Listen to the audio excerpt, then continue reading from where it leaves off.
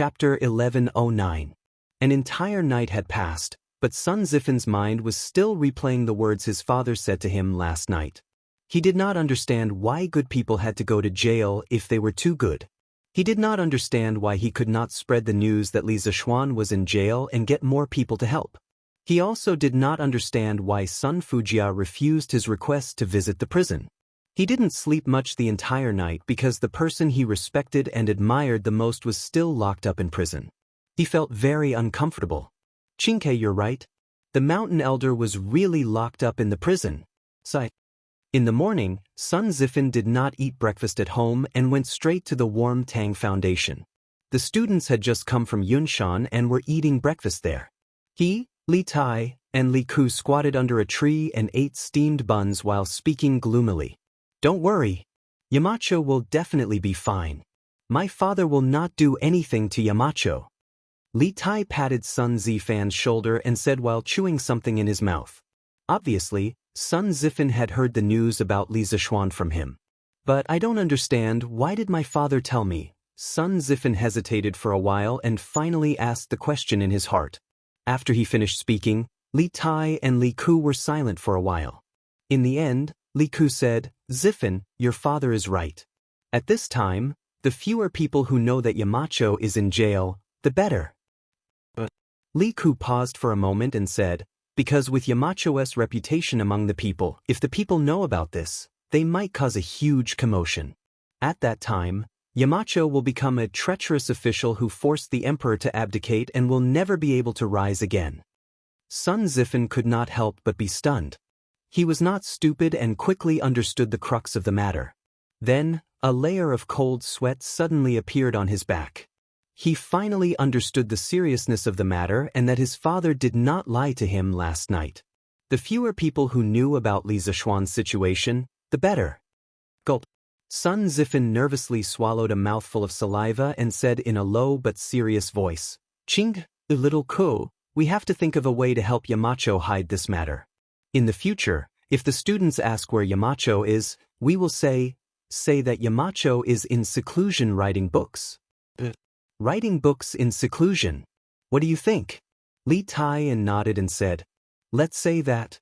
But in my opinion, Yamacho will not stay in the Supreme Court for long. He will definitely be out in a few days. Sun Zifin sighed worriedly, I hope so.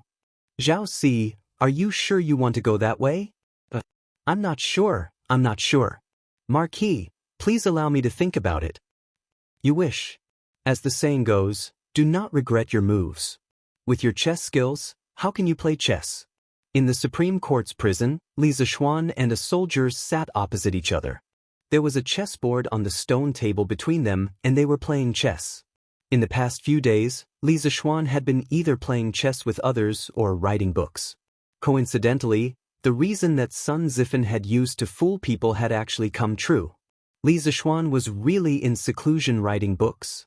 He was writing the academy's teaching materials for next year. However, his seclusion was too unprofessional. Who would find someone to play chess with during seclusion?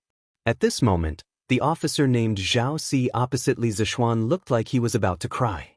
He thought to himself, since you don't want me to regret my move, why did you ask before? Smith. I checkmate you. Li Zishuan's single carriage directly attacked the root of the problem, checkmating Zhao Si. Checkmate again? Zhao Si scratched his head, looking depressed. He stared at the chessboard without blinking, thinking of a way to break the game. Li Zishuan saw this and laughed. No need to look anymore. You have nowhere to go. Give me the money. Zhao Si looked at it again, unwilling to give up. In the end, he still couldn't see a way out. He could only take out a copper coin from his pocket and put it in Li Zishuan's hand. Unconvinced, he said, again, this time, I'm so close. Next time, I'll definitely beat Marquis. 1 copper coin per game. Oh no, to be precise, if Zhao Si lost, he would give Li Zishuan 1 copper coin. If Li Zishuan lost, he would give Zhao Si 100 copper coins. In order to attract people to play chess with him, Li Zishuan set up a bet where one put in twice the effort and 100 times the return. In the past few days, he had actually won a few dozen copper coins. He was truly a heartless abuser. In his previous life, Li Zishuan was not a chess expert. It was mainly due to the influence of the elders in his village that he started playing chess when he was young. Later on, when he grew up, he knew how to use the computer. He also often went to penguin games to abuse or be abused by experts. Occasionally, he would study a few endgames online. To modern professional chess players, he was very noob. However, to the people of the Tang dynasty who had not experienced the information explosion era, he could already be called an expert. At least, it was not much of a problem for him to completely abuse the people in the Supreme Court prison. Scram, brat, you only have that little bit of skill, and you still have the nerve to show it off? Let me do it.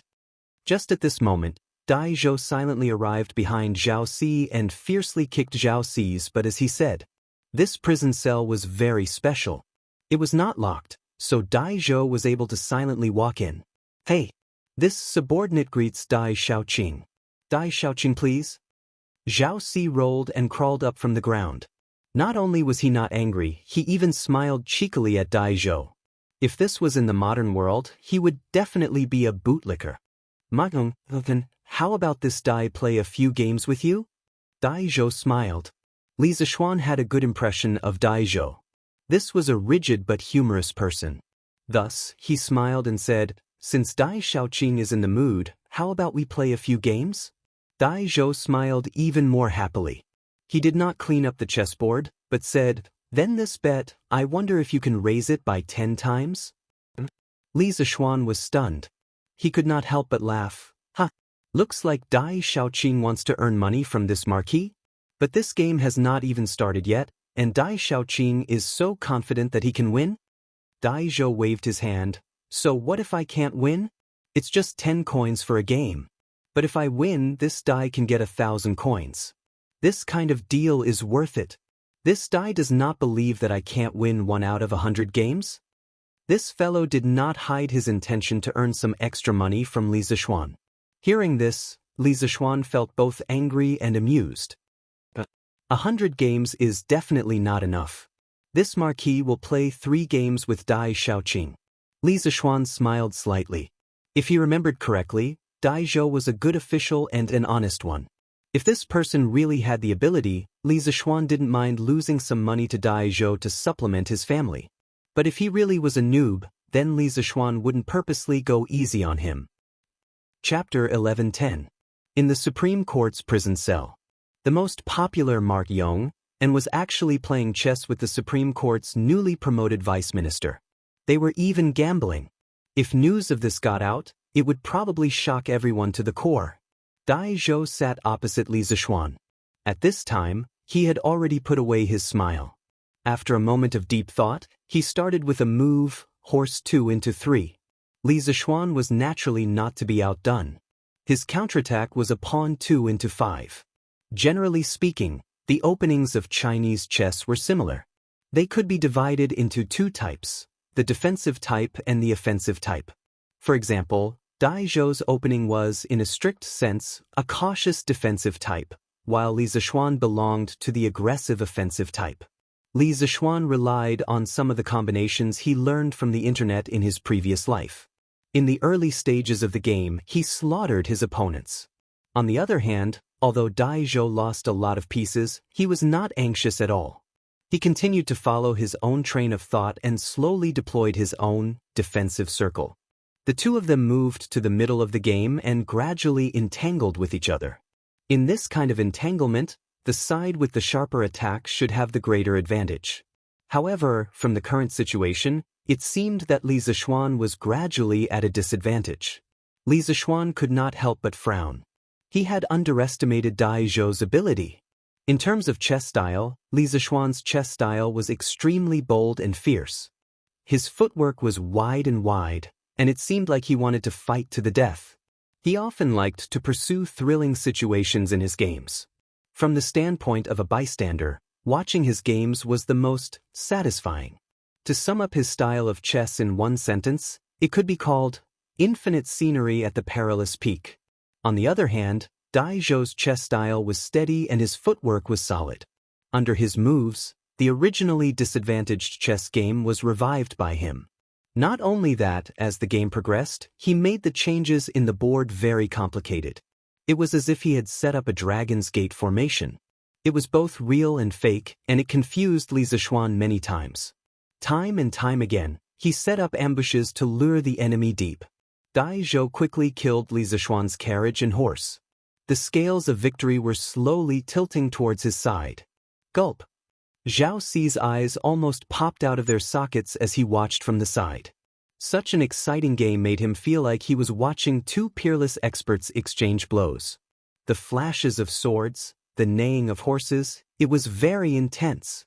Only then did he realize that Li Zishuan hadn't used his full strength when they were playing chess. Thank you for letting me win.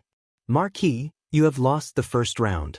Under Dai Zhou's careful planning, all the advantages that Li Zishuan had gained in the beginning were finally wiped out. Moreover, in the process, Li Zishuan suffered heavy losses. After the final battle, all the escape routes of Li Zishuan's commander were blocked by Dai Zhou. Finally, Dai Zhou raised his head and chuckled. He was as happy as a child in his 30s. One is a vice minister of the Supreme Court, while the other is a marquis of the current dynasty. Yet they are actually gambling and playing chess in this prison. If news of this were to spread, would you feel honored? Or would I feel honored? Unknowingly, Li Er was standing outside the prison cell with his hands behind his back. It seemed that he had been standing there for a long time. Beside him was Zhao Song, who was gasping for cold air. His forehead was sweating in the middle of winter. The three unlucky fellows in the prison cell quickly came over to greet him. Li Er directly said to Dai Zhou, "Minister Dai, you are in such a good mood. You can leave first. I will look for you later." Dai Zhou's forehead was full of sweat. He thought to himself that today was really an unlucky day. In his own territory, playing chess to earn some extra money, he actually met Li Er. How unlucky! Most importantly, he was about to get the 1,000 copper coins when Li Zishuan came. How should he ask Li Zishuan for money later? Your Majesty! Dai Zhou was thinking about how to get the 1,000 copper coins back. He saluted Li Er and left with Zhao Ci. At the same time, to prevent the other prisoners from affecting Li Er and Li Zishuan's conversation, he also ordered the prison guards to transfer all the prisoners in the nearby prison cells away. I heard that you were reflecting on yourself here. But now, it seems that you are living quite well here. Li Er stood in front of Li Zishuan and said expressionlessly. Li Zishuan smiled helplessly and sighed, 3 feet of land without any sunlight. I am just trying to find joy in hardship. Li Er's gaze froze and said, Are you blaming me? Then, do you feel wronged? Li Er's face was expressionless as he spoke again. Also no. Li Zishuan shook his head and said in a low voice, Eating from the monarch and sharing the monarch's burdens is the duty of a subject. But what I did this time, not only did I not share your majesty's burdens, but I also added trouble to your majesty. If it was in any other dynasty, my head would have already left my body. How could I still have a place to play chess and write books like now? So, I do not blame anyone, nor do I feel wronged. Instead, I am filled with gratitude. Hearing this, the depression in Li Er's heart dissipated a little. With his hands behind his back, he paced around the cell and said, Do you know that in these 3 days, the Empress has come to find me 3 times, Chang'e has come to find me 5 times, and Chengqian has come to find me 3 times. They were all speaking on your behalf. In the end, if I did not let you go, I would become a fatuous monarch in their eyes. Li Zishuan was moved. He hurriedly said, I am grateful for the friendship of the Empress, the Crown Prince, and the Princess. But entering the prison to reflect on myself was my own choice. I feel very uneasy for causing trouble for your majesty. If I had known that you were such a troublemaker, I would not have placed you in the imperial court. Li Er shook his head and scolded unhappily. Then he did not speak again.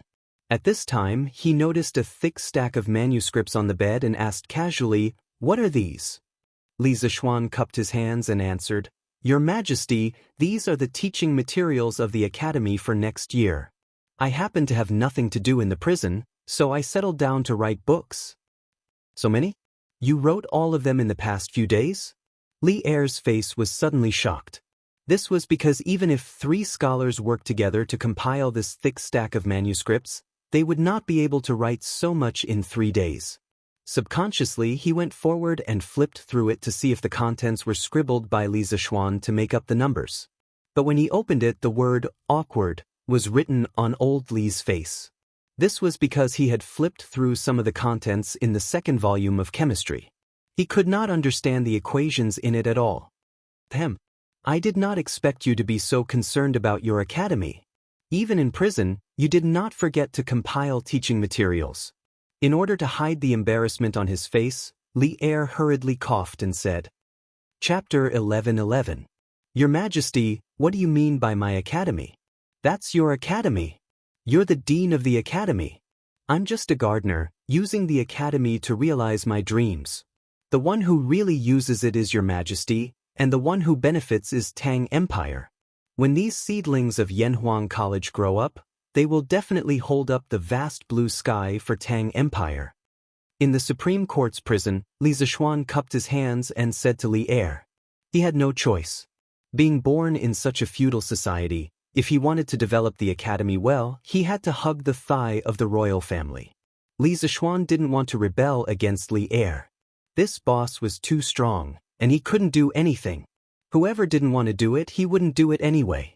Even in the modern world, if you want to do well, don't you need to hug the thigh of others? Li Er's gaze was deep. He was satisfied with Li Zishuan's attitude. Although what happened a few days ago made him angry, Li Zishuan still knew when to advance and retreat most of the time. Brat, if you had always been so sensible, how could you have fallen to the point of being imprisoned? If it weren't for the fact that the Empress and Chang'e were pleading for you, I would have beheaded you long ago. Li Er said resentfully. Li Zishuan said with a smile, Your Majesty is magnanimous and wise. Naturally, it's not something that ordinary people can compare to. I believe that under your Majesty's leadership, Tang Empire will definitely be able to catch up with the era of Qin Huang and Hanwu.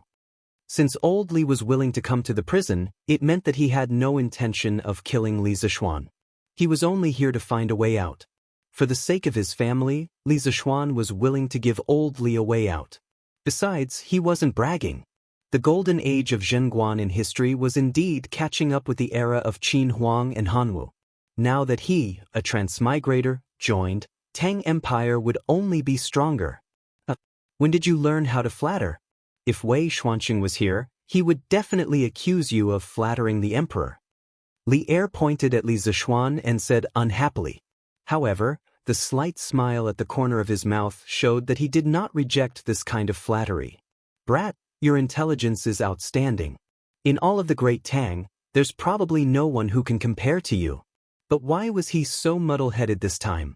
I've repeatedly ordered you not to touch the Cui family, but you've caused me such a big mess in one night. You can't even bear it for a year or two. After rambling for a long time, Li Zishuan finally got to the point. Li Zishuan could not help but heave a sigh of relief. Anyone who had quarreled with friends before would know that under normal circumstances, if the other party didn't even pay attention to you after a quarrel or kept talking about other things, it meant that the other party was really angry. However, if the other party was willing to talk to you about the source of the quarrel, it meant that the other party wanted to resolve the conflict and eliminate the differences between them. Your Majesty, you have the world at heart, so of course you have to consider the big picture. However, I don't have to think so much every time. The Cui family is heartless and has killed so many people. Since I've seen it, I can't stand it anymore. Otherwise, I'll definitely dream of the cries of the ghosts in hell. I know that I've let my emotions affect my decisions, but if I were given another chance, I would still do the same. Even if I'm punished by your Majesty, I won't regret it. Li Er fell silent. For some reason, he suddenly recalled what Empress Zhangsun had said to him last night, Your Majesty.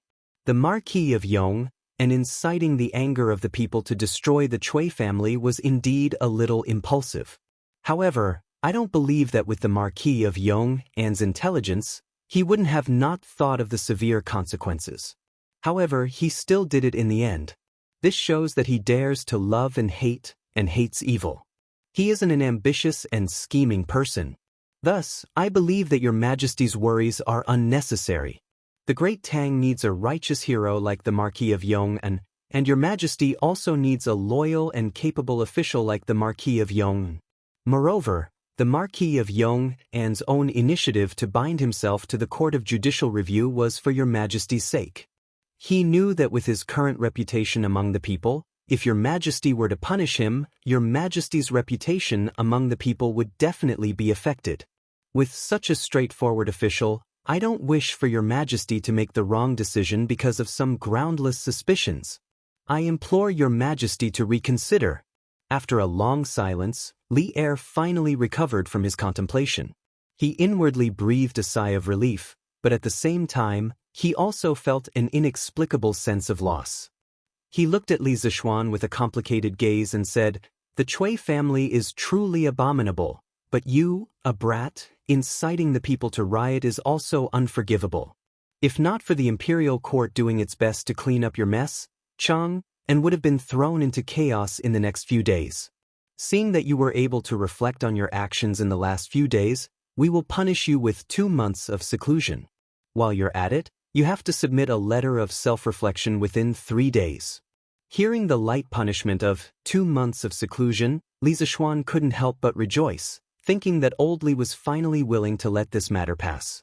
However, when he heard the letter of self-reflection, Li Zishuan's eyes widened and his forehead was covered in black lines. "What's wrong? You're not willing to write? That's fine too." Li Er glared at Li Zishuan and was about to say something, but Li Zishuan quickly interrupted and said, "No, no, no. Your Majesty, I'm willing to write. I'm very willing to write." In his heart, he was silently criticizing old Li Zishuan for forcing his son, Li Tai, to write a letter of self-reflection. Li Er snorted and finally dropped the subject. After a pause, he sighed deeply and said, "Obtaining the world has the Tao. Obtaining the people is the same as obtaining the world. Obtaining the people's Tao and obtaining their hearts is the same as obtaining the people.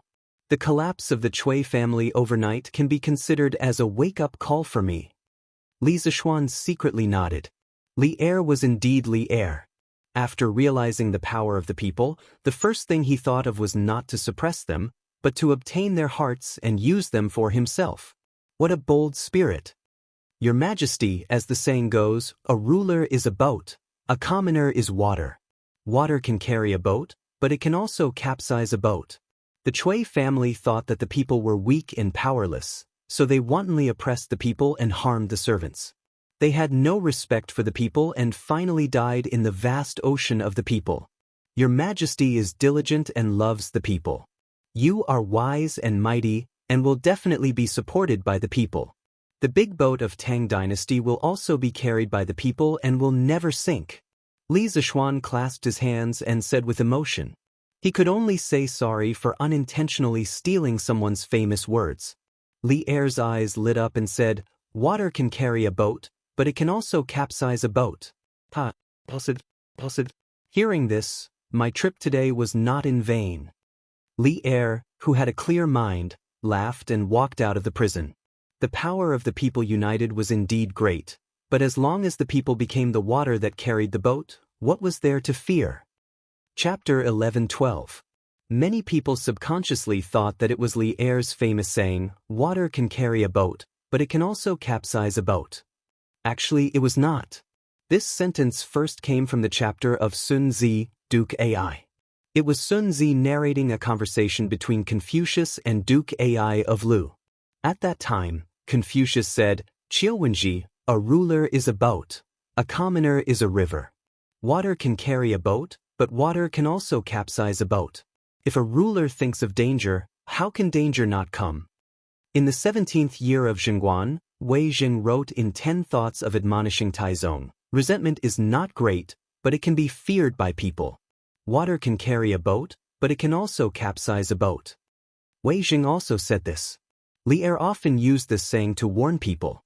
After a long time, it became Li Er's famous saying! Dai Xiaoqing, thank you for taking care of me these past few days. After Li Er left, Li Zishuan patted his butt and also left. If he did not leave, was he going to stay here to celebrate the new year? Under Zhao Xi's lead, he left the prison cell. However, he met Dai Zhou outside the prison. He cupped his hands and smiled. When Dai Zhou saw Li Zishuan come out from inside, he did not look surprised at all. Obviously, he had already guessed that this would be the result. Marquis, you're too polite. I won't tell Marquis to come again when you're free. It was rare that Dai Zhou actually knew how to joke. Li Zishuan laughed loudly 3 times before taking his leave. Zhao Xi reluctantly watched Li Zishuan leave. In his heart, he felt that it was a pity that there would no longer be that kind of gamble where one investment, 100 times the return. However, Dai Zhou's next sentence made his eyeballs fall to the ground. Li Zishuan also almost fell to the ground. You still haven't paid the previous 1,000 coins. Yongla Lane, Li Mansion. In the past, this place was filled with laughter, warmth, and harmony. However, recently, this place suddenly became silent. The mischievous Lana no longer went to play with her friends. She only leaned on the big stone lion outside the mansion and looked at the end of the lane, hoping that someone would come back soon. Although Madame Li was very worried, she could not show it in front of Yi Guochong and old Madame Yi. She could only force a smile. Han Yushi usually appeared to be very strong on the surface, but only Xiao He and Xiao Shi knew that every night, there would always be faint sobbing sounds coming from the bedroom. Although Li Jingma looked calm on the surface, he kept thinking about his son in his heart. He was very irritated. The servants of the Li residence felt the heavy atmosphere and worked even harder. Although they were wondering why Li Zishuan hadn't been home for the past few days, no one dared to ask. They could only pray in their hearts that their young master would be safe and sound. Because Li Er and Li is Li Er Shi. They were bound together for good or ill. 1 day, 2 days, 3 days, 4 days. This was the 4th day since Lan Er leaned on the stone lion and waited for Li Zishuan to come back. The stone lion was very cold in winter. However, the little girl was wearing layers of cotton clothes. She was like a stupid penguin. She did not feel cold leaning on the stone lion. Instead, she could relieve the tiredness of her feet. Lan, who had been disappointed for 3 days, did not have much hope today. She stared at the lane for a while. When she still did not see Li Zishuan, she pouted and looked up gloomily to read the magpies in the book. Magpies were resident birds in China. They would not move to the south to survive the winter. During the winter, they would often feed on a large number of animal carcasses. Sometimes, they would even tail the predators and pick up the leftovers. Today, on the ginkgo tree in front of the Li residence, there were 4 to 5 magpies chirping noisily. At Lan Er's age, she was at the age where she liked to play. She watched the magpies frolicking for a while and couldn't help but be engrossed in it. She didn't even notice that someone had walked past her. Hey, it's so cold. Lan, why aren't you in the house enjoying the heater? What are you doing out here? A familiar voice, a familiar loving tone. Lan Er was stunned. She looked in front and saw Li Zishuan standing in front of her with a smile.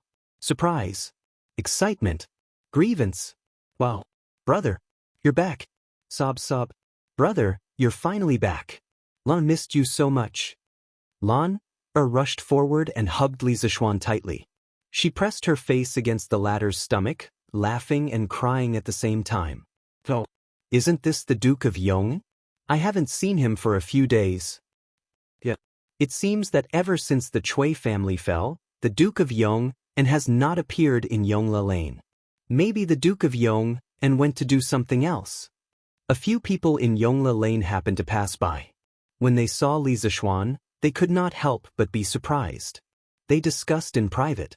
Seeing this, Li Zishuan quickly patted Lan Er's little head and said, Hee. Brother misses Lan Er too. Let's go. Let's talk at home. Brother, how many days has it been since you last bathed? You stink. Lan Er suddenly covered her nose and screamed as she retreated far away. Li Zishuan's face darkened. He almost vomited blood. When he entered the residence, his father, mother, maternal grandfather, maternal grandmother, and his own daughter-in-law naturally came forward to express their condolences one by one. Even Yi Fashion, a taciturn person, came forward to say, "Cousin is fine now." This child had been helping out at the Warm Tang Foundation for a while. Later, when Li Chengqian sent some people from the Eastern Palace over, Yi Fashion saw that there was no shortage of manpower and returned. Today is a joyous occasion. Wang Zhong, tell the kitchen to prepare a big banquet. Everyone in the residence will have good meat and good wine at noon. The simplest way to express happiness was to share it with others. Li Jingma ordered simply. Old master. Wang Zhong relayed the news with a smile. Instantly, the servants were all jubilant. Not only because there was good wine and good meat, but more importantly, because their backbone had returned. That joyous and warm Li residence had also returned. The news that Li Zishuan had personally come to the Supreme Court's prison and pardoned Li Zishuan quickly spread through the upper circles of Cheng. This time, when Li Zishuan had voluntarily gone to prison, everyone in the imperial court had remained silent. This was because the problem of the people's hearts was too big. If it was not handled properly, it would bring trouble to oneself. Those who wanted to impeach Li Zishuan saw that the 1,000-year-old families had fallen under Li Zishuan's feet, and a layer of sweat had formed on their backs. Who would dare to impeach Li Zishuan? Troll Wei was not afraid of Li Zishuan's revenge. However, most of Li Zishuan's actions were commendable. He even secretly supported Li Zishuan in his heart to get rid of the Cui family. Why would he impeach Li Zishuan? As for the officials close to Li Zishuan, they all knew that the more coldly this matter was handled, the better it would be for Li Zishuan. Therefore, they did not prematurely plead for leniency.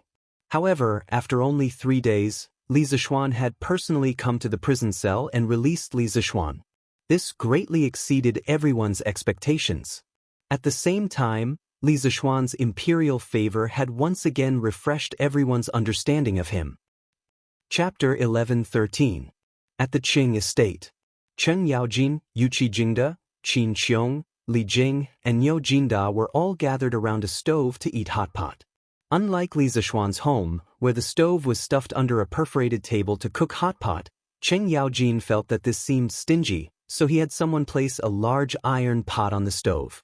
The group of people gathered around the iron pot to eat, each person having a small table with cut vegetables and sauces on it. It could be said that it was both lively and warm to eat. I told you that this kid would be fine. Once His Majesty's anger subsides, he'll naturally be released. Halfway through the meal, Chen Yaojin laughed heartily as they talked about Li Zishuan. I wonder who was it a few days ago who was like an ant that had stirred up trouble, rushing to find His Majesty to reason with him. If second brother Qin hadn't held him back, who knows how many times His Majesty would have quarreled with him these past few days? Yuqi Jingda dipped his chopsticks into a large mouthful of mutton, dipped it in sauce, and happily ate a mouthful. He then took a sip of wine as he mocked. Speaking of which, right now, he was already infatuated with the way mutton was eaten. Recently, the servants in Yuqi Fu would often see their Lei enter the kitchen, pung, pung, ping. Immediately after, they would see Yuqi Jingda carry out a plate of bright red mutton rolls. Only the heavens knew that the mighty Duke of Yi, the Right Martial Marquis Great General, and a martial arts grandmaster expert would actually do the business of cutting vegetables. If people from other countries heard this, they would mistakenly think that the Great Tang lacked chefs. The Great Tang truly did lack chefs, martial arts grandmaster chefs, chefs with superb knife techniques. Old Black, shut up. We still haven't settled accounts with you for this matter. Since you knew in advance that little Xian was going to make a move on the Cui clan, why didn't you tell us, old fellows? Do you think that our ranks aren't as high as yours and that we can't help you? Or do you think that our old arms and legs aren't as good as your martial arts? When Chen Yaojin heard that, he slammed the table and exploded. They only realized after the fact that Yuqi Jingda had long predicted that Li Zishuan would move against the Cui family, and even help Li Zishuan secretly add fuel to the fire. Otherwise, how could they explain the 300 crossbowmen and a large number of martial marquises lying in ambush at the Right Marquis mansion that night? Chen Yaojin's words couldn't be said to not be poisonous. Yuqi Jingda's old face darkened even more. If he said something wrong, he would offend everyone in this room. Pa! Yuqi Jingda slapped the table and said angrily, "Madman Cheng, don't you dare slander this old man. Even if you knew in advance, what can you do to help little Xian? The Cui family has a deep foundation, and it's impossible to defeat them with ordinary methods. Madman Cheng, if you knew about this in advance, it would only spoil the situation. Besides, this old man didn't expect Xiao Xian to take action so quickly. However, the reason why Xiao Xian was able to succeed this time was because he launched an attack on the Cui family at lightning speed. Otherwise, when His Majesty or the Cui family reacted, he wouldn't have another chance." Twisting words and forcing logic. Cheng Yaojin refused to accept this and wanted to continue arguing, but he was interrupted by Qin Qiong. Jingda's words are reasonable. Since the Cui family has been destroyed and Xiao Xian has been released from prison, there's no point in talking about these things. Hotpot. Second brother Qin is right. Hotpot. This thing tastes really good. Niu Jinda laughed loudly. Afternoon. Li Zishuan, who was reflecting on his mistakes behind closed doors, at home, was waiting for Li Chengqian and Chang'e to arrive. The brother and sister pair came in a carriage, specially coming to visit Li Zishuan. "Xiao Xian, why do I feel that the heating in your house is warmer than in the Eastern Palace?" Li Chengqian asked in surprise as soon as he entered the house. The recent changes in Chang and city did not affect the progress of the heating in the palace at all. Now, the Eastern Palace, Li Zheng Palace, Ganlu Palace, Chang'e Palace, and other places were all installed with heating. This thing could not be removed if one was used to it. Therefore, Li Chengqian had people install heating in Taiji Palace, which was the place where all the officials held morning court every day. This way, all the civil and military officials in the imperial court could enjoy the treatment of heating in their spare time. Li Zishuan smiled slightly and said, "Hee. How can the size of this house compare to your Eastern Palace? Chengqian, if you want to be warm, you have to install at least 3 times the amount of heating in the Eastern Palace, right?" The imperial palace buildings were much larger than ordinary houses in terms of length, width, and height. Under the same environment, if the palace wanted to be warm, it naturally had to install more heating. Li Chengqian patted his head and said in realization, "Yes, that's true. When I go back today, I'll have the craftsmen quickly modify it." Li Zishuan smiled and looked at Chang'e. He asked, "Chang'e, when it's winter, the air outside is cold. You have qi disease, so it's best if you don't go out as much as possible. Also, you have to install more heating in your bedroom as much as possible. This can reduce the chances of you getting sick." Ever since Chang'e entered the house, her eyes could not move away from Li Zishuan.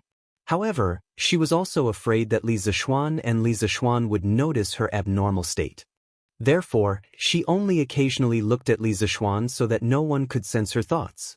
At this moment, when she heard Li Zishuan suddenly call her name, she was first shocked and then said, "Thank you, Brother Xiaoxian, for your concern. However, Chang'e's palace has always been warm." Li Zishuan nodded. He suddenly thought of something and asked, "Chang'e, have you been practicing the Taiji fist that Yushi taught you?" Chang'e nodded crisply and said, Yes. Chang'e has been practicing, and I feel much better than last year. Brother Xiaoxian, do you want to see?" Li Zishuan's forehead was full of black lines.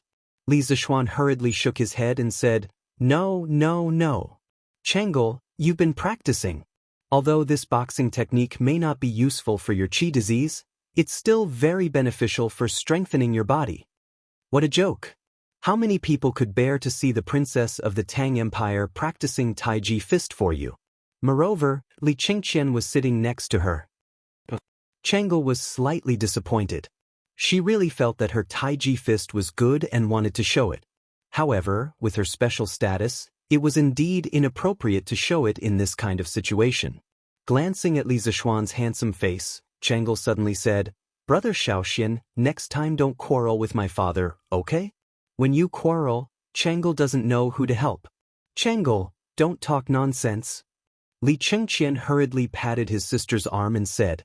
Li Zishuan was startled and then said with a wry smile, "Chang'e, people are born in this world. Sometimes they can't help themselves and sometimes they can't help themselves. However, I'm still very grateful that you and Chengqian spoke up for me in front of His Majesty 2 days ago. Otherwise, how could I have gotten out of prison so quickly? Chapter 11:14. How could one not be attacked when one was in the pugilistic world? Where there were people, there would be pugilistic world. Where there was pugilistic world, there would naturally be conflicts. Li Zixuan didn't want to have a conflict with old Li, but many things couldn't be changed according to his subjective will. Inside the Li residence. Hearing Li Zixuan's bitter laughter, Chang'e frowned. After thinking for a while, she said something that made one not know whether to laugh or cry. All right then. But Brother Xiaoxian, the next time you have a conflict with my father, remember to tell us in advance. That way, Brother Crown Prince and I can think of an excuse in advance and intercede for you in front of my father. Li Chengqian was speechless. Was his sister siding with her own family or someone else's family? Ahem. Chang'e, it's getting late. Let's go back. Otherwise, father and mother will be worried. He was determined not to stay here any longer. Otherwise, his sister might say something scary later. Although he wanted to stay and chat with Li Zixuan, he felt that the way Chang'e looked at Li Zixuan wasn't right. Brother Crown Prince, it's not even 5 p.m. yet. How is it too late? You haven't seen Brother Xiaoxian for so long. Don't you want to catch up with him? Chang'e looked at the sky and said unwillingly. Li Chengqian almost vomited blood. He thought to himself, you're the one who wants to catch up, okay? Why do you have to drag me into it? Although he thought so, he couldn't say it out loud. After all, in front of outsiders, he had to leave some face for his sister, right? Chang'e is right.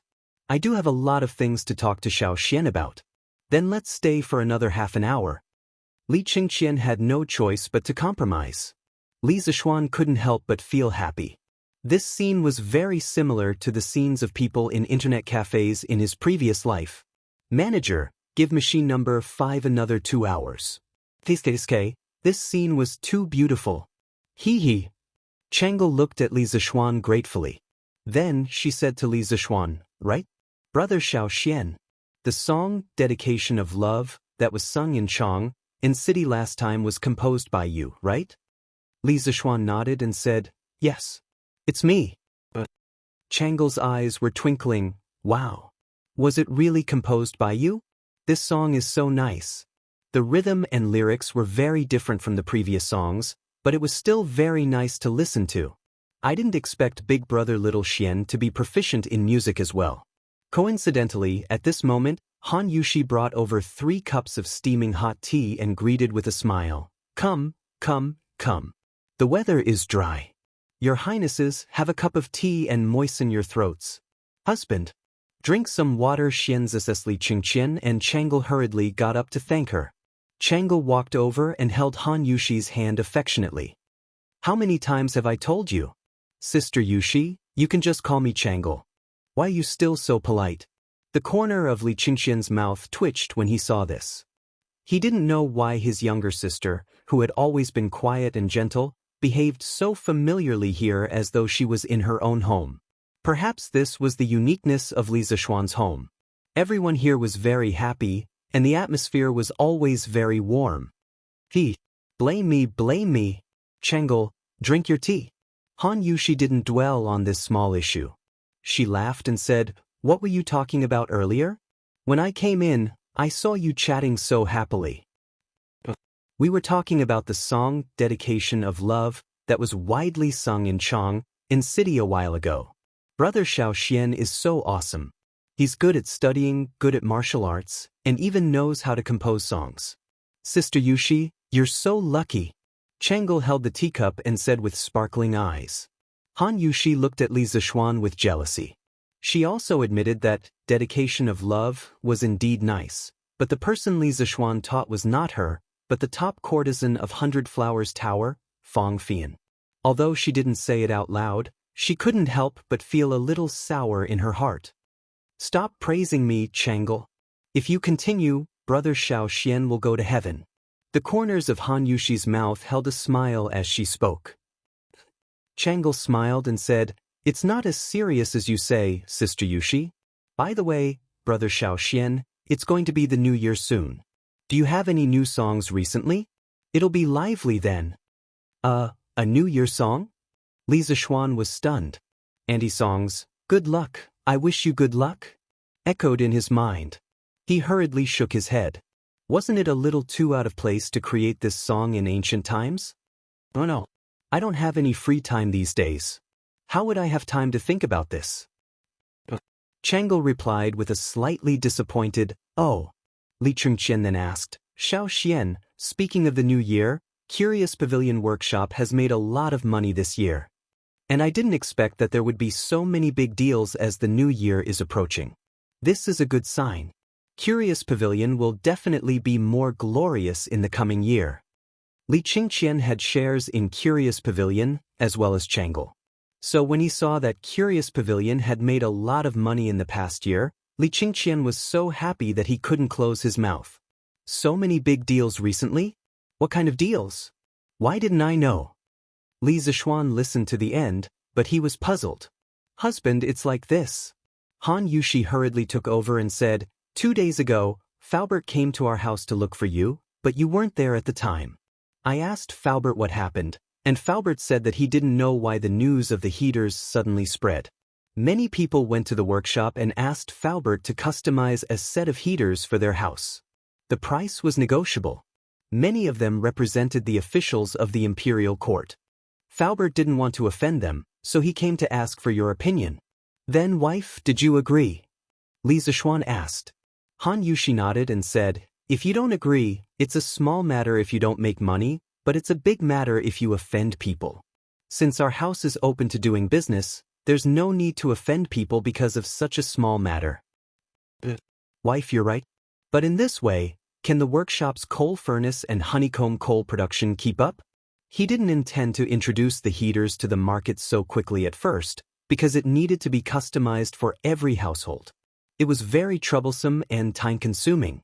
However, since so many people came to buy it with a small amount of money, he didn't need to reject them.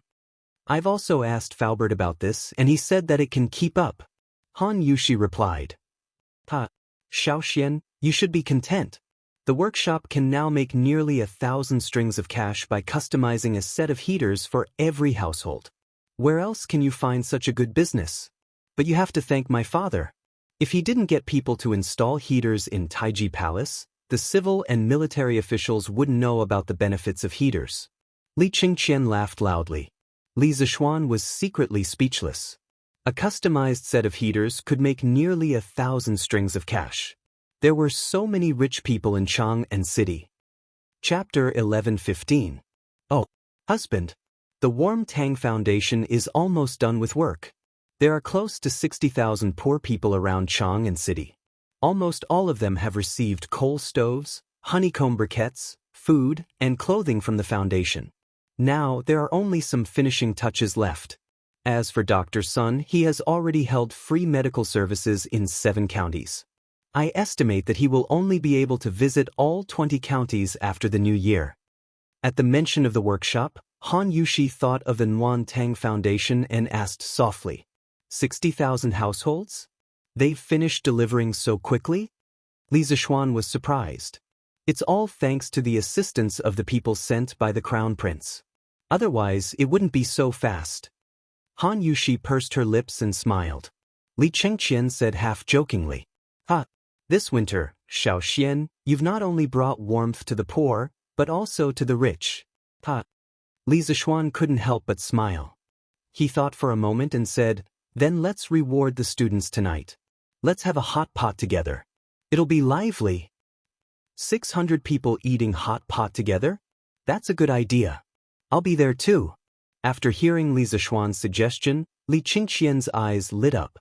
Chang'e's eyes also sparkled. She was eager to give it a try. Chengqian, don't even think about it. The students are eating hot pot at the academy tonight. How are you going to come back if you go? Li Zishuan said mercilessly. The brother and sister pair immediately wilted. Han Yushi smiled. Then, she seemed to have thought of something and suddenly said, Husband, His Majesty said that he wants you to reflect on yourself at home for 2 months. You can't go tonight, right? Silence. But then, Li Chengqian laughed loudly. Ha, that's good too. None of us can go. This guy was clearly taking pleasure in his misfortune. Li Zishuan rolled his eyes and said with a smile, His Majesty said that I'm grounded at home for 2 months, but I was still at the Supreme Court this morning. So strictly speaking, these 2 months should start from tomorrow. I can still go out tonight. Puchi. Changle giggled. Her delicate little face was like a blooming white orchid, fresh and refined. She was really charming when she looked back and smiled. She had the potential to be the most beautiful woman in the world at such a young age. She covered her mouth and said happily, Big brother Xiao Xian, you're really cunning. If Imperial Father finds out, he'll definitely be furious. Imperial Father is so angry, why are you still so happy? Of course, this was only what Li Chengqian thought in his heart, and he wouldn't voice it out at a time like this. At this moment, he first glanced at Changle and then looked at Li Zishuan. Little Xian, you're clearly twisting words and forcing logic.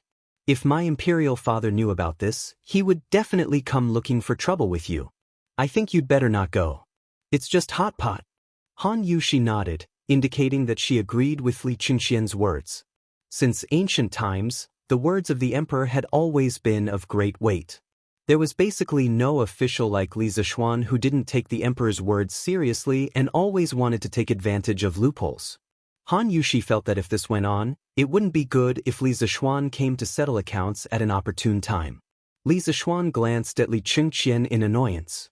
Suddenly, his eyes lit up and he said, Hey! His Majesty only ordered me to be grounded at home to reflect, but he didn't specify which home. I'll stay in Yunshan to reflect these 2 months. This way, it won't be considered disobeying His Majesty's imperial edict. He was so insistent on going to Yunshan to make hot pot for the students. First, it was to reward them. Recently, these students had been running around for Operation Warm Winter. Second, a few days ago, the people had caused a ruckus in the Chui family. If it weren't for the students maintaining order on the spot, many dirty things would have happened.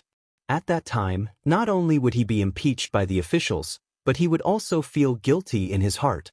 He had to thank this group of students. As soon as these words came out, Changle was stunned. There was such a quick-witted person in this world? Li Chengqian was stunned. How could there be such a shameless person in this world? The more Li Zishuan thought about it, the more pleased he became. He said, It's settled then. Wife, quickly have the servants in the residence prepare the ingredients. Tonight, the academy will have a hot pot feast for more than 600 people. Have Wang Zhong take out all the frozen mutton in the freezer. I'll cut the mutton. Han Yushi was stunned, then she nodded and said, Okay. Husband, please wait a moment. I'll go arrange it right away. Although the mutton in the freezer at home was reserved for the new year in a few days, Han Yushi saw that Li Zishuan was in high spirits and didn't want to dampen his spirits. At worst, she could just buy some more in a few days. Chengqian, Changle, have you eaten hot pot in the palace before?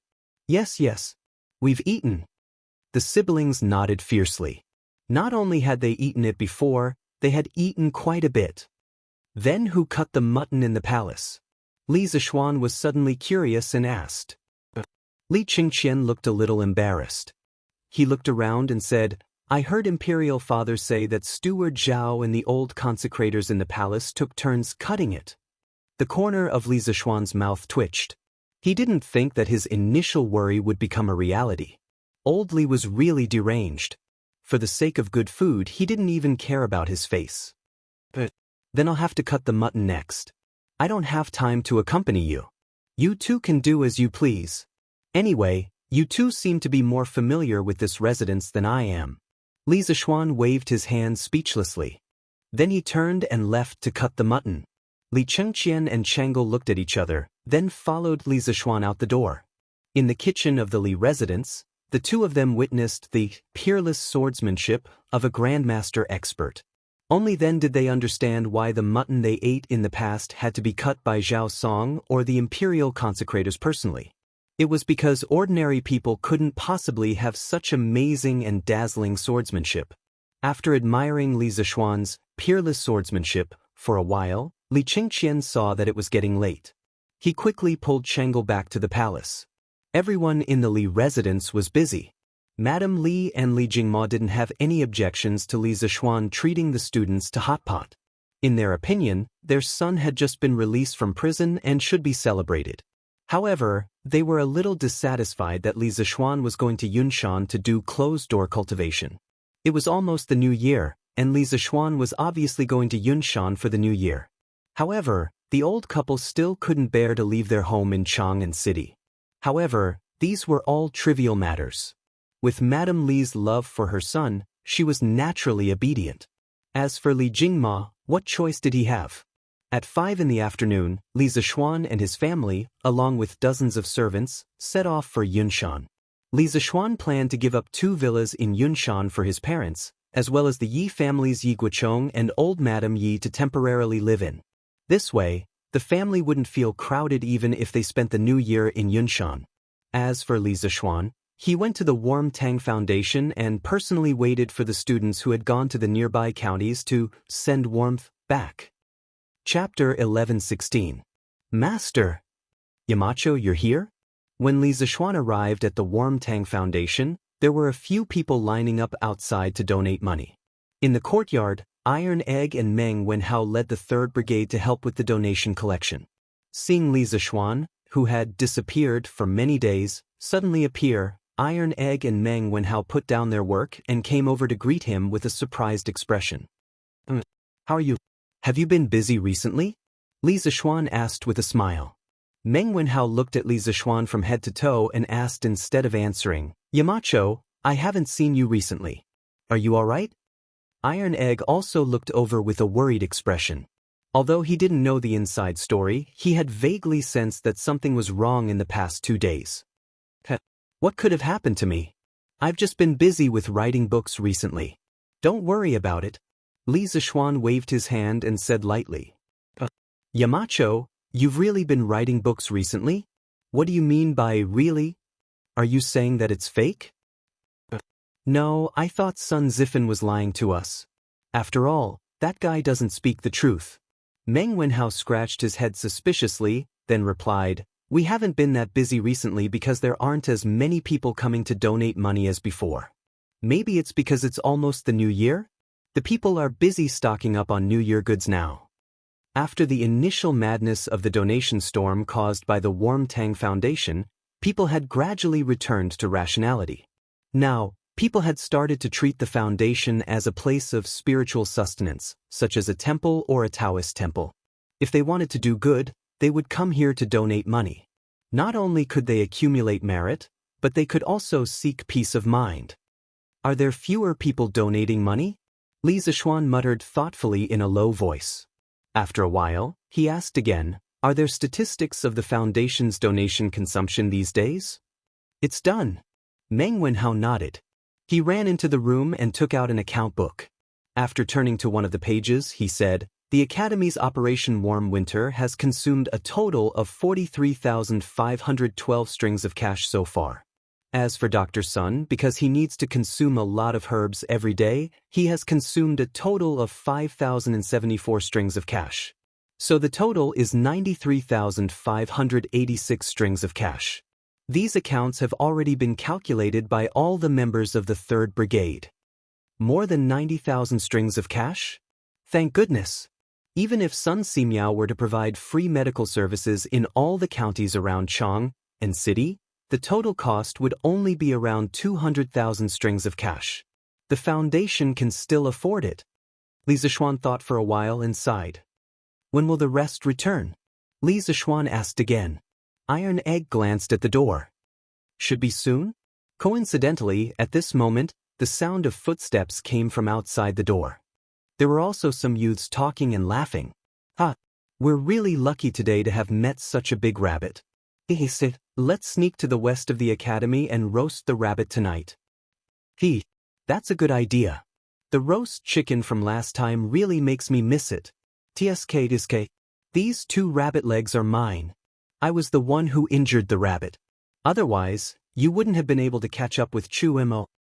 T. Even if you weren't there, I could still catch up with him. Needless to say, these were the bastards who had sneaked out of the academy to steal chickens during the military training. Li Zishuan's old face darkened. He secretly thought that this bunch of brats really didn't learn their lesson. They wanted to sneak out of the academy at night to barbecue again. Most importantly, these bastards didn't even call him along when they went out to barbecue. He couldn't tolerate this. In order to show his presence, Li Zishuan put his hands behind his back and coughed a few times with a serious face. Yamacho is here too.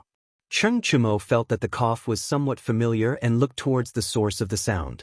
When he saw Li Zishuan standing in the middle of the courtyard, he was stunned. Yamacho, are you okay? Are you done with your work? Sun Zifin was just about to say, are you okay? When he suddenly realized and quickly changed his words. I just heard some people say that they wanted to sneak out to roast rabbits at night. Is that true? Li Zishuan said lightly. Absolutely not. Cheng Chumo quickly hid the rabbit behind him and shook his head. Give it to me. Li Zishuan glanced at him and said unhappily. Yamacho, we spent a lot of effort to catch it. Cheng Chumo insisted. Li Zishuan said with a faint smile, you really don't want to give it to me? Then you won't have a share of the hot pot tonight. Yamacho, you want to treat us to hot pot? Li Tai's eyes lit up. He was the first batch of people to try hot pot. When he heard that he could eat the hot pot personally made by Li Zishuan, he immediately became excited. Although there was hot pot in the palace, he always felt that Li Zishuan's hot pot was better. Li Zishuan nodded. He hadn't eaten wild game in a long time. He thought that it would be good to eat roasted rabbits tonight. Li Tai quickly pushed Cheng Chumo and said, Cho Niao. Quick, give the rabbit to Yamacho. That hot pot is much better than rabbit meat. Quick, quick, quick. At the end of his sentence, he couldn't wait anymore. He directly snatched the rabbit that Cheng Chumo hid behind his back and handed it to Li Zishuan. Qingke, what's hot pot? Sun Zifin was puzzled. His father was a civil official and didn't usually hang out with Qin Qiong and the other generals, so he didn't know what hot pot was. You'll know in a while. While they were talking, the academy students who went out had already returned. When they saw Li Zishuan, the academy students were very surprised and came over to greet him. Li Zishuan let Li Tai do a head count. When he knew that everyone had arrived, he gathered the students together and announced a piece of news that made everyone happy. Of course, Cheng Chumo was an exception. This month, students, you've all worked hard for the Warm Tang Foundation. In order to reward everyone for their hard work, the Academy is holding a special banquet tonight and treating everyone to a new dish that you've never eaten before. Now, everyone, pack up and follow me out of the city. To the Academy. Oh! As soon as he finished speaking, there was a thunderous cheer. Who didn't know that Li Zishuan was very particular about food? Since Li Zishuan valued this new dish so much, they would definitely have a good meal tonight. Most importantly, their recent efforts were recognized by Li Zishuan. This was more important than anything else. In the noisy cheers, Cheng Chumo spat out a mouthful of blood. F***CK. This is too much. Too much. A rabbit was actually tricked by the mountain leader. What a loss. Li Zishuan didn't hear Cheng Chumo's complaints. When the cheers died down, he led the students out of the city. Yunshan Zhang should be almost ready by now. Chapter 1117. Priestly, will there be any strong winds tonight? Li Zishuan asked as he bumped into Li Chunfeng when he arrived at the academy. He was just a fake Daoist priest and a fake astronomer. How could he know anything about the weather and the weather? Li Chunfeng thought that Li Zishuan was not good at this and did not suspect anything. He looked up at the sky and said, Marky, there is no strong wind tonight. Li Zishuan heaved a sigh of relief. He quickly ordered his men to set the banquet at the academy's field. He was worried that the wind would blow tonight, so he set the banquet at the cafeteria. However, since Li Chunfeng said that there was no wind tonight, he had nothing to worry about. Li Zishuan trusted Li Chunfeng's weather forecast 100%. If you are free tonight, how about having hot pot with me?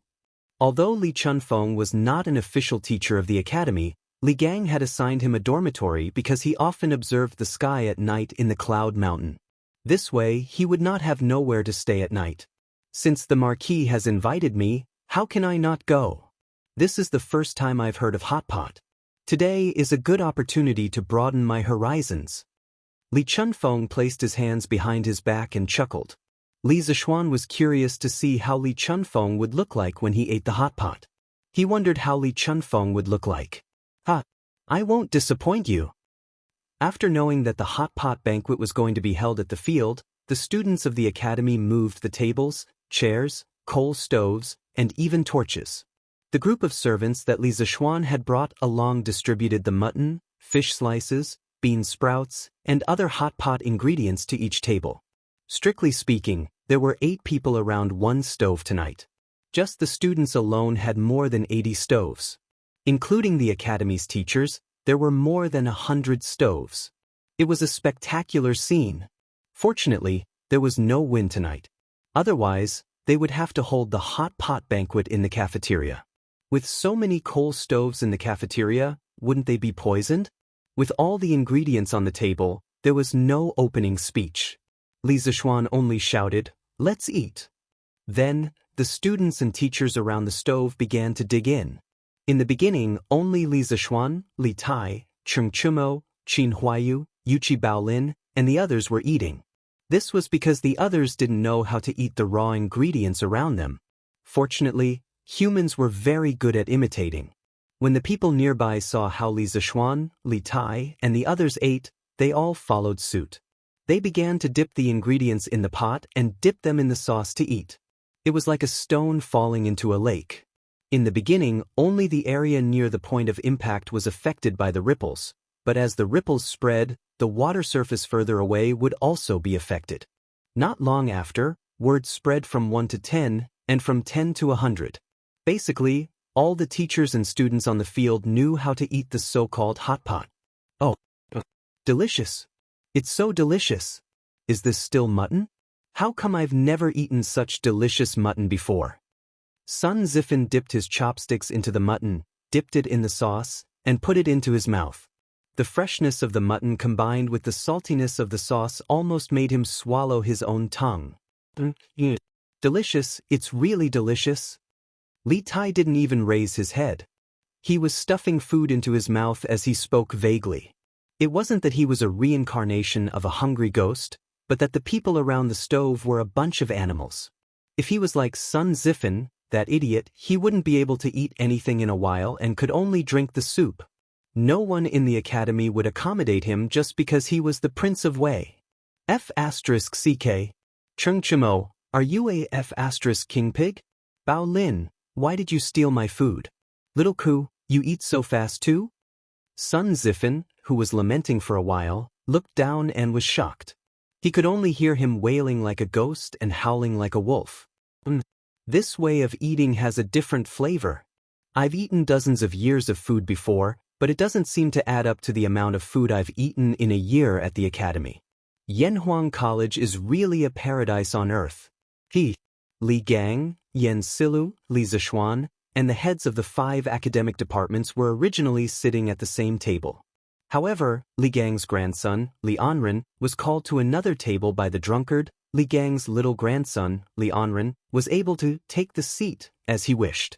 At this time, Li Gang tasted the mutton rolls that were dipped in the sauce with his chopsticks. He squinted his eyes and praised. Li Wenji, I might not agree with other things you said, but I agree with this sentence very much. In the entire academy, there was only one person who dared to call Li Gang that. It was probably only the bearded man.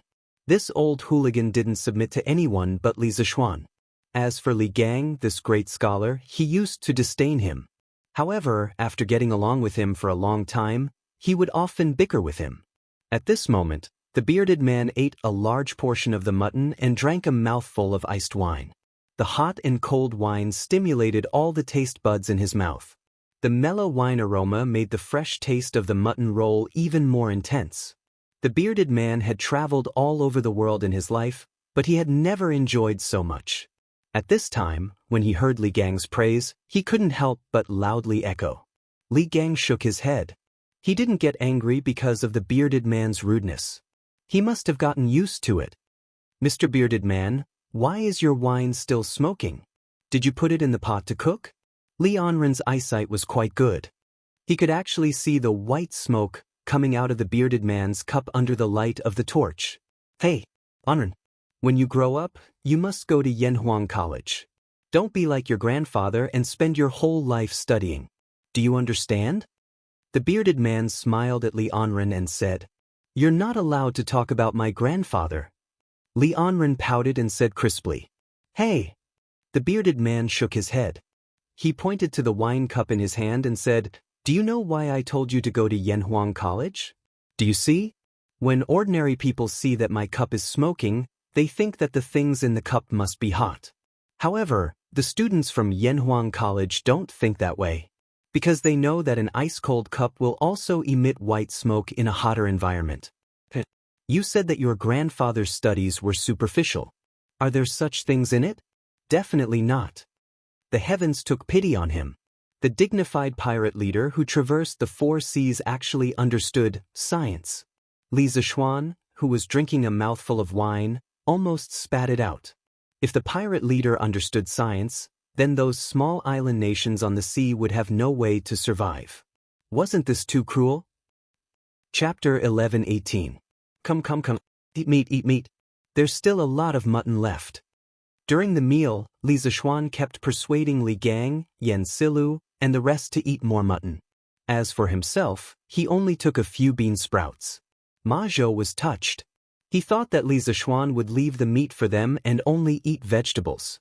Yamacho, you should eat some mutton too. There's still so much left. We can't finish it with so few people.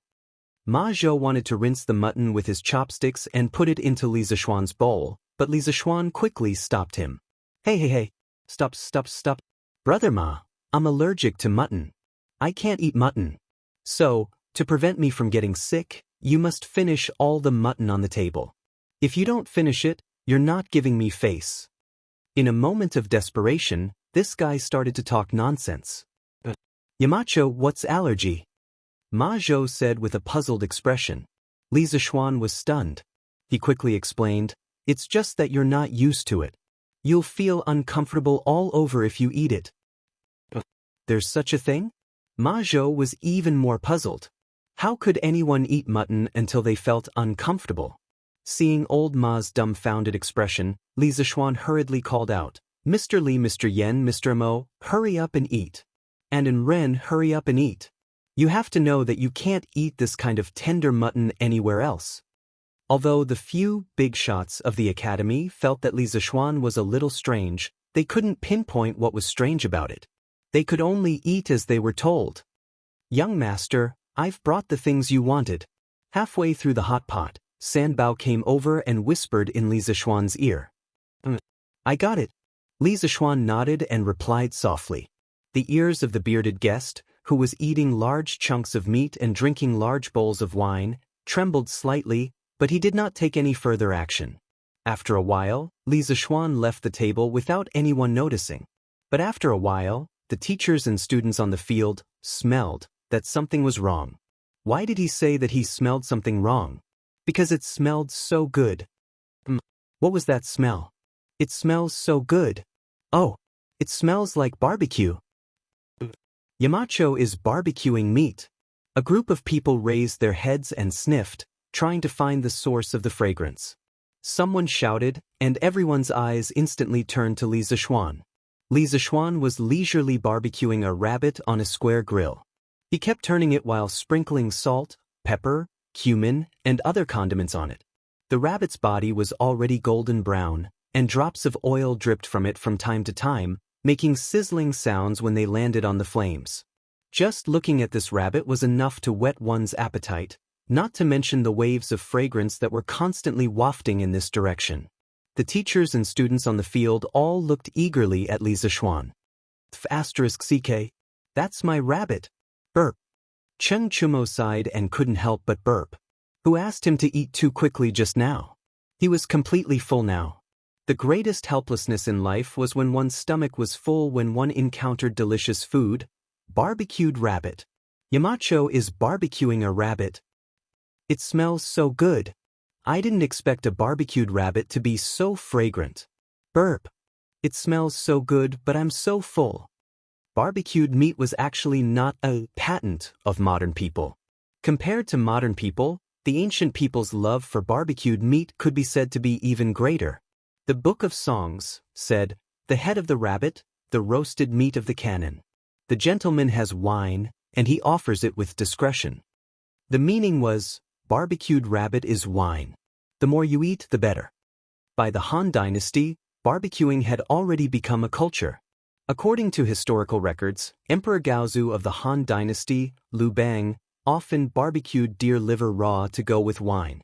Emperor Zhao of the Han Dynasty also once held a barbecue festival. As the saying went, if a worker wants to do a good job, he must first sharpen his tools. As early as the end of the Warring States period, cloud-patterned square grills specialized in barbecuing appeared. The grill that Li Zishuan was using now had a rough outline similar to the cloud-patterned square grill. San Bao found it in the workshop at the foot of the mountain. Although the barbecued rabbit was fragrant, the students' stomachs were already full. They could only snort the rabbit. Tsk, it should be about time. Under the watchful eyes of the crowd, Li Zishuan put the rabbit meat to his nose and took a sniff. He clicked his tongue and sighed. Everyone's face was full of black lines. They secretly thought that their yamacho was too despicable. They clearly had better food, but they left it for last. Why are you all looking at me? Hurry up and eat. Whoever has leftovers on the table tonight will have to wash all the dishes today. Li Zishuan pointed at Cheng Chimo's table and said loudly. All the students were shocked. What a joke! How many bowls and chopsticks were there? Wouldn't it be tiring to wash all of them? So, F*ck, Cheng Chimo. These dishes are clearly on your plate. Why did you put them in my bowl? Bullsh*t. They were yours in the first place. There was a commotion from the crowd. Li Zishuan didn't pay any attention to these students. He carried the roasted rabbit and walked back to his previous table. I just finished barbecued rabbit. Mr. Li, Mr. Yen, Mr. Mo, Mr. Su, Mr. Xiao, Brother Ma. Do you all want some? Li Zishuan put the rabbit on an iron plate and took out a dagger from somewhere. He smiled and said to the people around the stove. Yamacho, you're really, I'm not eating anymore. I really can't eat anymore. Ma Zhou wanted to say that Li Zishuan was despicable, but halfway through, he couldn't help but burp. He shook his head and waved his hand. Everyone else was speechless. Li Anren's little face was bitter. Brother Xiao Xian, this rabbit meat is really fragrant. But Anren's stomach is too full. Brother Xiao Xian, can you leave some for Anren to eat tomorrow? Li Zishuan laughed loudly and said, Good. I'll leave a rabbit leg for Anren. Yamacho, since you gentlemen have no more space in your stomachs, why don't I help you share the burden?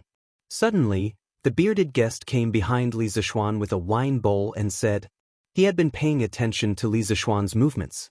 When Li Zishuan first started barbecuing the rabbit, he saw it and immediately slowed down his eating speed. In addition, his martial arts realm was the best in the world. Not to mention one rabbit, even if there were two, he could finish it.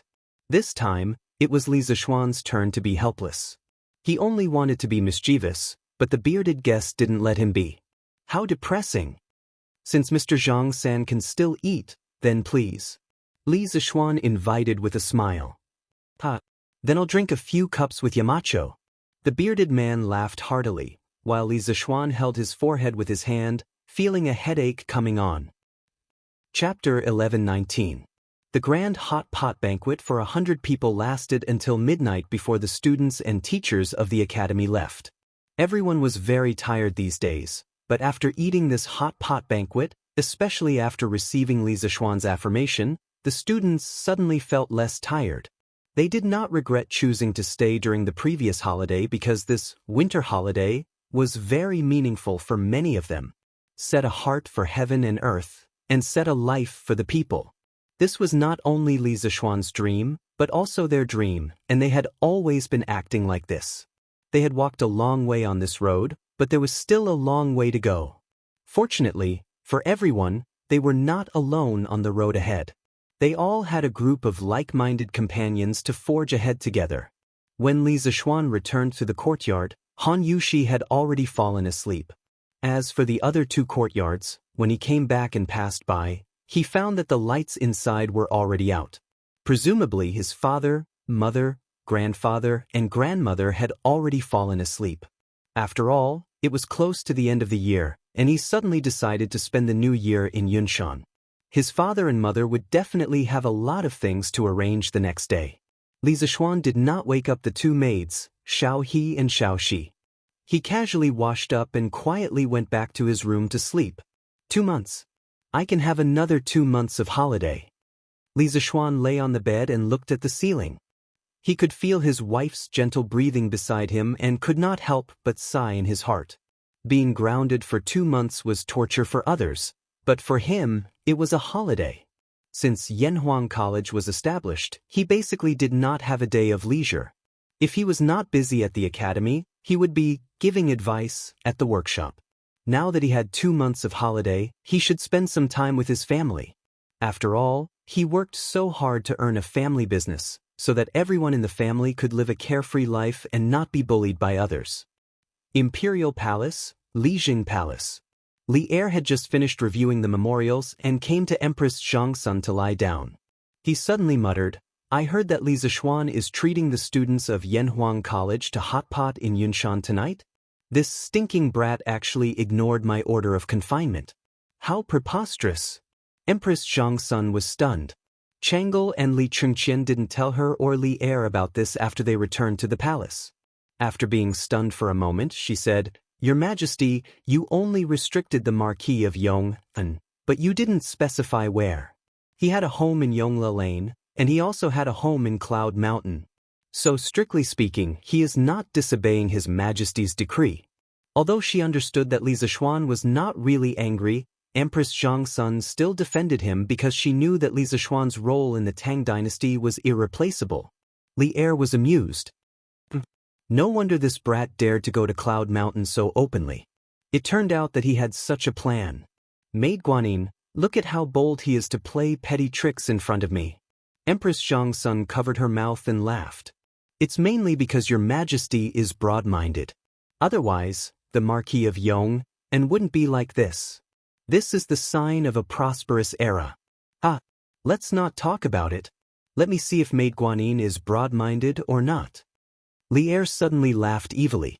His hands and feet started to move, which naturally caused a wave of coquettish anger. Your Majesty! The next day, Li Zishuan originally planned to sleep in, but things like biological clocks couldn't be changed so easily. Just after 7 in the morning, he got up. When he went downstairs, he saw his father, mother, and the 3 members of the Yi family all come over. Although their family lived in different courtyards, they still ate together. The distance between the courtyards wasn't far. Little Xian, your Yanhuang College is really imposing. Previously, grandmother heard that you built an academy in Nanyang. She thought it was just a few straw huts, but how is this a straw hut? It's simply a paradise on earth. After dinner, I have to go to the academy to take a good look. Oh, right, does your academy allow outsiders to enter? Seeing Li Zishuan come down, old Madame Yi happily chattered. Yi Guozhong, who was beside her, was also moved. However, due to the restraint of an elder, he didn't say anything. He only stroked his beard and kept glancing at Li Zishuan. Li Zishuan couldn't help but laugh. Grandmother, the academy naturally doesn't allow outsiders to enter. However, since you want to go, you can go as many times as you want. Old Madame Yi was excited at first, but then she waved her hand and said, That won't do. Although grandmother can't help you much, I can't break the rules you set. Grandmother can just take a look from outside.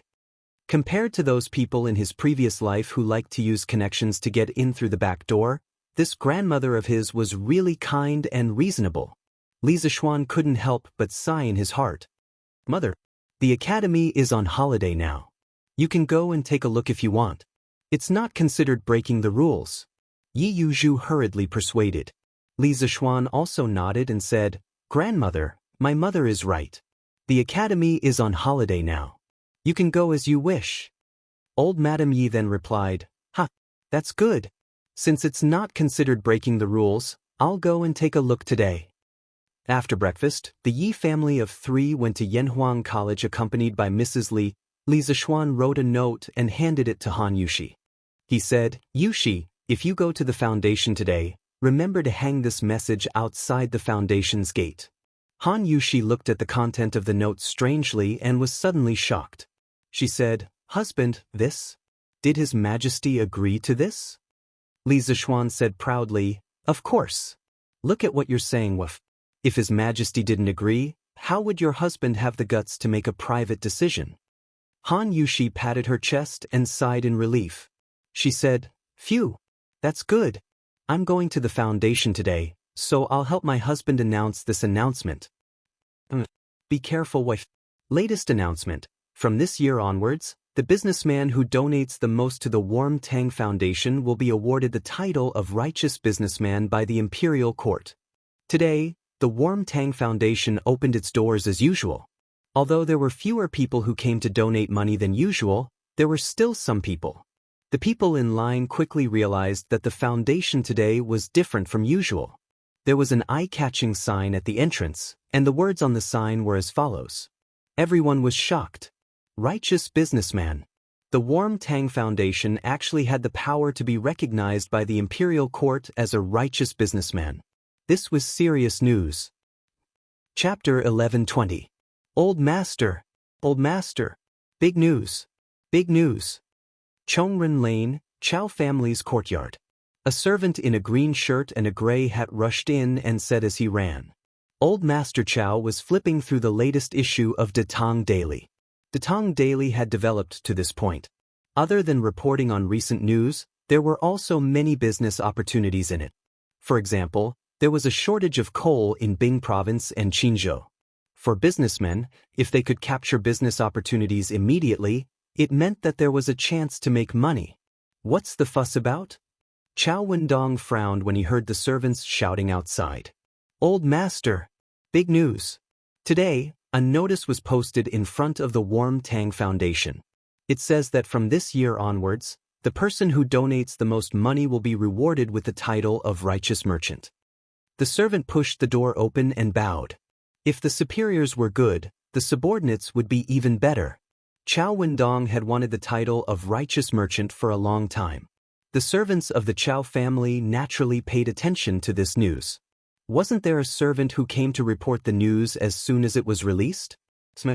Chow Wendong slammed the newspaper on the table and stood up. What? The Yanhuang Chamber of Commerce wants to give the person who donates the most money the title of Righteous Merchant? The servant replied, Yes, old master. Chow Wendong's eyes widened and his breathing quickened. He said, Is the source reliable? The servant said confidently, Don't worry, old master. I personally saw the notice posted in front of the Warm Tang Foundation. It can't be fake. Huff. Chow Wendong took a deep breath. His eyes flashed and he immediately ordered, Get the 7 shopkeepers to come to me immediately. Old master. Sigh. There's no hope for our Lin family this year. Some families were happy, while others were sad. When Lin Wenyuan of the Lin family heard the news, his face was full of worry. This was because the Lin family's money was all tied up in the Yanhuang Chamber of Commerce. Currently, there was not much money circulating in their accounts. The so-called first good deed of the year was something that the Lin family would not be able to get. Master, how? Is familiar with Han Xiao. Why don't we let him ask Han Xiao to beg the Marquis of Yong and to release a batch of bicycles for our family? They will definitely sell well. When the time comes, I'll have extra money. Madame Lin thought of an idea and said. Lin Wenyuan didn't even think about it and directly refused. It's How Er's good fortune to be friends with Mr. Han. We can't ruin their friendship because of such a small benefit. Even if they had a batch of bicycles now, it would be too late. The Chow family is even more prepared. We can't compare to them no matter what. Now it seems that we can only fight for it next year. Master is right. Zhang Jingyang of Huayuan House donated 10,000 strings of cash to Nuantang Foundation. Murong Yunhai of Yongping Square donated 20,000 strings of cash to Nuantang Foundation. Qi Heshing of Changshu Square donated 10,000 strings of cash to Nuan Tang Foundation. The Warm Tang Foundation, which had been quiet for almost 10 days, suddenly became lively again. All kinds of large donations came in, attracting circle after circle of passers-by. The popularity of the event was even greater than before. Why are there so many people donating money today? And they're all donating 10,000 strings of cash. What's going on? Didn't you see the notice on the door? From this year onwards, the Nuan Tang Foundation will give the title of Righteous Merchant to the businessman who donates the most money every year. It's already the end of the year. Aren't those who want the title of Righteous Merchant in a hurry? Oh, I was wondering why that was. So that's why. This way, the Nuan Tang Foundation can receive more donations and help more poor people in the future. Of course. I saw the students of Yanhuang College in Xinfeng County yesterday delivering coal stoves and clothes to Zhao Mazi's family. The Nuan Tang Foundation is really doing this for our good. Your Majesty is wise. The people gathered outside the Nuan Tang Foundation's gate and discussed. At the same time, they were praising the notice because they all knew that the more donations the Nuan Tang Foundation received, the more poor people would be able to improve their lives. This was a great merit, and at the same time, something that could benefit them. Chongren Lane's Chao Wendong donates 50,000 strings of cash to the Nuan Tang Foundation. Suddenly, a clap of thunder blasted through the entire and E lane. Everyone was stunned. 50,000 strings of cash. Old Master Chao is so generous. Oh my God. Old Master Chao is too kind. This year's Righteous Merchant is definitely going to be him. Of course, in addition to the previous donation, Master Chao has donated a total of 60,000 strings of cash. Li Er did not know that the people were praising him. However, when he heard about the notice posted by the Nuan Tang Foundation after the morning assembly, his old face immediately darkened. Bastard! That brat dares to make a decision on his own? Who gave him the guts? Li Er slammed the table and stood up angrily. Your Majesty, please calm down. Empress Zhangsun brought a bowl of lotus seed soup over and happened to see Li Er throwing a tantrum. She quickly came over to console him. Isn't that brat getting bolder and bolder? Li Er threw the booklet in his hand on the table and snorted. Empress Zhangsun put down the lotus seed soup and picked up the booklet. She opened it and read it seriously. A moment later, she frowned and said hesitantly, Your Majesty, I feel that with the Duke of Yong'an's personality, he would not act on his own in the face of such an important matter. Your Majesty, please think carefully. Did you promise the Duke of Yong'an to do this? Li Er raised his eyebrows. Guanyin, you don't believe me? I wouldn't dare. Empress Zhangsun hurriedly bowed. Your Majesty is busy every day, so it's inevitable that you will remember some things incorrectly. Although the Duke of Yong'an is somewhat frivolous on the surface, he would not be so rash when it comes to matters of right and wrong. Therefore, I would like to be so bold as to ask Your Majesty to recall. Li Er shook his head. I might remember other things incorrectly, but I will not remember this matter. At the time, Li Zishuan asked me to give rewards to merchants who donated a large amount of money, so I gave him a righteous merchant spot. But that was clearly starting from next year. That brat probably took advantage of a loophole again. He's getting bolder and bolder. The specific situation that day was, enough. Enough. I will grant you a righteous merchant spot every year. Your Majesty. Then does this year count? Scram. Li Er's original intention was to start from next year, but he did not expect that Li Zishuan would take advantage of a loophole again. Your Majesty. Although the Duke of Yong'an might have taken advantage of a loophole, considering that he did it for the sake of the people, you should not blame him, right? Empress Zhangsun held back her laughter and persuaded. Chapter 1121. When the civil officials heard the news of donating money to be rewarded with the title of Righteous Merchant, their reactions were very big. In their eyes, this was no different from Emperor Ling of Han selling his official position. Although the so-called Righteous Merchant was not an official, Simply judging the amount of donations to decide whether to give the title of righteous merchant would damage the credibility of the imperial court and indirectly raise the status of merchants. Therefore, many of the civil officials began to draft memorials at home, planning to ask Li Er to take back the imperial decree tomorrow morning. Yes, there were those who agreed and those who disagreed, but no one suspected that the Nguyen Tang Foundation was faking the imperial decree. Because in everyone's hearts, the Nguyen Tang Foundation would not be so daring, and Li Zishuan, who was behind the foundation, would not have the guts either. The mess that Li Zishuan made in the end still had to be cleaned up by Li Er. Otherwise, if Li Zishuan was accused of faking the imperial decree, the great Tang Empire would lose such a peerless genius forever. Husband, in just half a day this morning, the foundation received more than 100,000 strings of coins in donations. The power of this announcement is too great. Han Yushi said excitedly to Li Zishuan during lunch. Now, only the two of them were left at home. The others were still at Yanhuang College. They must have had too much fun in the morning and went to the college cafeteria for lunch. Of course, Li Zishuan said matter-of-factly as he ate. It's said that scholars value their reputation, while merchants value their profits. In fact, scholars and merchants both value their reputation and profits. Because with fame, profits will naturally come. Han Yushi thought about it thoughtfully, then nodded. Husband, what you said makes sense. But my husband doesn't seem to value his reputation, nor does he value profits. Li Zishuan laughed and said, what's the point of valuing those things? As long as our family can live happily for the rest of our lives, that's enough. Wife, don't you think so? Han Yushi nodded her head heavily. After getting married, she finally understood that for a family, unity and harmony were the most important things.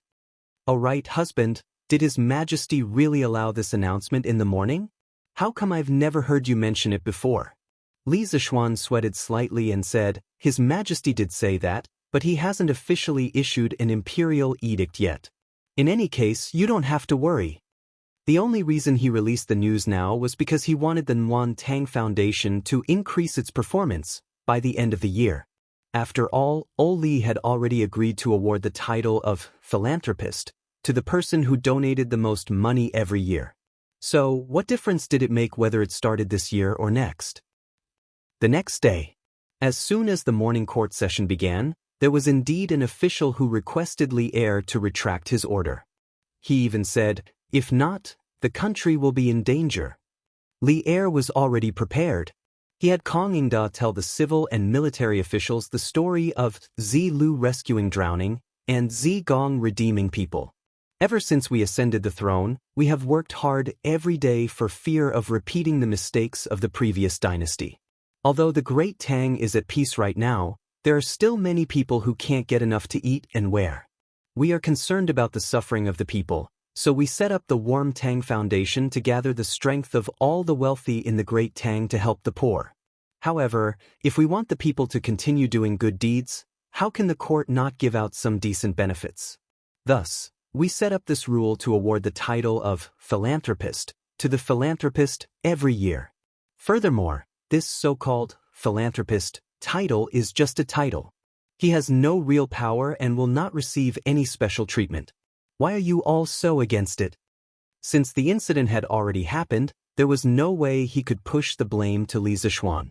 Before Li Er went to court, he had already thought of an excuse to deal with the stubborn scholars. In fact, his excuse was basically the same one that Li Zishuan had used to persuade him.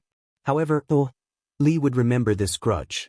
As for whether he would find a chance to make things difficult for Li Zishuan in the future, that person could only pray for the best.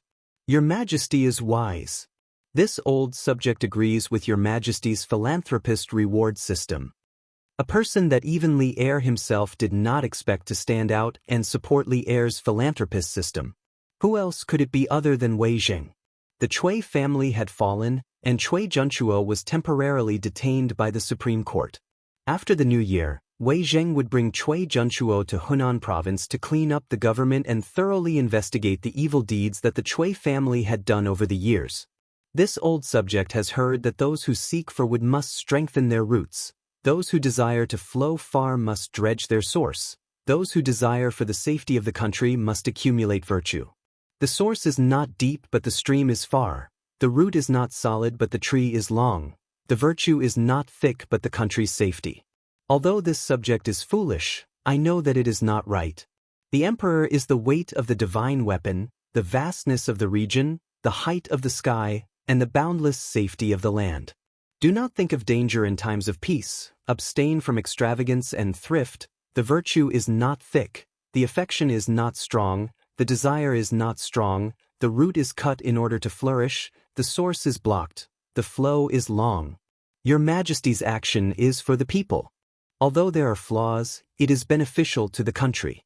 This old subject believes that Your Majesty's action is very good. You can even increase the quota of philanthropist merchants every year by 2 more. This way, the Warm Tang Foundation will be able to collect donations from all over the world and help the people of the world. In the future, even if there is a natural disaster in the Tang Empire, the imperial court will not have to exhaust the national treasury to help the people. The Warm Tang Foundation will be able to overcome it alone and ensure the safety of the people of the Tang Empire.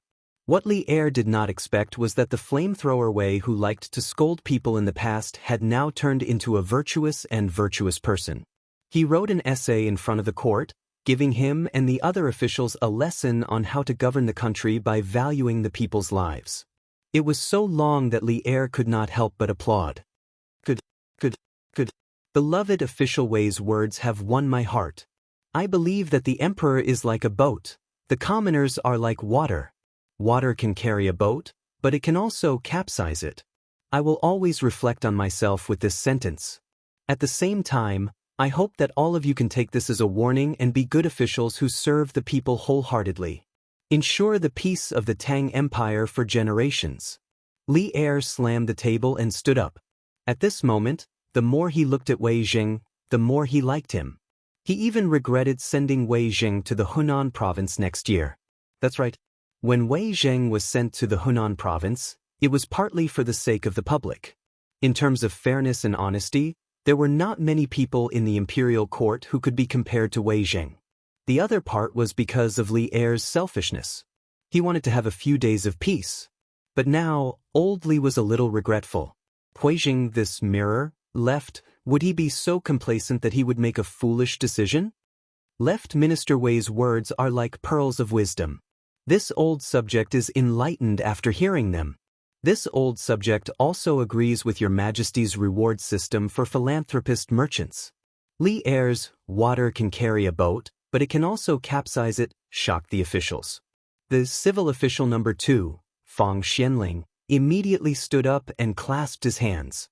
Seeing this, the civil official number 1, Zhang Sun Wuji, also stood up and said, "This old subject agrees." Since the 2 of them supported Li Er, the rest of the officials could not do anything even if they objected. In the imperial court, there were voices of seconding. Chapter 11:22. If Li Zishuan had attended the morning assembly today, he would have screamed, F***CK, because Wei Zheng's 1,000-word proverb was basically the original text of the famous 10 Thoughts on Admonishing Emperor Taizong. However, the 10 Thoughts on Admonishing Emperor Taizong was written in the 17th year of Xingguan. It could only be said that as a transmigrator, some things could be changed, but some things could not be changed no matter what. This was fate, and also the cycle of the heavens. In the afternoon, Li Zishuan, who was concentrating on his book at home, received an imperial edict from Li Er. From next year onwards, the Warm Tang Foundation's quota for charity merchants will be increased to 3. At the end of the imperial edict, there was even a warning for Li Zishuan to not play any more tricks. This made Li Zishuan speechless. He thought to himself, old Li's tolerance is only SOSO. This guy doesn't know that with his actions, any random dynasty or emperor would have died countless times. Young Master, Steward Fu is here. He's in the front hall.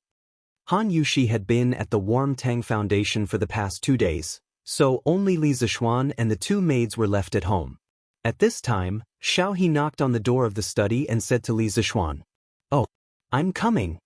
Li Zishuan replied, then put down his pen and walked out the door. "Young Master, I'm sorry for disturbing you while you're writing. Faubert saw Li Zishuan coming over and quickly stood up with an apologetic expression. Li Zishuan laughed and waved his hand. "Ha! Faubert, what are you saying? Writing a book is not something that can be finished in a day or two. How is this disturbing? Please take a seat. Shall he boil a pot of tea and bring it over?" "Young master." Shao He answered and left. Now that there was a coal stove and honeycomb briquettes at home, boiling water was just too convenient. "Young master, this old man is here to ask if we should start producing the bicycles from before. After all, the demand for coal stoves and honeycomb briquettes is starting to decrease. We should be able to free up a lot of manpower to produce bicycles." After a while, Shao He brought 2 cups of tea. Faubert stopped the small talk and got down to business. Li Zishuan was startled. After thinking for a moment, he said, "Since the workshop has enough manpower, we can naturally produce bicycles. But in this season, the people are usually so cold that they don't even want to go out. Will anyone be willing to buy a bicycle?" Faubert smiled and said, "Young master, you don't have to worry about that. Just a few days ago, many of the old masters who came to the workshop to ask for custom-made heaters asked if the workshop sold bicycles. That's why we don't have to worry about selling this bicycle." Li Zishuan nodded and said, "If that's the case, then go ahead and build it. Now that the workshop doesn't lack iron, rubber, or sulfur, it's better to make a batch by the end of the year and let the members of the Chamber of Commerce make a profit." At this time, he remembered that he still had a group of hungry members of the Chamber of Commerce under him. A while ago, the coal stoves and honeycomb briquettes were beneficial to the country and the people. But to the members of the Chamber of Commerce, it was not beneficial. Only bicycles were profitable. But in order to carry out the warm winter operation, well, he let the workshop focus on producing coal stoves. This was considered as sacrificing the interests of the members of the Yan Huang Chamber of Commerce. Now was the time to compensate them. "But then I will make the arrangements later. The molds and materials are all ready-made. We should be able to produce a batch before the new year." Faubert nodded. "Faubert, how is Xiaobing doing over there? That kid should have sent you a message, right?" Li Zishuan smiled and asked. Hearing Li Zishuan mention his nephew, Uncle Fu's face was full of smiles. He replied, "Thank you for your concern, young master. That kid is fine. I heard that he used the money young master gave him to buy a house over there and bought a few acres of land. He said that he plans to let me retire in the future." Li Zishuan could not help but laugh. "From what I see, he wants to settle down there himself." Faubert was a little embarrassed. "I don't think so. He just wants to have a place to stay while helping young master." Li Zishuan shook his head and did not probe further. He asked again, "Then does he have news of my father-in-law?" Ever since Han Lijing went to Hedong Road, he had not sent any messages to Li Zishuan or Han Yushi. Han Yushi was naturally very worried. Li Zishuan was also a little worried. He even sent people to Hedong Road to check for news. But the world was big. If a person fell into a sea of people, how could it be so easy to find him? Faubert stroked his beard and carefully recalled for a moment. He said, "I remember Xiaobing mentioned in a letter that Han Lijing went to Yunzhou. He did not mention anything else." Li Zishuan's heart sank. After a moment, he nodded and said, "I know. That's all for now." Faubert cupped his hands and said goodbye. Li Zishuan sat on the sofa and closed his eyes. Suddenly he said, "Husband, husband, father is back." There was a flurry of footsteps and Han Yushi's surprised cheers at the door. Li Zishuan opened his eyes and saw Han Yushi panting in front of him. Her little face was red from the cold. The breath from her mouth formed clouds of white mist in the air. After a moment of shock, Li Zishuan said, "Wifey, are you saying that father-in-law is back?" Under normal circumstances, Han Yushi would call Li Zishuan father and Han Tianhu father. Li Zishuan was very sensitive to the key point in Han Yushi's words. "Father is back." Han Yushi nodded happily. Li Zishuan heard and hurriedly stood up. He said, "Where is he? Let's go and see father-in-law." At the same time, he finally felt relieved. As long as Han Lijing was fine, it was fine. Otherwise, his wife would cry to death. No need, Xiaoxian. I'm here. At this moment, Han Lijing appeared at the door and said. It turned out that Han Yushi had come to Yunshan with him. However, perhaps because Han Yushi was too excited and wanted to tell Li Zixuan the news earlier, she ran faster and arrived first. Li Zixuan looked over and saw Han Lijing standing upright in front of the door. His face was unshaven and looked a little weathered. Although his clothes were a little shabby, they still looked tidy. His back was as straight as usual, but there was more depth in his eyes, making him look a little melancholy. Father-in-law. Li Zixuan went forward and greeted him with a smile. How have you and Yushi been? Han Lijing asked with a smile. Both are good. Both are good. Father-in-law must be tired from the journey. Come in and sit down. Li Zixuan felt that there were many stories behind his father-in-law's smile. He guessed that he had experienced many things on this trip to Hedong Road. Chapter 1123. Father-in-law, I heard that you went to Yunzhou a while ago?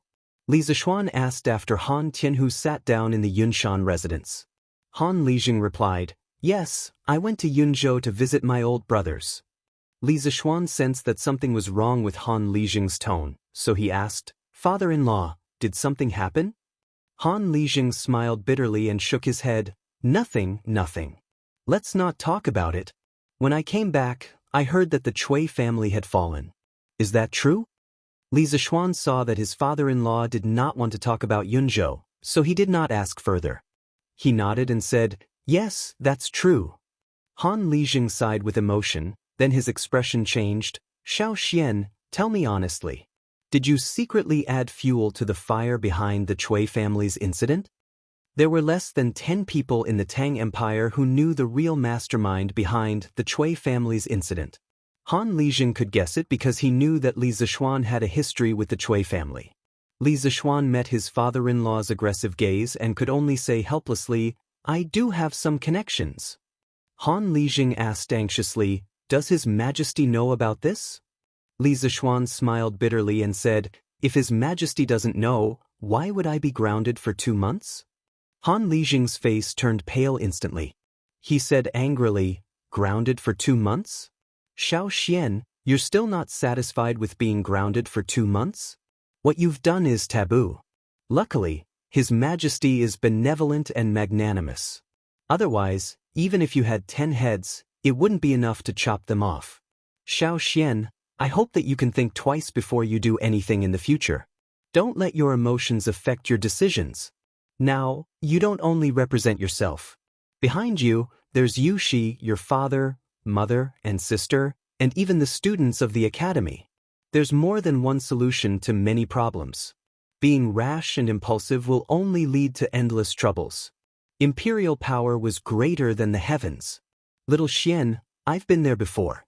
I know you don't like to be restrained, but since you've left Mount Longhu and entered the secular world, you have to maintain a respectful heart towards imperial power.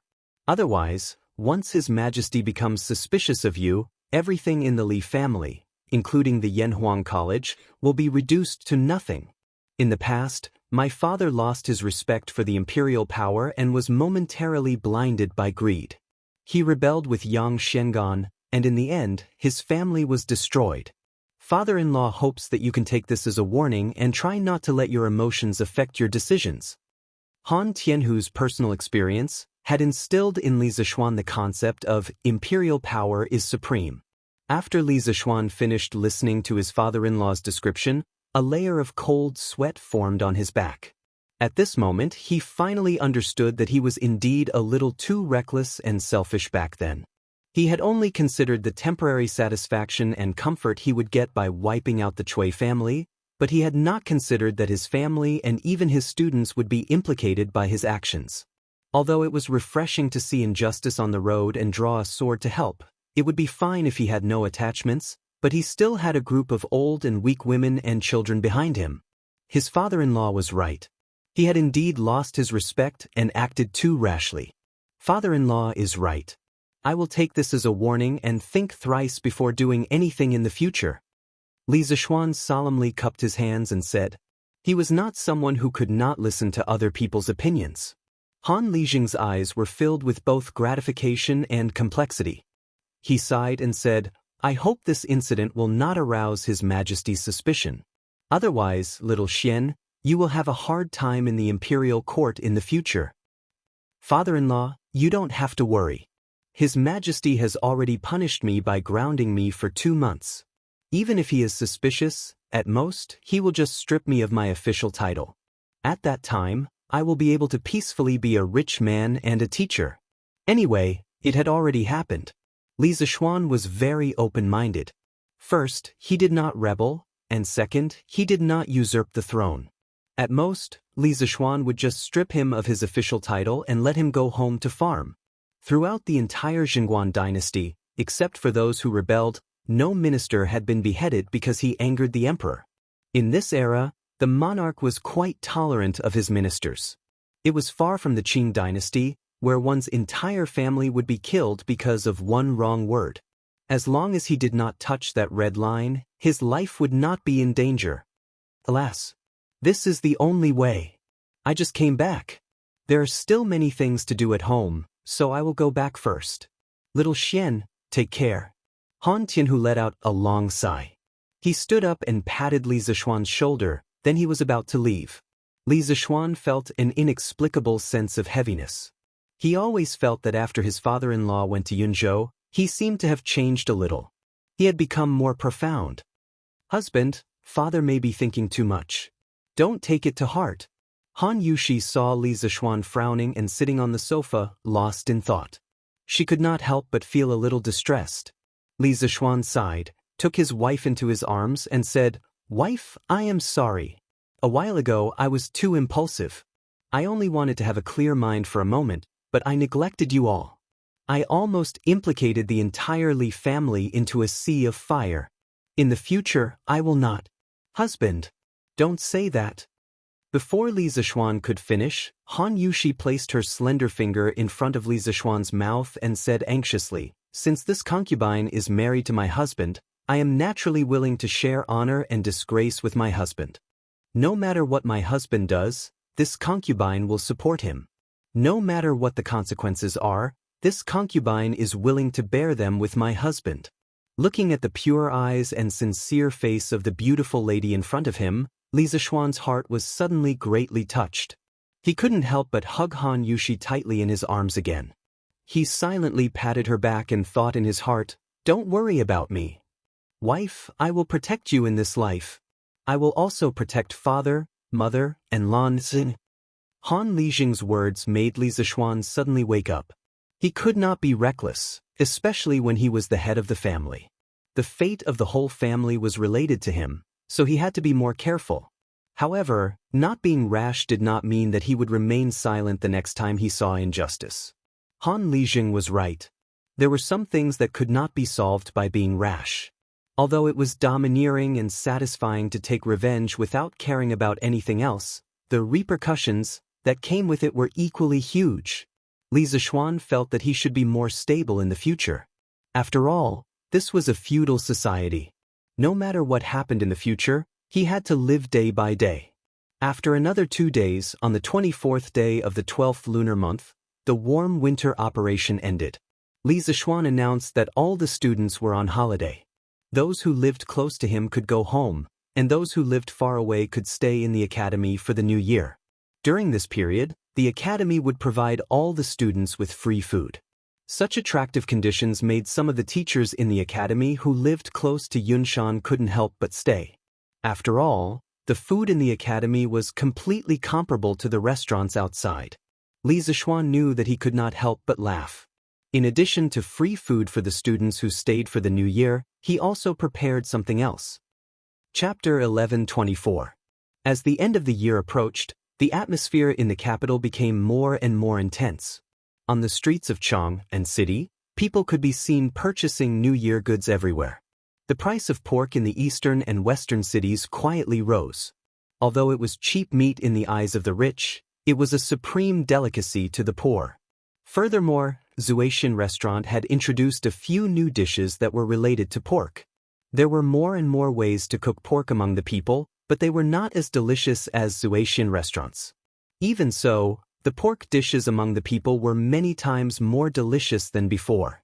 Therefore, no matter if it was rich or poor, they would stock up on pork at home as the end of the year approached. As a result, the demand for pork in Chang and city naturally soared. It was difficult for the price of pork not to rise.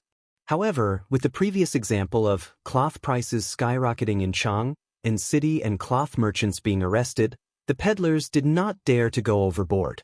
The price of pork was still within a controllable range. In addition to pork, the sales of other goods were also booming, such as cloth, silk, jade Buddha, porcelain, and so on. All kinds of small items for children to play with also filled the streets and alleys. Jianghu merchants also hoped to take advantage of this annual festival to make a fortune. Although Yunshan City was far away from the bustling city, one could still feel the flavor of the new year. Li Gang had 2 sons. The eldest son was called Li Shaoji. He left behind Li Anren, who died a few years ago. The youngest son, Li Lian, had been an official in another city and had returned to Chang 2 days ago. The old man had lived in Yunshan City for a long time and was used to the elegant atmosphere here. He insisted on celebrating the new year here. Li Lian was not by his father's side all year round. Naturally, he had to stay by Li Gang's side to fulfill his filial piety. Therefore, he brought his wife and servants to Yunshan City. The couple had stayed in the Cloud Mountain courtyard for 2 days. They were actually reluctant to go back because the house and furniture in the courtyard were too comfortable to live in. As the end of the year approached, Li Lian's wife also began to arrange for the servants to buy New Year's goods. She and Li Lian were very respectful to Li Zishuan, the owner of Yunshan. Therefore, when buying New Year's goods, they would often come over to ask Li Zishuan or Han Yushi if they wanted to help bring anything. Sometimes, Han Yushi would go to the Chang and Warmtang Foundation and often use a carriage to give Li Lian's wife a ride. After a few exchanges, the 2 families quickly became familiar with each other, and there was a sense of closeness between them. Recently, Yen Lide had been coming to Cloud Mountain more frequently. In a few days, the officials of the imperial court would welcome a rare 7 days of annual leave. Yen Lide also planned to bring his family to Cloud Mountain for the new year. As a person grew older, he preferred peace and quiet. Therefore, at Yunshan, the Yen family's residence was also decorated with lanterns and colored banners to welcome the new year.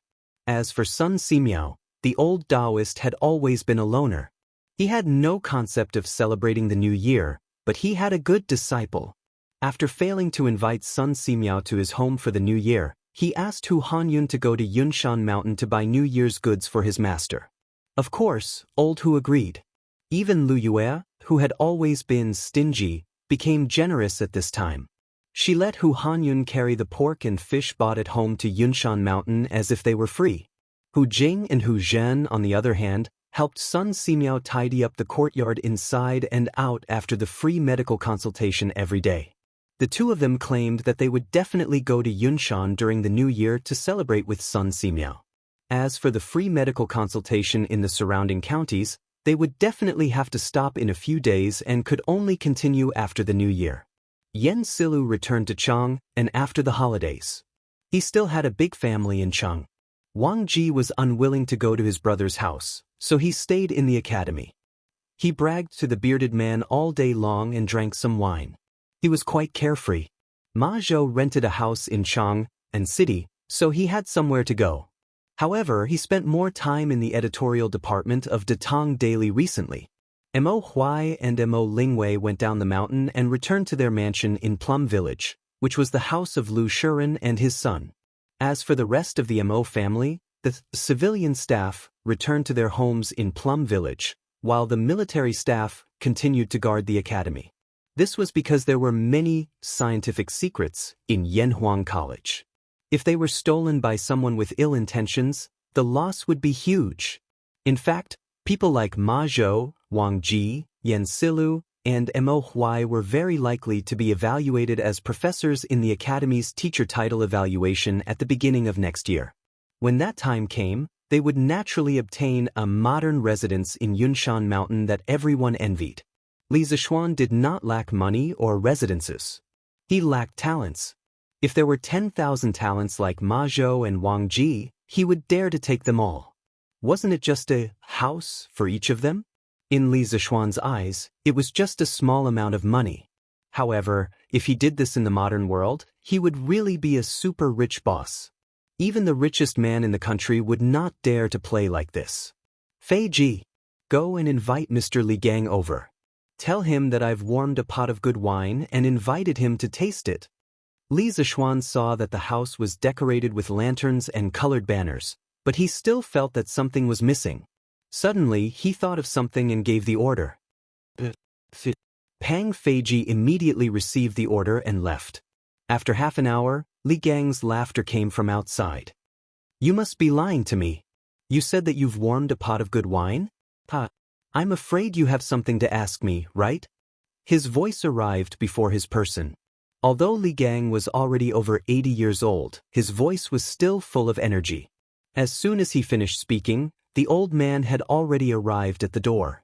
Li Zishuan quickly stood up and greeted him. What are you talking about, old man? Look at this stove. Isn't there a pot of good wine that I've warmed for you? Oh, it really is. Judging from the smell, it doesn't smell like a gentle village, and it doesn't smell like drunken immortal either. Why does it smell like herbs? Li Gang sniffed lightly, and his face was filled with confusion. Li Zishuan laughed and stretched out his hand. This is a medicinal wine recipe that I got from Sun Daozhang last month. Drinking it can strengthen the bones, strengthen the muscles, and nourish the blood.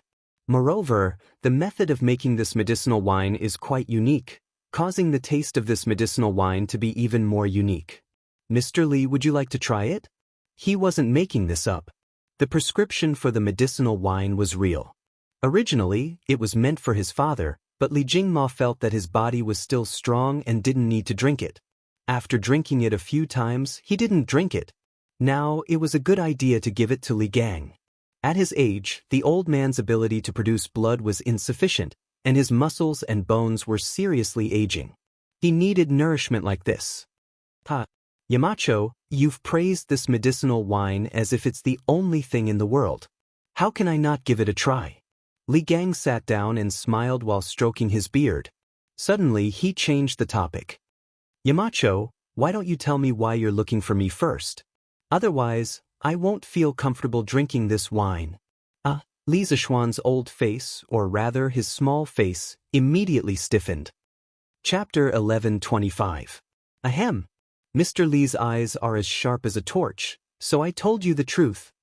In the Yunshan residence, Li Zishuan coughed awkwardly before telling the truth. I wanted to ask for a few words from Mr. Li, but because I've been grounded at home by His Majesty, it's inconvenient for me to go out, so I had to ask Mr. Li to come over. Li Gang was speechless. Our residences are only a few steps away from each other. Even if you go out, do you think His Majesty will find trouble with you? Besides, there are no outsiders on Yunshan.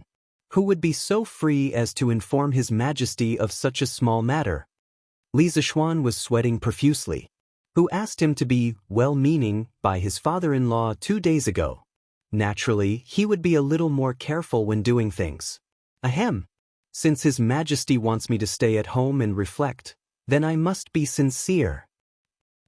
Li Gang shook his head.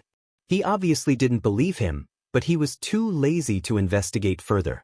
At this time, he said, in terms of calligraphy, I'm far inferior to Deng Shan, Chu Suiliang, and Bo Shi, Yu Shinan.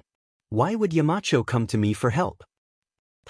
What I seek is Mr. Li's artistic conception and also Mr. Li's spirit. Mr. Li has noble character and unquestionable integrity. I must hang Mr. Li's calligraphy at home and study it at all times. Li Zishuan flattered. In fact, this fellow wanted to take Li Gang's calligraphy and leave it as a family heirloom for future generations. Although Li Gang's calligraphy wasn't as famous as Yu Shinan and Chu Suiliang's, Li Gang's fame wasn't any less than those two. Besides, he was now grounded. How could he go out and ask Yu Shinan and Chu Suiliang to write for him? Sending someone to invite them to his residence wasn't realistic either. After all, their friendship wasn't that good yet. Yamacho, don't flatter me. What do you want me to write? Just tell me. When the time comes, don't complain that my calligraphy is ugly. Li Gang waved his hand and smiled helplessly. Li Zishuan nodded at Xiao He. The latter turned around and left. Soon, she returned with 2 rows of red papers in her hands. Li Zishuan said to Li Gang, "It's going to be the new year soon. I want to hang 2 auspicious characters in front of the door to make it seem more festive.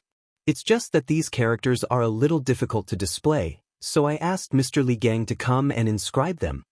Li Gang frowned. "What are you going to inscribe on Yamacho?" "I call this a couplet because it's going to be the new year soon. It's also called Spring Festival Couplets." "Couplet? Yamacho, tell me about it." It could not be said that there were no couplets in this era, but there was no such thing as a couplet. In fact, long before the Qin and Han dynasties, people in our country had the custom of hanging peach talismans during the new year. The so-called peach talisman was to write the names of the legendary exorcist gods, Xianxia and Yulei, on 2 peach planks and hang them on the left and right doors to exorcise ghosts and suppress evil. This custom lasted for more than 1,000 years. It was only in the 5th generation that people began to inscribe couplets on the peach planks. According to the records of the Song dynasty and the Shu family, Meng Chong, the ruler of Shu in the 5th generation, every year, scholars were appointed to write poems and inscribe peach talismans on the left and right of the bedroom door. At the end of the year, 964 AD, the scholar Xing Yinshuan wrote poems. Chang used his non-professional skills to write poems and wrote New Year's Celebration, Festivals Changchun. This was the earliest form of couplets, and it was also the earliest spring festival couplets in our country. After the Song dynasty, it was quite common for people to hang spring festival couplets during the new year. Wang Ling's poem, "Thousands of Families Always Exchange New Peach Talismans for Old Ones," was a true portrayal of the grand occasion at that time. Because the appearance of spring festival couplets was closely related to peach talismans, the ancients called them peach talismans.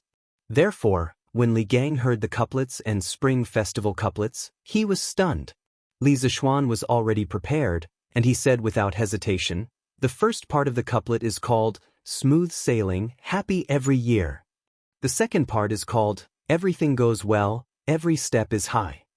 The horizontal inscription is Lucky Star Shines High." This couplet wasn't considered literary, but it stood out because it was festive. It was considered one of the more widespread spring festival couplets in modern times. Li Gang heard this and squinted his eyes. After a moment of silence, he nodded and praised, "Although it doesn't have any novelty, it wins in that the couplet is neat and tidy. Furthermore, these 2 sentences can be considered appropriate for the occasion. But why do I feel that this couplet is similar to the peach talisman?" Peach talisman? Li Zishuan was stunned. Fortunately, he wasn't an ignorant person. After thinking for a while, he finally recalled the peach talisman in an ancient poem. Therefore, he nodded and said, That's right. This is also called a peach talisman, but I feel that couplets are more suitable for it than peach talismans." Li Gang shook his head and didn't deny it. The old man placed the red paper on the table. Li Zishuan hurriedly asked Xiao He to grind the ink with the best pine smoke ink. The Tang dynasty was a period of rapid development of ink production technology. From the Wei and Jin dynasties, the ink balls, made of lacquer and pine coal, were gradually popularized and finalized in the Tang dynasty. Various solid ink ingots were made with pine smoke and glue, and the quality was getting better and better. Famous inks such as Zhu Min, Li Yongbing, Shi Chao, Shi Tingge, and other famous inks made by famous artists such as Zhu Min, Li Yongbing, Shi Chao, and Shi Tingge were all tributes to the imperial family. Li Gang held the brush and concentrated. After a series of strokes, 16 large characters suddenly appeared on the paper. Li Zishuan looked at it and realized that Li Gang's handwriting wasn't as bad as the old man said. It was different from Chu Sueliang's calligraphy, which was long and flat, and was also different from Yu Shernan's calligraphy, which was dignified and full of spirit. Li Gang's handwriting was as smooth as jade, graceful and elegant. Perhaps his handwriting was just like his character, a gentleman like jade. Good handwriting. Good handwriting. Xiao He, quickly send it to the workshop and let Faubert frame it with high-quality glass. This year, during the new year, we will put this couplet in front of our house and pass it down for generations to come. Li Zishuan clapped his hands and laughed. Speaking of which, Even if his future descendants were to be prodigals, with just this couplet, they should be able to live without worries, right? Yes. Young master. Xiao he responded. Then she carefully dried the ink on the red paper and brought it to the workshop. Li Gang couldn't help but laugh. He said helplessly, Yamacho, don't joke around. In terms of calligraphy, I am far inferior to Dengshan and Bashi. I really don't understand why you want me to come and inscribe it. Li Zishuan waved his hand and retorted, Mister, you are wrong. In terms of calligraphy, there is no such thing as good or bad. At most, each of them has their own merits. In terms of speaking skills, Dengshan and Bashi are no match for you, Yamacho. Li Gang smiled and pointed at Li Zishuan. Li Zishuan was helpless. He wasn't trying to flatter him just now. Forget it, let's not talk about that anymore. Mister, please sit down and drink. Now I can finally relax and drink. Li Gang joked again. Chapter 11:26. Feiji, go get these materials for me. After sending off Li Gang, Li Zishuan wrote and drew in the study for a while. Then he took out a list of materials and ordered Pang Feiji. Pang Feiji did not even look at it. He took it and cupped his fist. Yes, Marquis. Then he turned and left. Li Zishuan hurriedly called out to him, instructing him with a stern face, keep this list safe for this Marquis. If it's lost or seen by others, you won't be able to pay for it even if you use your life. Do you understand? Pang Feiji straightened his back and said seriously, Understood. I'll definitely keep it safe. Walking out of the courtyard, he took out the list of materials that Li Zishuan gave him. He was dumbfounded. This? What does Marquis want these things for? Is he keeping them for the new year? Previously, when Li Zishuan asked Li Gang to write couplets, Pang Feiji guessed that Li Zishuan was preparing for the new year even though he was not there. However, what did the things on the list have to do with the new year? Forget it. I don't care anymore. I just need to find these things for Marquis and make sure that no one else sees this list. Pang Feiji could not figure it out no matter how hard he scratched his head. In the end, he could only put the list back carefully and walk down the mountain. After instructing Pang Feiji, Li Zishuan returned to the study and continued writing. In fact, he had already written a portion of the second semester's teaching materials a few months ago. After so many days of seclusion, he was almost done with the second volume of teaching materials. Now, his main job was to proofread. The house was quiet. There were only him and two maids. Han Yushi went to Chang and in the morning. The rest accompanied Yi Guozhong and old lady Yi to tour the academy. That's right. This group of people had been walking around the academy for a few days and they were still not tired of it. Li Zishuan sometimes did not understand. Wasn't it just a bunch of reinforced concrete buildings? Was it that attractive? This guy was just standing there and talking. He didn't even think about it. Yi Guochong and old Madam Yi were born and raised in the Tang dynasty. How could they not feel refreshed when they saw the tall cement building? It was like a modern person seeing an ancient house for the first time. It would be strange if they didn't find it novel. Bang bang bang. I've already found everything you need. After an unknown amount of time, Pang Feiji knocked on the door. Li Zishuan put down the document in his hand, raised his head and said, Come in. With a creak, Pang Feiji came in with a gunny sack. Seeing this, Li Zishuan frowned and said, You put everything in a sack? Pang Feiji quickly put down the sack and opened it, saying, No. Look, these are all wrapped in small packets of paper. Li Zishuan nodded in satisfaction. All right, well done. Go guard the front yard. I'm going to the backyard to do something. Without my orders, no one is allowed to enter the backyard. Pang Feiji nodded and replied, Yes. Then he couldn't help but ask, Marquis, what are you going to do with these things? After saying that, Pang Feiji immediately regretted it. In a big family, it was taboo to know too much. Li Zishuan wasn't angry. He raised his eyes and glanced at Pang Feiji. You'll know when the time comes. Oh right, did you destroy the list just now? Seeing that Li Zishuan didn't blame him, Pang Feiji heaved a sigh of relief. He then replied, The list is here. I haven't destroyed it yet. Li Zixuan picked up the gunny sack with one hand and walked out of the door. He said calmly, "Remember to burn the list later." Pang Feiji was stunned. He then said, "Yes." However, Li Zixuan was no longer beside him. The latter had already gone to the backyard to do something. "Husband, I'm back."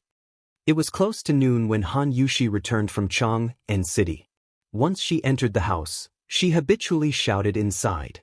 However, there was no response from inside. At this time, Xiao He appeared out of nowhere and said, "Young mistress, young master is doing something in the backyard alone." "Then I'll go take a look." Han Yushi put down the package in her hands, then clapped her hands and walked towards the backyard. Pang Feiji, who was guarding the front yard, obviously heard it. However, he wasn't stupid enough to stop her. Although Li Zixuan had instructed him not to let outsiders into the backyard, Han Yushi was obviously not an outsider. "Wife, you're back?" In the backyard, Li Zixuan was using glue to make thick paper cylinders. The diameter of the cylinders was about a little thicker than a thumb, and the cylinders were about 20 centimeters tall. There were materials scattered all over the ground beside him. Li Zixuan, who was fiddling in the yard, heard the sound of footsteps and spoke without turning his head. Judging by the sound, this was the tacit understanding between an old couple. Speaking of glue, many people subconsciously thought that there was no glue in ancient times. In fact, there was glue, but it wasn't the modern chemical glue.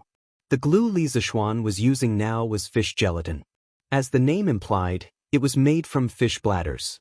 The fish bladders were steamed, boiled, pounded, and filtered before they were finally made into fish gelatin. When it was used, it was heated in water. After it was melted, it would be applied to the surface of the object. After it cooled and dried, it would be successfully adhered. In terms of viscosity, it was much stronger than most modern adhesives. Other than fish gelatin, there was also pig gelatin. It was made from pig skin. After boiling, it became something like glue. When it was used, it was also heated in water. It was used in the same way as fish gelatin. It could be said that the wisdom of the ancient people in terms of tools and materials wasn't as weak as most people thought. Husband, what are you doing?" Han Yushi saw the paper tubes lying on the ground and other materials scattered everywhere. She couldn't help but ask curiously. Li Zixuan thought for a moment and said, "Well, I'm making something similar to firecrackers. But it's not only louder than firecrackers, but also better looking than firecrackers. Wife, you just came back. Go and rest. I'll be done in a while." That's right, Li Zixuan wanted to make fireworks. At this time, the firecrackers wrapped in gunpowder with paper had not appeared yet. There were only firecrackers, or exploding rods. To put it bluntly, this thing was a bamboo rod. Because the bamboo rod was sealed in sections, when it was heated, the gas inside would expand. If it was heated for a long time, the bamboo rod would explode, so it was called a firecracker. Usually, during the new year, naughty children liked to play with this thing the most. They could often see naughty children on the street throwing bamboo rods into the fire in groups of 3 to 5. They mainly wanted to hear the sound. Official firecrackers with gunpowder were only recorded in the northern Song dynasty.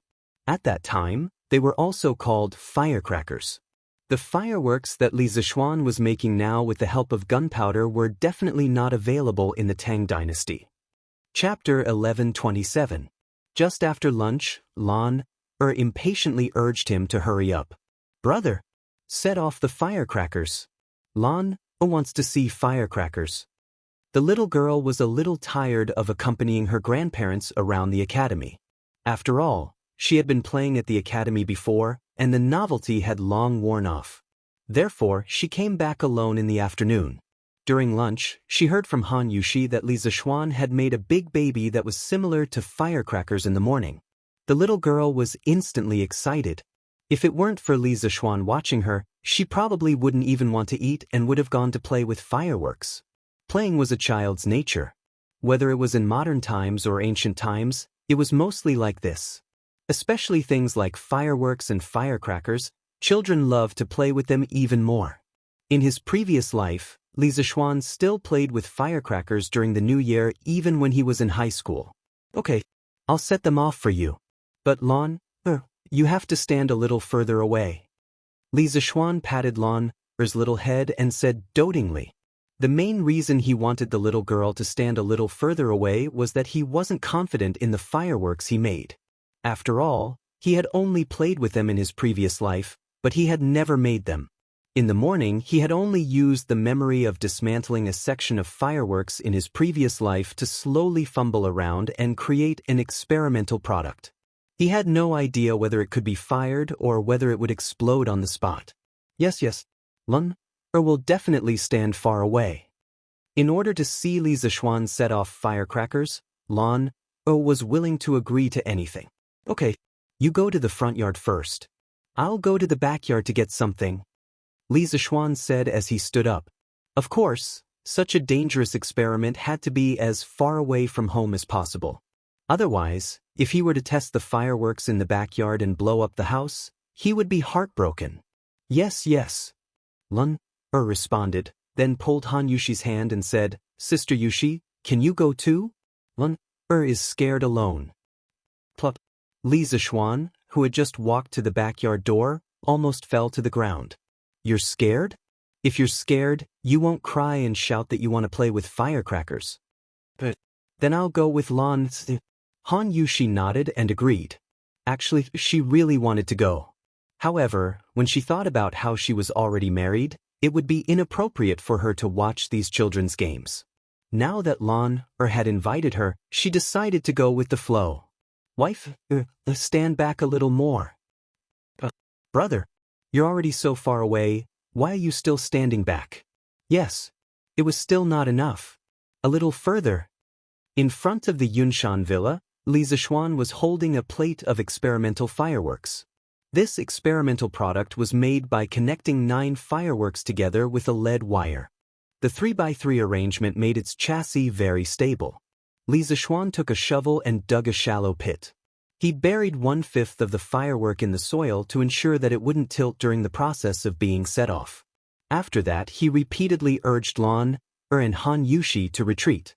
To be honest, Li Zishuan didn't care about the small amount of gunpowder in the fireworks. However, it was a completely different story for his wife and sister.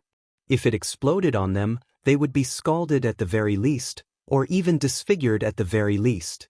Brother, this should be enough, right?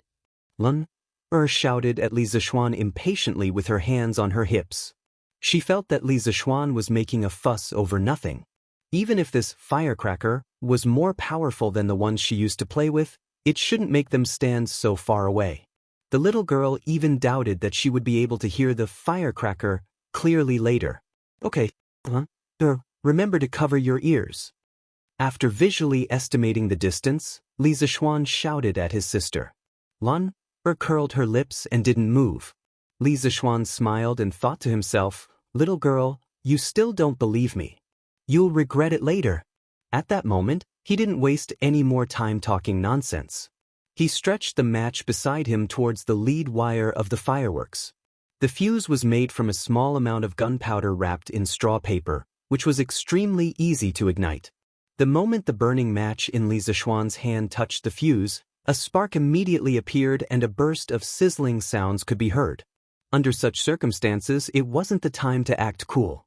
Li Zishuan saw that the lead wire had been ignited and quickly ran away.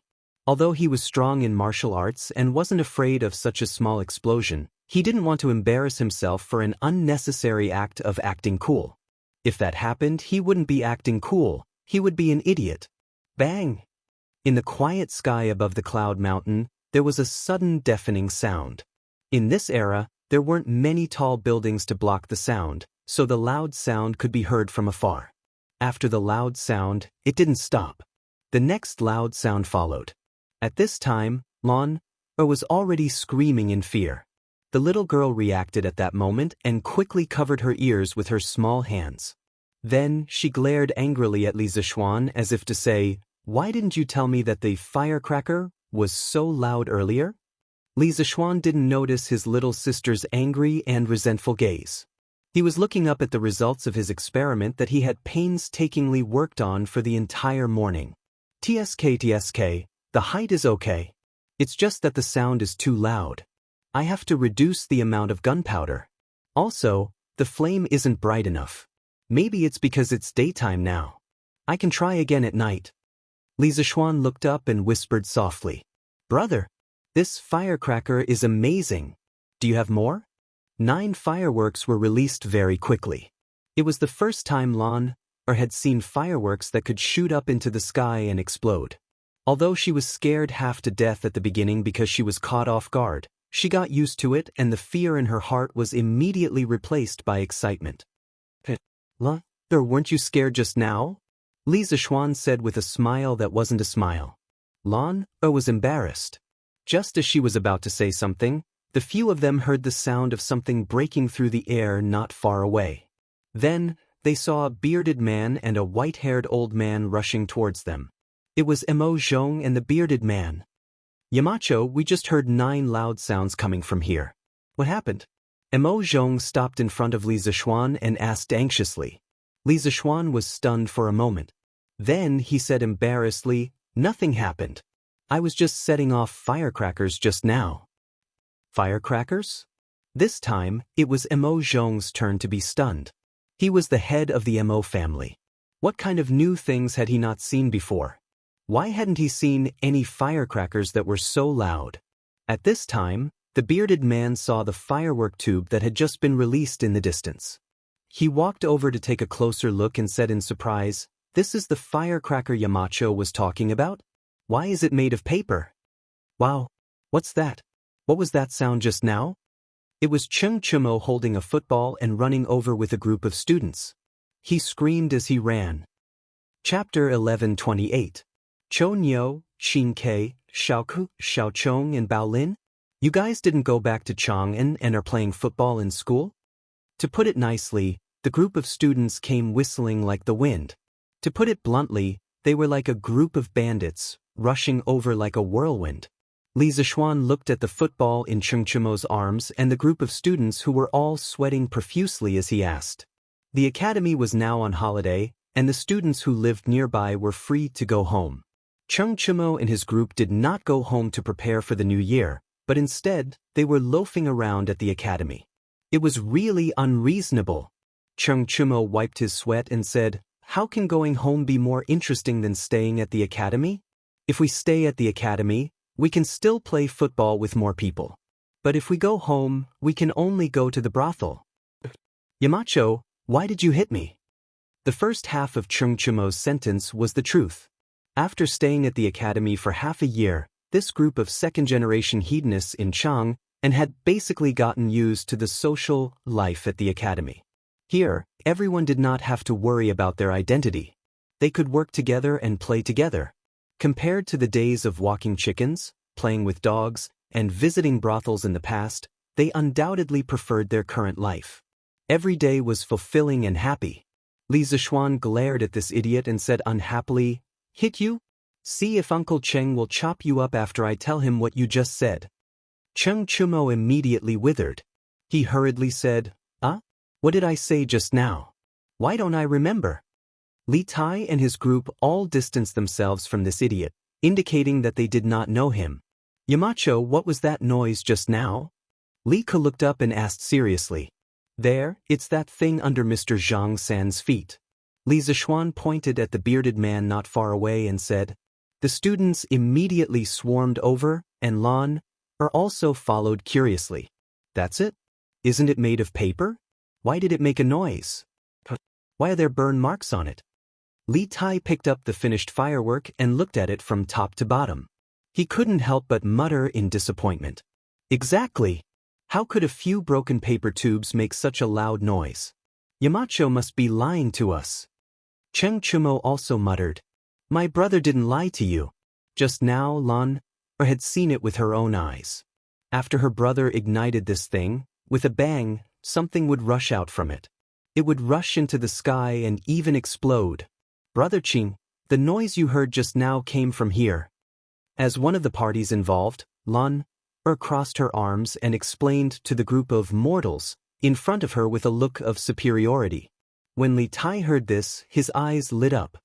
He asked excitedly, Little sister Lan, is what you said true? Did something really rush out of here and explode?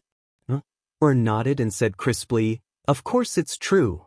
When this thing explodes in the sky, you can still see the flames." When Cheng Chumo heard this, his saliva almost flowed out. He said covetously, "F***ck? Doesn't that mean that if I have this thing, I can blow up whoever I want in the future?" Smith. "Cheng Chumo, you're too bad, aren't you? How can you use this thing to blow people up?" The bearded man standing next to Cheng Chumo slapped Cheng Chumo without hesitation. He was also a teacher of the academy, so of course, he had the right to teach Cheng Chumo a lesson. Cheng Chumo cried out in pain. Seeing that the person who hit him was a great expert, how could he dare to be rash? He quickly explained, Mr. Zhang-san, I was just joking. Don't take it seriously, don't take it seriously." Li Tai ignored the two of them. The little fatty carried the firework tube to Li Zishuan and said, "Yamacho, do you still have this thing? Can you give it to us to broaden our horizons?" "That's right. Yamacho, can you broaden our horizons too?" Zhang Sunchong also jeered. Li Zishuan said helplessly, "Don't think too much. There's no more. The ones I made in the morning have been finished." Li Tai immediately became anxious. He quickly said, "If you're done playing, why don't you do it again? Yamacho, are you short of manpower? We can all help." "We can all help."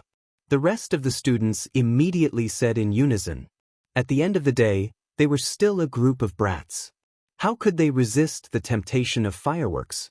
Li Zishuan thought for a moment, then nodded and said, "Okay. All of you come. Mr. Mo, Mr. Zhang-san, do you want to come together?" "Yamacho. Hey. Xiaoxian, there's still me. Brother Xiaoxian. Anren also wants to see you make fireworks." Wang Ji, as well as Li Zishuan's neighbors, Yan Xiaoning and Li Anren, had all come. All of you come." Li Zishuan waved his hand, then turned around and walked towards the courtyard. After a short while, a group of people started to make fireworks in the front yard. Of course, it was under Li Zishuan's guidance. Li Zishuan was actually not worried that these people would learn how to make fireworks. This was because the two gunpowder formulas used in fireworks were in his hands. "Yamacho, that's it? This thing can fly to the sky and explode?" Li Tai made two individual fireworks and asked Li Zishuan in disbelief. Li Zishuan glanced and said with a nod, "That's right. Qingke, if you don't believe me, why don't you try lighting it?" That's great." Li Tai had the same idea. He laughed and quickly took his two creations and walked away. Following Li Zishuan's instructions, he fixed the fireworks and lit the fuse with his trembling hands. Then he quickly retreated. Bang bang. The two loud noises almost shattered everyone's ears. Li Tai's legs were trembling. He was scared and excited at the same time. **CK. That's awesome. Qingke." Cheng Chumo gave Li Tai a thumbs up. Then he ran to Li Tai with his creations and asked, "Qingke, help me take a look. Is this okay?" Li Tai roughly looked and said, "It should be okay." But I'm going to set off the firecrackers too." Cheng Chumo smiled proudly. He hugged the two fireworks and walked towards the place where Li Tai had buried the bomb. Get ready to cover your ears. I'm going to set it off." Cheng Chumo laughed heartily as he turned his head and said to the crowd. The students stopped what they were doing and covered their ears. Only then did Cheng Chumo turn around, but when he saw who it was, he turned pale with fright. Holy shit! How did it light up? It turned out that when he turned around to talk to the students, the fire in his hand accidentally touched the fuse. At that moment, he couldn't care less about anything else. He scampered off. But as luck would have it, when he was running, he brought along the soil next to his feet. The smoking firework fell just like that, and the direction it fell was exactly where the bearded man was. Swoosh! It was too late to say. The moment the firework fell, a bullet shot towards the bearded man. In the blink of an eye, it was in front of the bearded man. Cheng Chumo, who hadn't run far, heard the sound of something breaking through the air. Bang! The bearded man's face was solemn. He shouted and gathered all the inner energy in his body to condense a force field in front of him. The bullet stopped 3 inches in front of him and couldn't go any further. Just when the bearded man heaved a sigh of relief, the bullet exploded with a bang, and the bearded man. Chapter 1129. Bang! The gunpowder inside the pellet that was flying towards the bearded man suddenly exploded. Instantly, heat waves surged and sparks flew in all directions. Even though the bearded man had condensed all of his internal energy, it was still difficult for him to defend against this sudden explosion of firepower. Pooh! Pa! After the smoke and fire dispersed, the bearded man, who had been bombarded by gunpowder, finally revealed his true appearance. His old face was as black as the bottom of a pot. His originally neat hair was now mostly standing up and there were many holes in his clothes. His originally dignified image of an academy teacher had instantly turned into an old beggar wandering the streets. His shamade appearance was even more miserable than a beggar's. At this moment, the bearded man opened his mouth. What was amazing was that there were actually a few wisps of green smoke coming out from his mouth. Seeing this scene, Li Zishuan could no longer hold it in and laughed out loud. Mr. Zhang San's appearance is so ugly. Lan covered her small mouth and giggled. The others present were already having a hard time holding it in. Seeing the brother and sister laughing first, how could they hold it in any longer?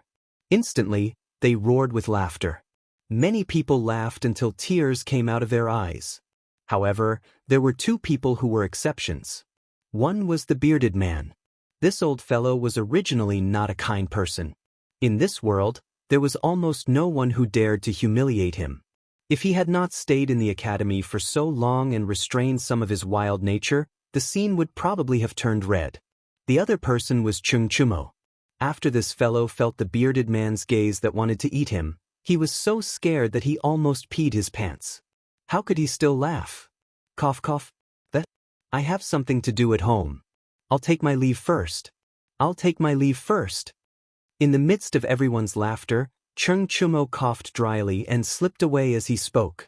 Of the 36 stratagems, escape was the best stratagem. He did not want to bear the anger of the bearded man. He felt that with his small body, he would not be able to bear it at all. Everyone was stunned. The bearded man roared and chased after him, "Bastard brat! Where do you think you're going? Even if your father comes today, I will beat you up so badly that even your mother won't be able to recognize you." Hearing this, Cheng Chumo's heart was filled with shock. He hurriedly circulated 120% of his internal energy and ran as fast as he could. He felt that in all these years, he had never run as fast as he did today. However, he was only a trash who had just broken through to the Qi transformation realm not long ago. How could he be faster than the bearded guest, a peerless expert at the peak of the Grandmaster realm? After running roughly 20 to 30 zhang, the bearded guest flashed. Everyone only saw a blur in front of their eyes, and the bearded guest had already flashed behind Cheng Chumo. Following that was the scene of an eagle carrying a chick. The bearded guest's face darkened as he carried Cheng Chumo back. Bang! How dare you point a firecracker at someone? I didn't mean it. Bang! Who told you to play with firecrackers? Roar! I won't do it again. Bang! I'll let you run. Are you trying to run again? Stop running. Stop running. Mr. Zhang San, stop hitting him. Bang! Keep running. Xiaoxian Yamacho, help. Someone's going to die. For a moment, smoke and dust filled the air, mixed with the bearded guests cursing and begging for mercy. Everyone covered their faces, unable to bear to see someone being beaten up miserably. After a long time, the dust settled. The bearded man clapped his hands and swaggered off. When he left, he also took away the other firework that Cheng Chumo had not yet had the time to set off. Cheng Chumo was lying on the ground with a bloody nose and a swollen face, panting heavily. How could he have the time to care about this? At this moment, he was only praying that the bearded guest would leave quickly. All right. Stop pretending to be dead. Mr. Zhang San has already left. After a while, Cheng Chumo did not hear any movement for a long time. Just as he was about to get up to investigate, he felt someone kick him beside him. Then he heard Li Zishuan's voice. Gone? He's finally gone. Xiaoxian, help me up. My waist is about to break. This idiot was still complaining that Li Zishuan did not save him earlier. He did not even call him Yamacho, and directly called him Xiaoxian. Li Zishuan was not in the mood to bicker with this idiot. He went forward and pulled Cheng Chumo, smiled and joked, "Cheng Chumo, you've got guts. You did something that we didn't dare to do today. How was it? Did you feel good blasting Mr. Zhang San with firecrackers?" Ha! Everyone burst into laughter when they heard that.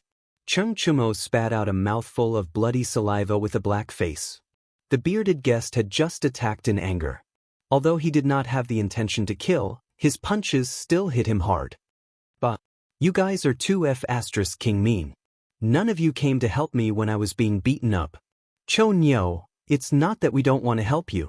We just don't want to help you get beaten up," Li Ku said humorously. Ha! Everyone laughed again. Cheng Chumo realized that he could not stay here any longer. The smiles of the people here were full of malice. *CK. I'm going back to the dormitory to change my clothes. What a bunch of heartless friends. Cheng Chumo complained. When he passed by the place where they made the fireworks, he bent down and picked up the 2 fireworks made by Sun Zifan, then ran away. *CK. Cheng Chumo, you be *starred, you stole my firecrackers. Put them down. Sun Zifan was shocked and angry. This idiot was obviously unwilling to let Cheng Chumo steal the fireworks that he worked so hard to make. Hence, he quickly chased after him. However, it was hard to say if he could catch up. When he returned to the dormitory, Cheng Chumo could only take a cold shower in the dormitory because the academy's bathhouse was not open yet. He washed the dust and blood off his face and changed into a new set of clothes. He looked no different from before he was beaten up. After everything was done, he took the 2 fireworks and left the dormitory, ready to go home. It was almost New Year's Eve. Even if he did not want to go home, he still had to go home. His mother had already sent people to Yunshan to urge him to go home several times. However, when he walked out of the dormitory area, he unfortunately met someone that he did not want to see. "Mr. Zhang San? What do you want? You've already beaten him up. It's time to put an end to this matter, right? Besides, I didn't do it on purpose. The Feng Chen 3 heroes shouldn't be so petty, right?" Cheng Chumo said with a strong front. In reality, he was panicking inside. He was afraid that the bearded man would beat him up again. "Hey, kid, why don't you go back with your injuries and ask your father to take revenge on me?" The bearded man did not have the intention to beat him up. He crossed his arms in front of his chest and said in a rough voice. Chapter 1130. If you can't fight, what's the point of going home and calling for your parents? "Mr. Zhang San, although I can't beat you now, the river flows east for 30 years and the river flows west for 30 years. 30 years later, no, just 10 years. 10 years later, I will definitely be able to beat you. At that time, I will take revenge for today." Within the Yanhuang Academy, Cheng Chumo held his head high and puffed out his chest as he looked at the bearded man with a haughty expression. During the Warring States period, Qin and Wei fought over Hanoi. Wuqi helped Wei to take over Hanoi. 30 years later, Baiqi helped Qin to take back Hanoi. Folk songs spread everywhere. The river flows east for 30 years and the river flows west for 30 years. Wuqi and Baiqi rise, the heavens make a mystery. So, this saying was not invented by Dope. Actually, this fellow knew his own situation. Even if his father Qing Yaojin was willing to come to Yunshan to take revenge for him, he would definitely not be a match for the bearded guest. Moreover, the bearded guest had Li Jing and Hong Funu backing him up. If they really fought, the Qing family might not be able to survive. Moreover, after Qing Yaojin found out about his actions, he would only scold him with "serves you right." He would not come to Yunshan to vent his anger on the bearded guest, okay? When it came to his father's nature, Cheng Chumo was quite sure of it. Not bad. Good ambition. People who practice martial arts should not be afraid of losing and not admit defeat. I admire you very much. Next semester, you will follow me for special training. Maybe 10 years later, you will really have the strength to fight me. Kid, what's with your expression? The bearded guest looked at Cheng Chumo with admiration. However, he immediately realized that the latter's expression was not right. That expression was as if he had eaten shit. No, nothing. I'm flattered. Yes, I'm flattered. To be able to receive guidance from Mr. Zhang San is this junior's honor. Cheng Chumo quickly changed his expression and said flatteringly. The bearded guest nodded with satisfaction. He smiled and said, That's more like it. You may leave now. Cheng Chumo felt as if he had been pardoned. He cupped his fists and immediately slipped away. The fat beating from an hour ago did not affect this guy's speed at all. F***CK. Why am I so F***king unlucky today? For no reason at all, a great expert insisted on exchanging pointers with me, and for some inexplicable reason, I was taken in as half a disciple by that guy. I don't want to be forced to learn martial arts from that bearded man. It's over. Damn it, there's no way I can pass the next semester. So if I had known earlier, I wouldn't have acted tough earlier. After descending the cloud mountain, Cheng Chumo rode on his horse and ran wildly while cursing to himself. Actually, this guy did not know how lucky he was. In this world, he was the first person who dared to use a firecracker to blast the bearded guest alive and kicking. If it was another person in another situation, that person's life would probably be gone. But now, he was only beaten up by the bearded guest without pain or itch. In addition, the bearded guest's martial arts cultivation was definitely one of the top 5 in the world today. It was even possible that it was one of the top 3 existences. Who knew how many martial artists in the Jianghu yearned to receive his guidance? But Cheng Chumo did not know how lucky he was. If this news were to spread, he would probably drown in the spittle of others. Ayo! Chumo, you're finally back. Is the Cloud Mountain so good that you don't even want to return home? When Cheng Chumo returned home, his mother immediately went up to him. She was both happy and complaining. Mother, your son has been revising at the academy recently. Cheng Chumo, this guy, was good at lying. In order to prevent his mother from nagging, he did not even care about his integrity. Bullshit. Where did the wound on your face come from? How could Qing Yaojin not know what kind of character his son had? He scolded him in a bad mood. Then he swept a glance at Cheng Chumo's face and asked immediately. Cheng Chumo was stunned. He did not expect that his father would still see through him even though he had cleaned it up so neatly. At this moment, his mind was spinning rapidly as he frantically thought of an excuse in his head. Then he heard Qing Yaojin say, You little brat, stop making up lies to deceive your father. Quickly tell me, did you fight with someone? And you didn't win? You're really embarrassing your father. No one knew a son better than his father. Cheng Yaojin made a wild guess and guessed pretty close to the mark. Cheng Chumo's face suddenly became a little flustered. No. I didn't fight, father. This is because I was accidentally hit by a ball when I was playing football with someone yesterday. Bullshit. What kind of wound is on your face? How can I not see it? If you don't tell me the truth, do you believe that I won't beat you up? Cheng Yaojin angrily said with a face of disbelief. Seeing this, Cheng Chumo immediately became terrified. He quickly said the truth. Father. Don't. I'll say it, okay? This wound is... At this time, Cheng Chumo could not care about anything else. He could only briefly explain what happened in the afternoon to Qing Yaojin. Firecracker? What kind of firecracker can injure Zhang Zhongjian? Cheng Yaojin was shocked when he heard it. He was not shocked that Cheng Chumo was beaten up, but that a small firecracker could actually injure a peerless expert like the bearded guest. When Cheng Chumo heard it, he felt even more hurt. Although he did not expect his father to help him vent his anger, but he should at least show some concern, right? Father, this firecracker is not an ordinary firecracker. It is a new toy that little Xian made. It can fly into the sky and explode. Actually, Mr. Zhang San did not suffer any injuries. His face was only blackened by the explosion and his clothes were torn. That's still very powerful. Do you still have that firecracker? Let me see it. Cheng Yaojin was very interested in the thing that could injure the bearded guest. His eyes lit up as he looked at his son and asked. No more. It's finished. Cheng Chumo quickly shook his head and could not help but tighten his sleeves. Chen Yang narrowed his eyes and snorted, "En? Really no more?" His tone carried a hint of danger. Knowing that his father was an old hooligan, Cheng Chumo clenched his teeth and quickly took out a firework from his sleeve. He handed it over and said, "Father, I only made 2 in the afternoon. One was placed in the academy. There's only one left." Rather than being searched by the old hooligan, he might as well take the initiative to hand over one. This way, he could still keep one.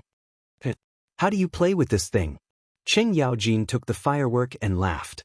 Cheng Chumo pretended to be depressed and replied, "Father, if you light the string below, this paper tube will shoot out a small ball that will explode." "Understood." Men, quickly bring a match. A moment later, Cheng Chumo's horrified roar came from the Cheng residence's courtyard. *CK. "Father, you can't hold this thing in your hand." Immediately after, there was a deafening explosion. Bang! But, unfilial son. Stop right there. Chapter 1131. Cheng Yaojin beat his son when he had nothing to do at home. Li Zixuan was thinking about how to improve the fireworks on Yunshan Mountain. After dusk, the sky gradually darkened. Under Lan's instigation, Li Zixuan set off another plate of fireworks. With the dark night sky as the background, the fireworks shot into the sky and emitted extremely bright flames. Lan was extremely excited. Her small hands were red from clapping. Li Zixuan, on the other hand, was somewhat dissatisfied. This was because although these fireworks were indeed very novel to the ancient people, to a modern person like him, the color was somewhat monotonous. Modern fireworks were not only colorful but also varied in forms. When they bloomed in the night sky, they would always dazzle people. Li Zixuan's first-generation fireworks, to put it bluntly, were just a few enhanced versions of skyrocket cannons. Bang bang bang. Oh! A burst of fireworks and explosions came from the west side of the academy, as well as the cheers of the students. The students who came to make fireworks in the afternoon must have contributed the fireworks tonight. He just hoped that Mo Zhong and the others would step up their patrols at night and not be lazy.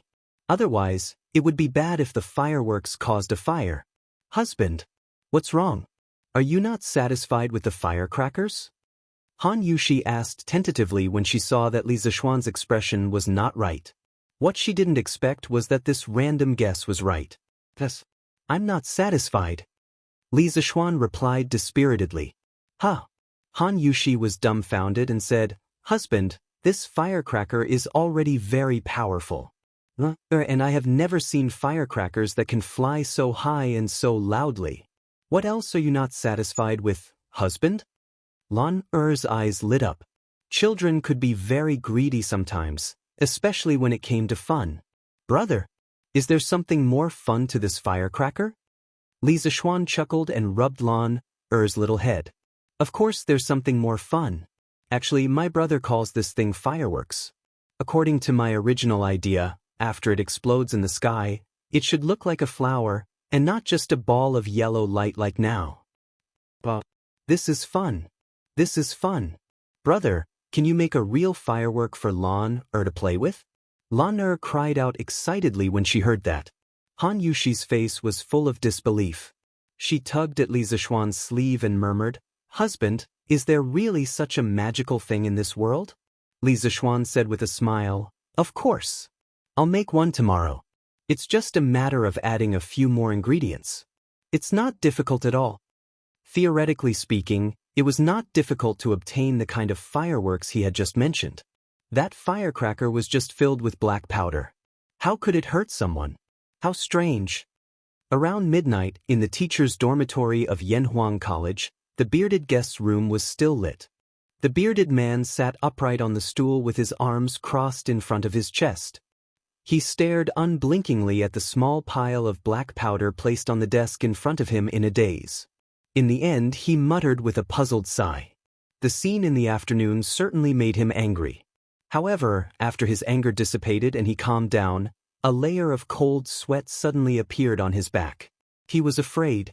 He had been apprenticed to a master since he was young and had practiced martial arts for decades. That was how he had achieved his current achievements. He was one of the top 5 martial arts masters in the world. In his life, if he wasn't pursuing freedom, then he was pursuing power. However, the thing he had pursued his whole life was almost broken because of a small toy. How could he not be shocked and afraid? If this continued, wouldn't it mean that in the future, even a martial arts master who had practiced martial arts for decades would not be a match for a firecracker child? Wouldn't that be the biggest joke in the world? If that was the case, then what was the point of martial arts practitioners like them practicing martial arts regardless of the winter and summer? Others might not believe it, but that was the truth. A small firework, a small accident, actually made the infamous bearded guest fall into a daze and fall into a demonic trance. Let's ask Yamacho tomorrow. He's also a martial artist. He sat like this until midnight, but the bearded guest still did not walk out of his demonic trance. He finally gave up thinking about it. Feiji, go to the workshop and get me some more things. The next morning, Li Zishuan had breakfast and ordered Pang Feiji. Pang Feiji responded, then smiled and said, Marquis still wants to make firecrackers? Obviously, when the fireworks were set off yesterday, this guy was also watching from the side. At that time, he was still surprised. He did not understand how the few materials he brought back yesterday could explode after being fiddled with by Li Zishuan. Li Zishuan glanced at him and said unhappily, You're smart. If you don't keep your mouth shut, see if I don't teach you a lesson later. It could be said that in today's world, other than Li Zishuan, Pang Feiji was the one who knew the method of making fireworks the best. If it was not out of trust, Li Zishuan would never have handed the fireworks gunpowder formula to Pang Feiji. Pang Feiji clasped his fist and said, Hee. Marquis, don't worry. My mouth is very tight. Even if you use a metal rod to pry it open, you won't be able to pry it open. Pang Feiji obviously understood that Li Zishuan was willing to give him this kind of task, so he was very excited. Go quickly. What are you talking about? Hee. I'll go now. Pang Feiji took the new formula and hurriedly left. Yo. Good morning, Mr. Zhangsan. Just as he stepped out of the door, Pang Feiji almost bumped into the curly-bearded guest who was striding towards him. He hurriedly greeted him politely. There was no other reason. The curly-bearded guest's experience and seniority were there, so he had no choice but to respect him. Moreover, during the military training, the curly-bearded guest had taught him martial arts, which made him even more grateful. Is Yamacho in? The curly-bearded guest frowned and asked straightforwardly. Marquis is inside. Pang Feiji clasped his fist and answered. The curly-bearded guest nodded and did not say anything else. He lifted his leg and walked into the courtyard. Strange, Mr. Zhangsan's complexion doesn't look right. Could it be that he suffered internal injuries from yesterday's explosion? Oh my god, isn't the power of the firecrackers too strong? Pang Feiji walked for a while and could not help but mumble to himself. Let's not think about it anymore. I should hurry up and finish the task that Marquis gave me. I just don't know if the firecrackers made by Marquis's new formula will be even more powerful. Pang Feiji shook his head and mumbled to himself. He then walked down the mountain. Chapter 1132. Yamacho, this firecracker is so powerful when it explodes. Have you ever thought of using it against your enemies? Yunshan Villa. Li Zishuan had just sent off Pang Feiji when the bearded guest arrived. The moment the bearded guest sat down, he asked such a strange question. Li Zishuan's heart moved. He raised his head to look at the bearded guest and asked, Mr. Zhang-san, why would you have such an idea? Yesterday, Cheng Chumo used that firecracker and almost injured me. Last night, I thought of a problem. If Yamacho's firecracker was even more powerful, wouldn't it be able to threaten some of the Jianghu experts? The bearded guest was silent for a moment before he said expressionlessly. Li Zishuan did not expect the bearded guest to think in this direction. Wasn't the firecracker he was talking about equivalent to modern firearms? It's like this. In fact, as far as I know, there is a weapon that works in a similar way to firecrackers. It has something similar to a hidden weapon hidden in it, and this hidden weapon can be propelled by a material. Its speed is not inferior to that of an ordinary grandmaster. This weapon has very low requirements for the user. Ordinary people who have never practiced martial arts can easily use it. I call this weapon a firearm. Actually, the firearm he was talking about was a gun. China was the first to invent gunpowder. However, it was initially used to make firecrackers. Foreigners were inspired by gunpowder and made guns. Li Zishuan felt that when he led Tang Dynasty's industry to a certain level, guns and cannons would definitely be made. The bearded guest was even more shocked. He did not suspect that Li Zishuan was lying or exaggerating. Previously, when he saw the detailed sea map, it already proved that Li Zishuan had some kind of ability to know everything. Therefore, when he heard Li Zishuan describe a firearm, his first reaction was not suspicion, but shock. If the firearm Li Zishuan said really existed, then the matter would be more serious than what he was worried about last night. Firearm? Yamacho, in this firearm, does it also use the black powder from firecrackers? That's right. But I call that powder gunpowder. Different uses would lead to different formulas for gunpowder. Correspondingly, the power of gunpowder would also be different. The gunpowder in the firecrackers is the least powerful type of gunpowder. Li Zishuan said indifferently. He understood that because the bearded man was highly skilled in martial arts, it was inevitable that he would be somewhat arrogant. Now that he had instilled a bit of knowledge on firearms into this bearded man, perhaps it would give birth to a trace of reverence in his heart. The least powerful one. The bearded man's pupils constricted. At this moment, he felt that he was like a frog at the bottom of a well. Right? A few months ago, the Serpent Spirit Mountain was destroyed overnight. Yamacho, did you use those so-called firearms? Having been in Chang and for so long, the bearded man had already investigated everything about Li Zishuan, so it was not surprising that he knew about the Snake Spirit Mountain. The corner of Li Zishuan's mouth twitched. Was he shooting himself in the foot? Originally, he wanted to open the eyes of the bearded man and make him feel some reverence. He did not expect the bearded man to hit the nail on the head and guess the real reason for the destruction of the Serpent Spirit Mountain. The inside story was top secret at the moment. Only he and Li Er knew about it. More or less. Li Zishuan gloomily gave an ambiguous answer. The bearded man sucked in a breath of cold air. He was really frightened by the power of the firearms described by Li Zishuan. The powerful Jianghu sect was actually annihilated just like that. In the face of firearms, a person's bravery seemed so weak at this moment. So, doesn't that mean that all the hard work we put into practicing martial arts in the winter and summer is all in vain? In the end, we can't even compare to an ordinary person with a firearm? The bearded man suddenly let out a long sigh, and his aura became much more depressed. Li Zishuan was stunned. Only then did he understand the true purpose of the bearded man's visit today. It turned out that this bearded man was almost hurt by the fireworks yesterday, causing his martial arts heart to suffer a blow. Mr. Zhang Sen's words are wrong. Li Zishuan pondered for a while, then smiled and said, firstly, practicing martial arts is not for the sake of fighting with others. Mr. Zhang Sen's martial arts understanding shouldn't be so shallow for you to have such great strength today. Secondly, practicing martial arts can strengthen one's body and even prolong one's life. A person's life is short. What could be more important than living for another 2 years? Thirdly, although firearms are powerful, normal firearms will not be able to hurt a martial arts expert of your level. Furthermore, if both parties have firearms, a martial arts expert will definitely be much better at using firearms than an ordinary person. Furthermore, when faced with firearms, a martial arts expert will obviously have a higher chance of survival compared to an ordinary person. Fourthly, if Tang Dynasty can really create firearms in the future, it will only be in the hands of the imperial court. The commoners will definitely not have them. Martial arts practitioners who abide by the law will not have to worry about the threat of firearms. Therefore, in conclusion, martial arts practitioners will have an advantage whether or not firearms exist in this world.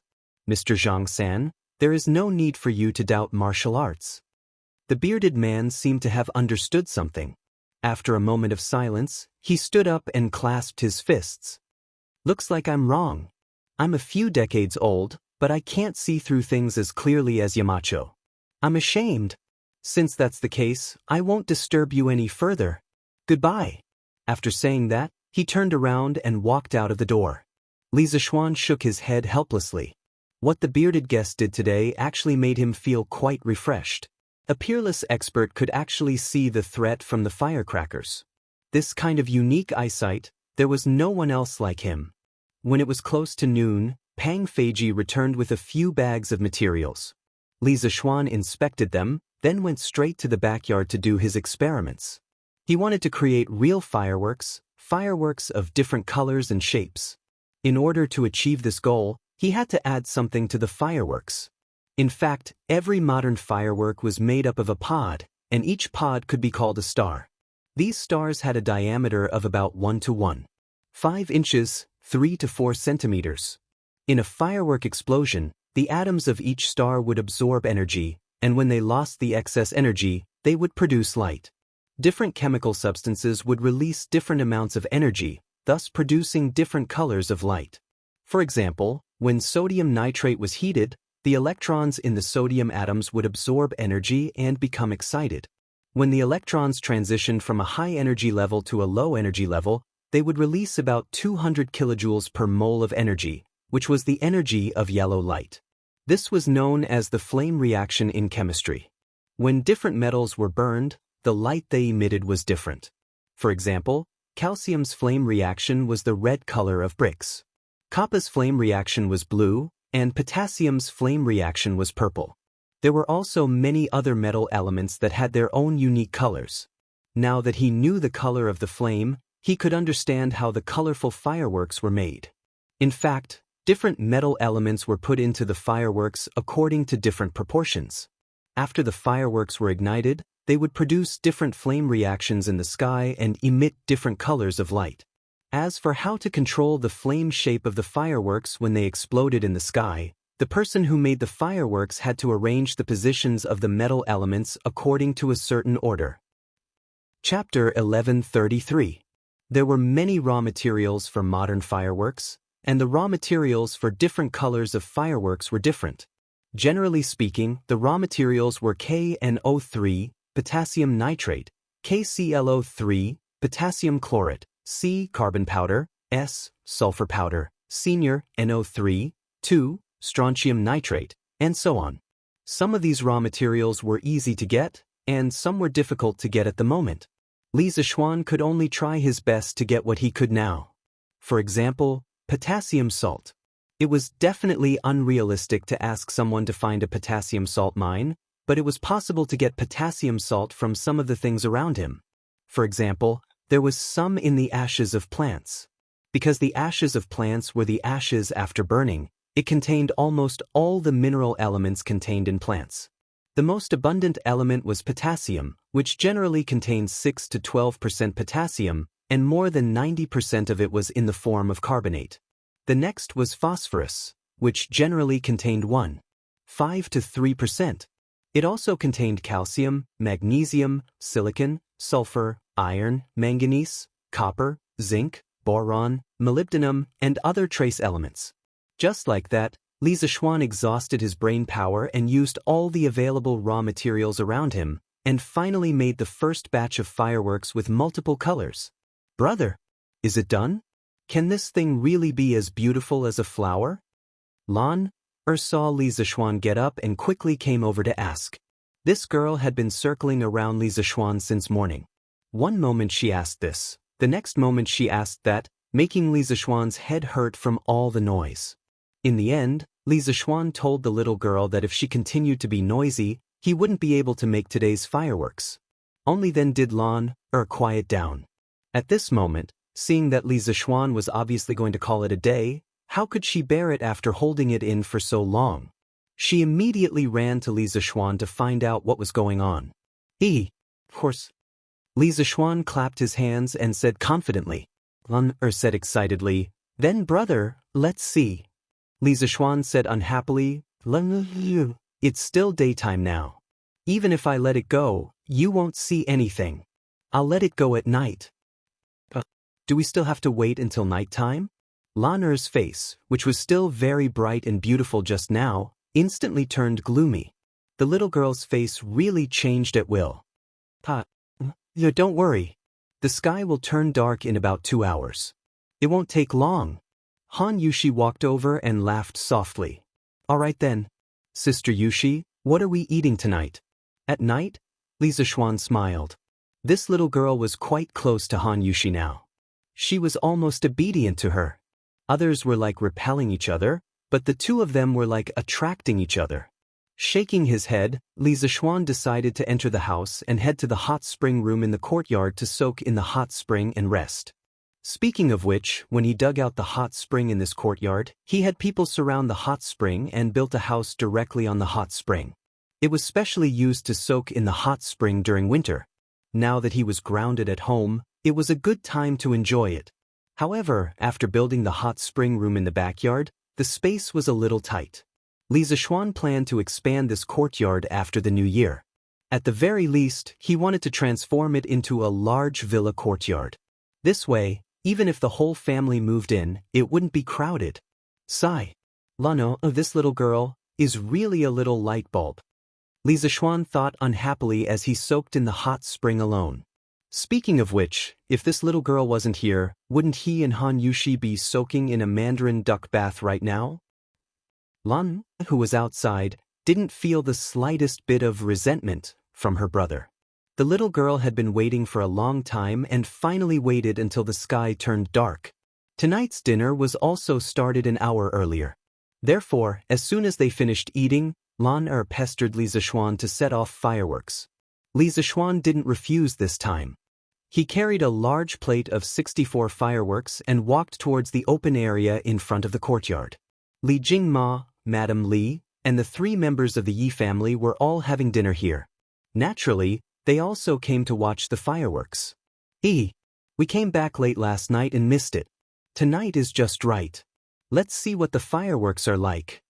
Old Madame Yi said with a smile. Li Jingma said somewhat helplessly, Xian is a marquis. All he does is fiddle with these useless things at home. Won't others laugh at him if word gets out? Madame Li slapped Li Jingma's arm and said angrily, What's there to laugh at? Isn't Xian just trying to celebrate the new year for us elders in Yunshan? How is he being laughed at? Also, I heard that the King of Wei and the King of Han came over personally to make the fireworks yesterday. If they can do it, why can't Xian do it? Old Madame Yi laughed and tried to smooth things over. Yuzhu is right. It's the new year.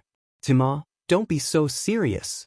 No matter what outsiders say, it can't compare to our family celebrating the new year together. Grandmother, quickly cover your ears. Big brother is going to light the fireworks. Lan ignored the quarrel between the adults. She tugged at old Madame Ye's arm and said excitedly, Grandmother will cover her ears right now. Old Madame Yi covered her ears and smiled kindly. Seeing this, the rest of the people also covered their ears. Fizz fizz. On the other side, Li Zishuan had already lit the fuse of the fireworks with a lighter. Then he quickly ran over and shouted, Everyone, cover your ears. The fireworks are going off. As soon as he finished speaking, there was a soft boom, and a firework shot into the sky with red sparks. With a loud boom, a beautiful flower bloomed in the night sky. The colors of the fireworks were a riot of colors. There were red, yellow, blue, green, purple, and pink. It looked extremely beautiful. Wow. It's so beautiful. Grandmother. The fireworks are so beautiful. Lana's eyes widened as she chirped loudly. Old Madame Yi, Madame Li, and the others had already looked up and saw the fireworks in the sky. They all widened their eyes.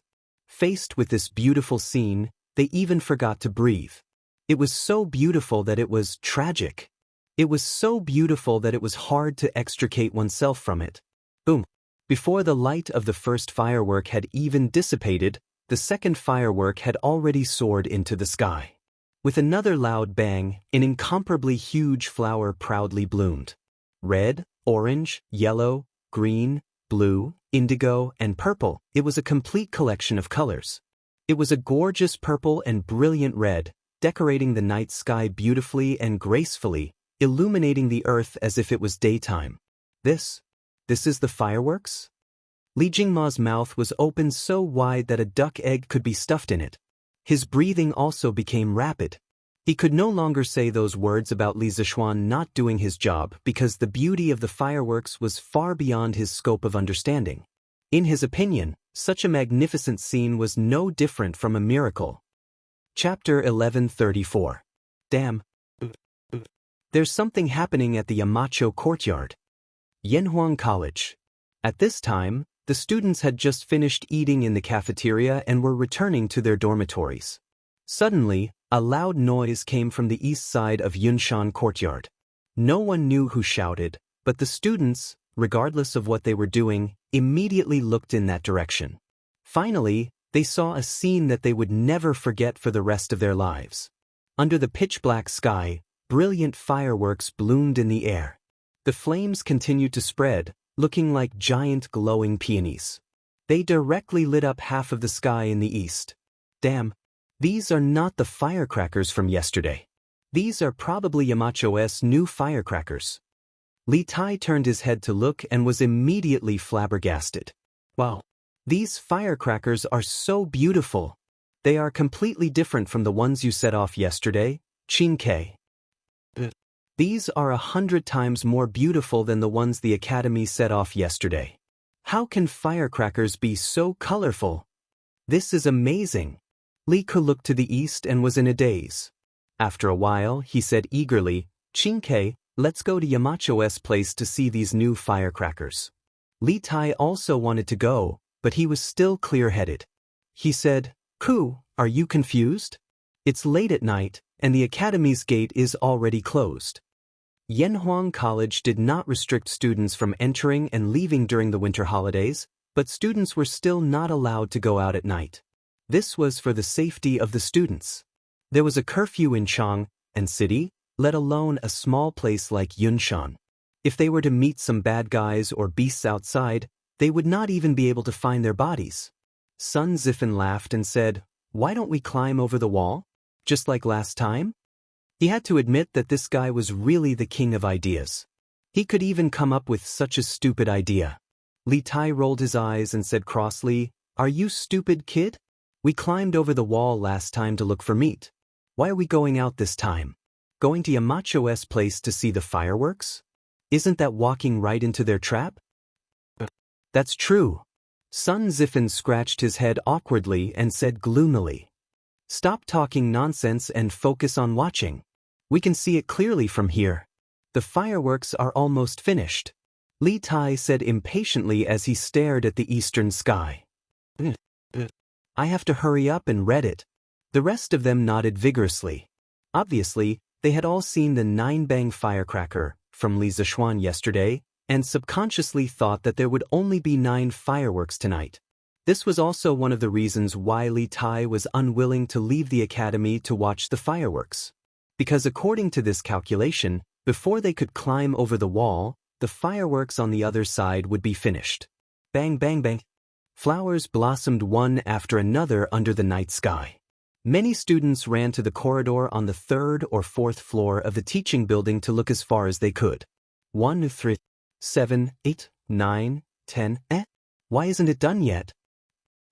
Today's firecrackers are not only different in color from yesterday's, but there are also more of them. We can finally feast our eyes on them. Tonight's firecrackers are really beautiful.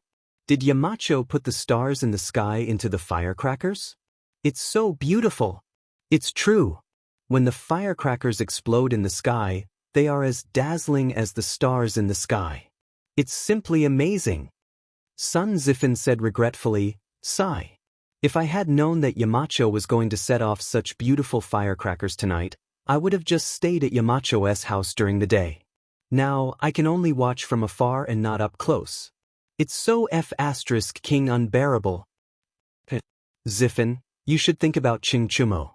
That guy returned to Chang and yesterday. He didn't get to watch it all tonight. Li Tai also felt a little regretful, but he knew how to comfort himself.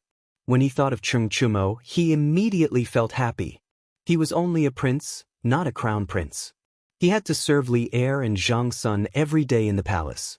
He had built his own residence outside the palace. Although Zhang Sun had sent people to urge him to return to Chang, and as soon as possible, He refused with the excuse of reviewing his homework. It was precisely because of this that he could see such a grand occasion tonight. Chingge, you're right. Cheng Chumo, that unlucky guy, returned to Chang, and so early. I'll have someone send him a letter tomorrow morning to tell him about tonight's situation. Sun Ziffin's eyes lit up and immediately said cheekily, "Wow, grandfather, second uncle, second mother, come out and watch the firecrackers. Brother Xiaoxian is setting off firecrackers again. And tonight's firecrackers are different from last night's. It's so beautiful." In Li Gang's residence, Xiao and Ren heard the commotion and quickly ran out of the house. When he saw the colorful fireworks, he immediately shouted excitedly, "Boom! Boom! Boom!" Li Gang, his son, and daughter-in-law walked out of the house skeptically. When they saw the beautiful fireworks in the sky, they couldn't take their eyes off it. This, such a miracle, Mark Yong, and is indeed the son of an immortal. Such immortal means we mortals can't compare to them. Li Gang's second son, Li Lian, couldn't help but be dazed when he saw this scene. When he thought of other legends about Li Zishuan, he sighed. What immortal or not? This old man can tell you with certainty that Yamacho is just an ordinary person. It's just that he knows more than others. This old man plans to let Enrin study at Yanhuang College in the future. This old man has a faint intuition that this era is about to change. Li Gang slapped Li Lian's arm and then sighed with a face full of emotion. "Father, you can do whatever you want. I have no objections." Although Li Lian was puzzled as to why his father didn't want Li Gang to study Confucianism, he didn't have much say in such matters once Li Gang made a decision. He might as well agree. At the same time, the owners of Sun Simiao's and Yan Xiaoning's residences walked out of their houses and looked at the sky above Li Zishuan's residence. There were also the citizens of Plum Village and the Han family manor at the foot of Cloud Mountain. When they heard the commotion, they all walked out of their houses. They looked at the colorful fireworks at the peak of Cloud Mountain with mesmerized expressions. The sounds of praises and cheers were endless. Tonight's fireworks were also a feast for everyone's eyes. A total of 64 explosions lit up the sky above Yun Mountain for a full 10 minutes. It was far more beautiful and lasted longer than last night's fireworks. The beauty of fireworks was so short, but so bold and so passionate. Even if it only had a second of life, it had to be done perfectly and in the most brilliant way possible. The first time it appeared in the Tang Dynasty, it left an indelible impression in the hearts of thousands of people. Chapter 1135. Your Majesty, according to the palace guards, there seems to be a blazing fire in the direction of Yanhuang College. At Ganlu Palace, Li Er had not gone to rest. He was still bitterly working overtime to read the memorials. At this moment, Zhao Song walked in from outside and bowed to Li Er. Why do you say there seems to be a blazing fire? Whether there's a fire or not, can't you confirm such a simple thing? Li Er's mind was sharp. He immediately caught the loophole in Zhao Song's words and asked with a frown. Zhao Song replied, "Your Majesty, I also went up to the city gate to take a look. In the direction of Yunshan, there's not just a blazing fire. Other than that, there's red, orange, green, blue, purple, and all sorts of other colors. It looks like the rainbow divine light that was accompanied by the gods in ancient legends." Rainbow divine light? Li Er was shocked. He stood up and said, "Follow me to the Black Tortoise Gate Tower." "Your Majesty, put on this fox fur coat." Zhao Song took a coat from the rack by the wall and said quickly. Now that the palace was heated, Li Er was only wearing a single layer of clothing. It would be strange if he didn't catch a cold when he went out like this. Li Er nodded. After he was armed, the master and servant left Taiji Palace and headed north to the Black Tortoise Gate Tower. If Li Zishuan knew that the fireworks he set off were mistaken for the rainbow divine light by Li Er and Zhao Song, he would probably laugh his head off. At the same time, this also showed that Li Zishuan's pursuit of the path of the gods was not completely dead. If he believed in Li Zishuan's atheism, why would he make such a big fuss at night to see the so-called rainbow divine light? "Greetings, Your Majesty." Li Er brought Zhao Song to the Black Tortoise Gate Tower. When the general on the tower saw Li Er, he quickly cupped his fists and bowed. Li Er was unmoved. He looked straight in the direction of Yunshan, but all he saw was darkness. There was nothing. That was because the fireworks at Yunshan had already finished. Didn't they say there was a rainbow divine light? Why is there nothing? Li Er frowned and said unhappily, Your Majesty, the seven-colored light in the direction of Cloud Mountain has just disappeared. Zhao Song looked at the soldiers guarding the city. The soldiers quickly stepped forward and answered. Li Er's face was filled with disappointment. He looked in the direction of Cloud Mountain. After a moment of silence, he said, Send someone to Cloud Mountain tomorrow to find out what happened. Zhao Song bowed. Yes, Your Majesty. Li Er flicked his sleeves and turned around to descend the city gate tower. There were no neon lights in this era. Naturally, there was no light pollution at night.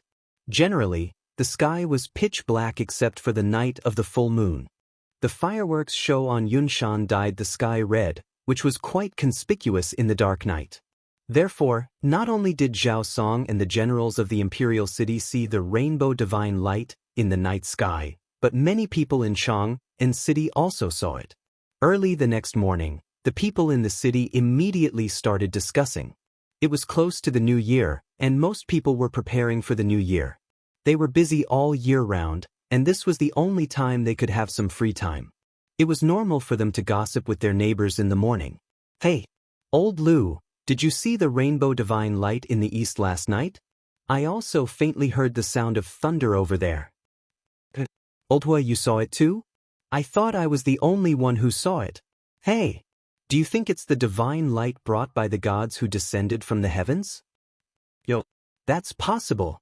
But shouldn't that direction be Cloud Mountain? Could it be that a literary star descended on Cloud Mountain last night? Hey, what you said makes sense. Yanhuang College's students are so outstanding. Who knows, there might be one or two literary stars among them. TSK. Yanhuang College is indeed a godly school. If my little brat can get in, even if I, Lu Dali, die immediately, it will be worth it. With the lively atmosphere close to the new year, more and more people knew that the rainbow divine light had appeared in the sky in the east of Chang and city last night. There were all kinds of speculations. Some said that a divine immortal had descended to the mortal world, some said that a divine light had descended from the sky, and some even said that a divine treasure had appeared. There were all kinds of different theories, but the most popular one was that a literary star had descended from Yanhuang College on Cloud Mountain. Yanhuang College had been completely pushed to the altar by word of mouth this time. This was something that Li Zishuan had never expected. Your Majesty, after dinner last night, I heard from the servants in the mansion that there was a divine light in the east. I went to the tower to take a look and saw the rainbow divine light in the east. I guess that a divine immortal must have descended to the mortal world where the divine light descended. This is an auspicious sign. I congratulate Your Majesty. I congratulate the Tang Empire. Taiji Palace, Morning Court. After the ceremony, a middle-aged official in his 30s came forward and bowed to Li Er and said in a loud voice. Hearing this, the officials were stunned. Many of them had indeed seen the divine light in the east last night, but seeing it was one thing. Wasn't he flattering the emperor? Oh no, he was flattering the emperor. Wei Zheng's face darkened, and he said angrily, Su Sharon, don't talk nonsense. How can a divine light be auspicious?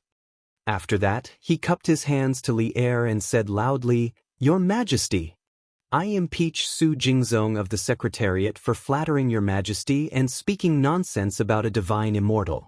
Your Majesty, please punish this person severely. Otherwise, it will hurt Your Majesty's wisdom. Su Jingzong, this person was actually Su Jingzong, the censor of the Secretariat, the person who held the position of Prime Minister during Li Ji's era. Your Majesty, I am innocent. I was just speculating. How can I flatter Your Majesty? May I ask if Wei Zhuqing saw the divine light in the east last night? Su Jingzong didn't get angry at all after being scolded by Wei Zhuqing. Instead, he defended himself and asked Wei Zheng back. Wei Zheng glared at him and said, So what if I saw it? Could it be that the heavenly light was an auspicious sign of the arrival of a true immortal? Su Sharon, before you investigate clearly, don't jump to conclusions. The Great Tang's current prosperity is not due to an auspicious sign from the heavens, but due to His Majesty and the hundreds of civil and military officials working hard to achieve it. During Xingguan's era, the governance was rather clean. As the saying goes, when the water is too clean, there will be no fish. Under Li Er's leadership, the court was filled with upright officials. Wei Zheng's words were so persuasive that they could enlighten even the apathetic. Immediately, he gained the favor of many upright officials. Kong Yingda stepped forward and said, I agree with Wei Zhuqing's words. Auspicious omens can't be trusted. The Great Tang is able to have peace today because of auspicious omens. Su Jingzong opened his mouth and was about to step forward to argue with Old Kong when he heard Li Er's slightly angry voice. Stand down. The Great Tang is surrounded by wolves. How can there be auspicious omens? If there's nothing, the court is dismissed. Chapter 1136. Inside the Taiji Palace. Hearing Li Er's angry rebuke, Su Jingzong was stunned. He didn't understand why Li Er rejected his idea so decisively. Was this still the same Emperor Li Er who loved to achieve great things? What he didn't know was that when Li Er woke up this morning, he received news from Yunshan. Last night, Li Zishuan was only setting off a new type of firecracker. Thinking of this, old Li's face burned. Someone else was setting off firecrackers in Yunshan, and he actually thought that there was a real immortal descending with colorful lights. If this matter were to spread, wouldn't he, the emperor of the human world, be laughed at? Now, Su Jingzong's bootlicking had completely failed. The words, auspicious sign from the heavens, were extremely ear-piercing to Li Er's ears. He had already restrained himself by not throwing Su Jingzong into jail on the spot. Your Majesty is wise. Wei Zheng, Kong Yingda, and the others cupped their hands in front of Li Er in satisfaction and flattered him. If old Li had made any other choice, Wei Zishuan would probably have said, You are a tyrannical and fatuous emperor. Your Majesty, as you wish. At this time, it was undoubtedly irrational to continue with his admonishment. Su Jingzong sighed in his heart, cupped his hands in front of his chest, and obediently retreated. At that time, he was just a secretary under Li Mi.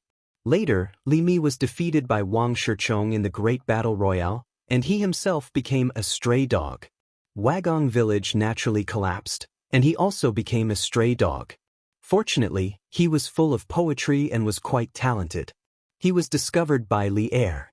Soon he seized the opportunity and entered Li Er's literature hall, becoming one of the 18 scholars.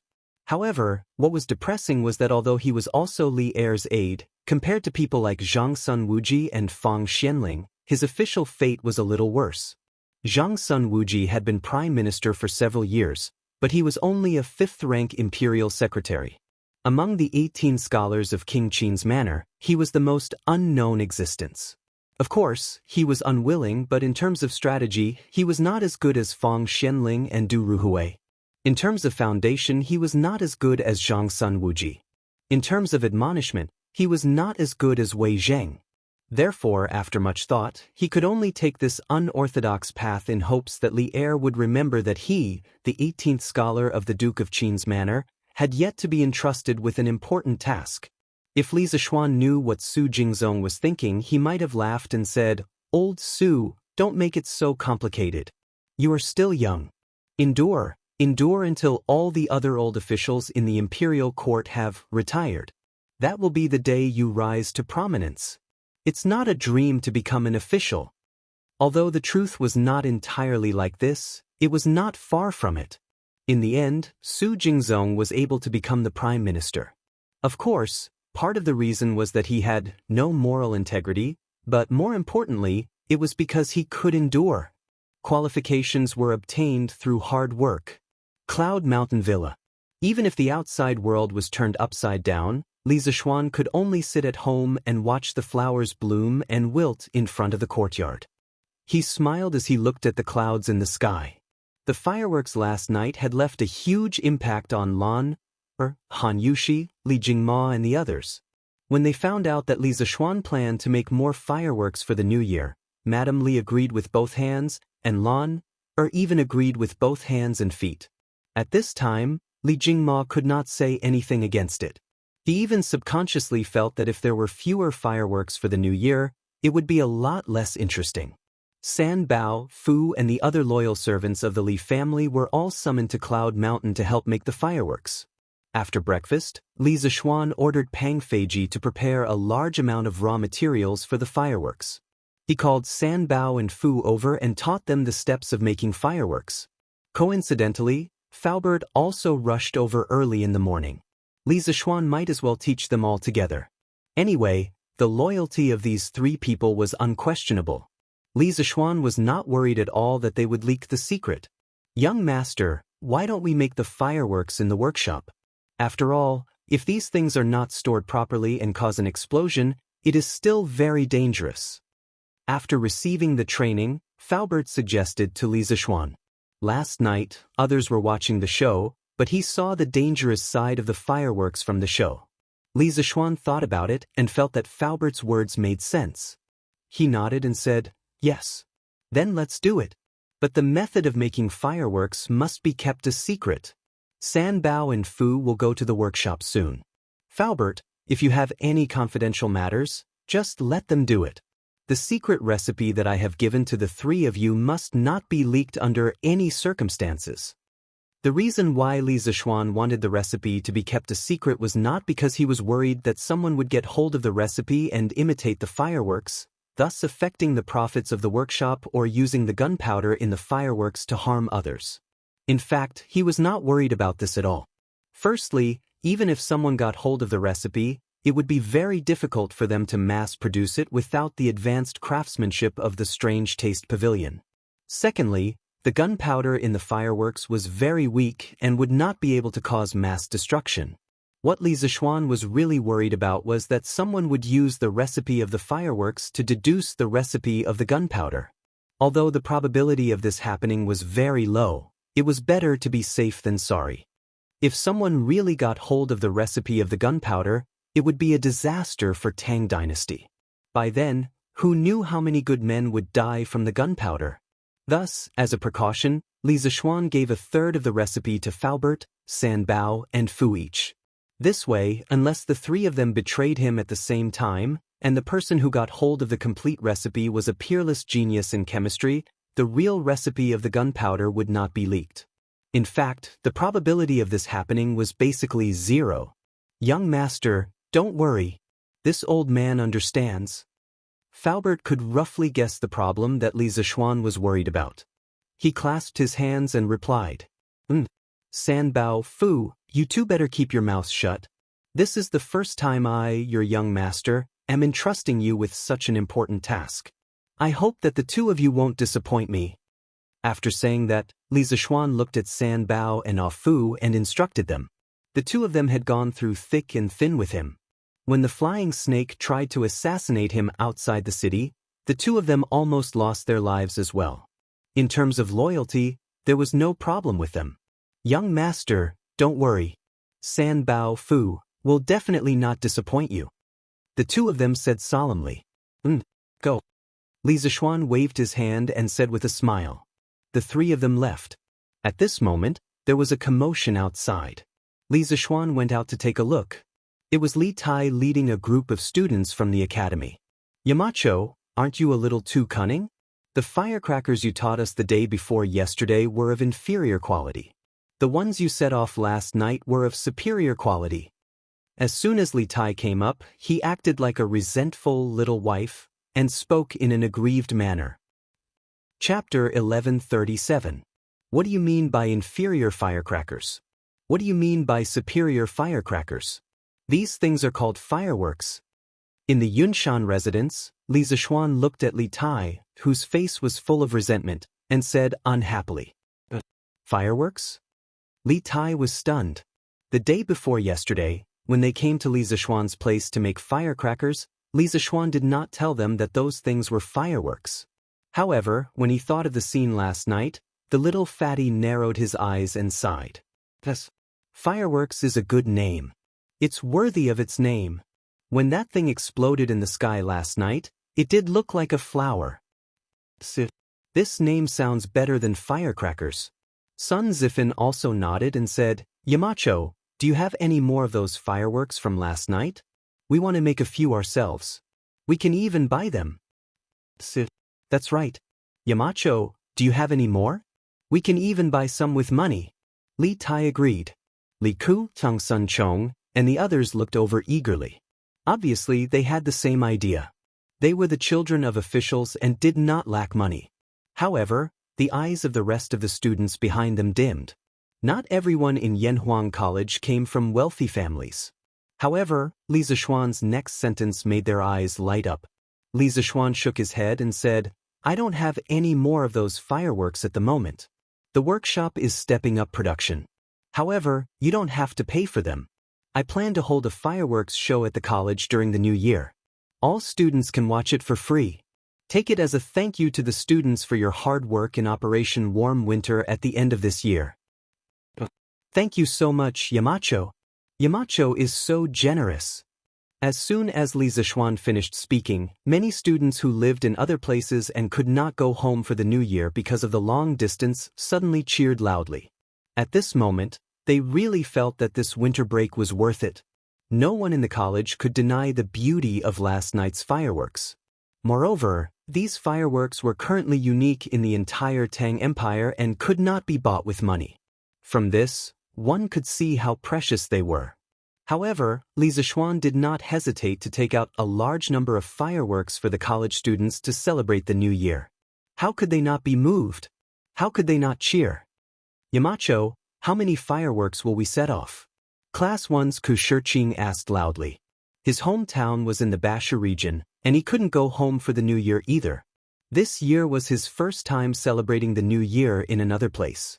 Although it was Chang'an, the capital of the Tang Empire, no matter how good it was outside, it couldn't compare to the warmth of home. Going home for the new year was something that the Chinese would never be able to let go of. However, Li Zishuan's actions made him feel some familiarity. Yamacho, how many fireworks will be set off during the fireworks display? The rest of the students reacted and asked in unison. Last night, Li Zishuan had set off 64 fireworks. Although it was far more than the previous 9, many people felt that it wasn't enough to satisfy their cravings.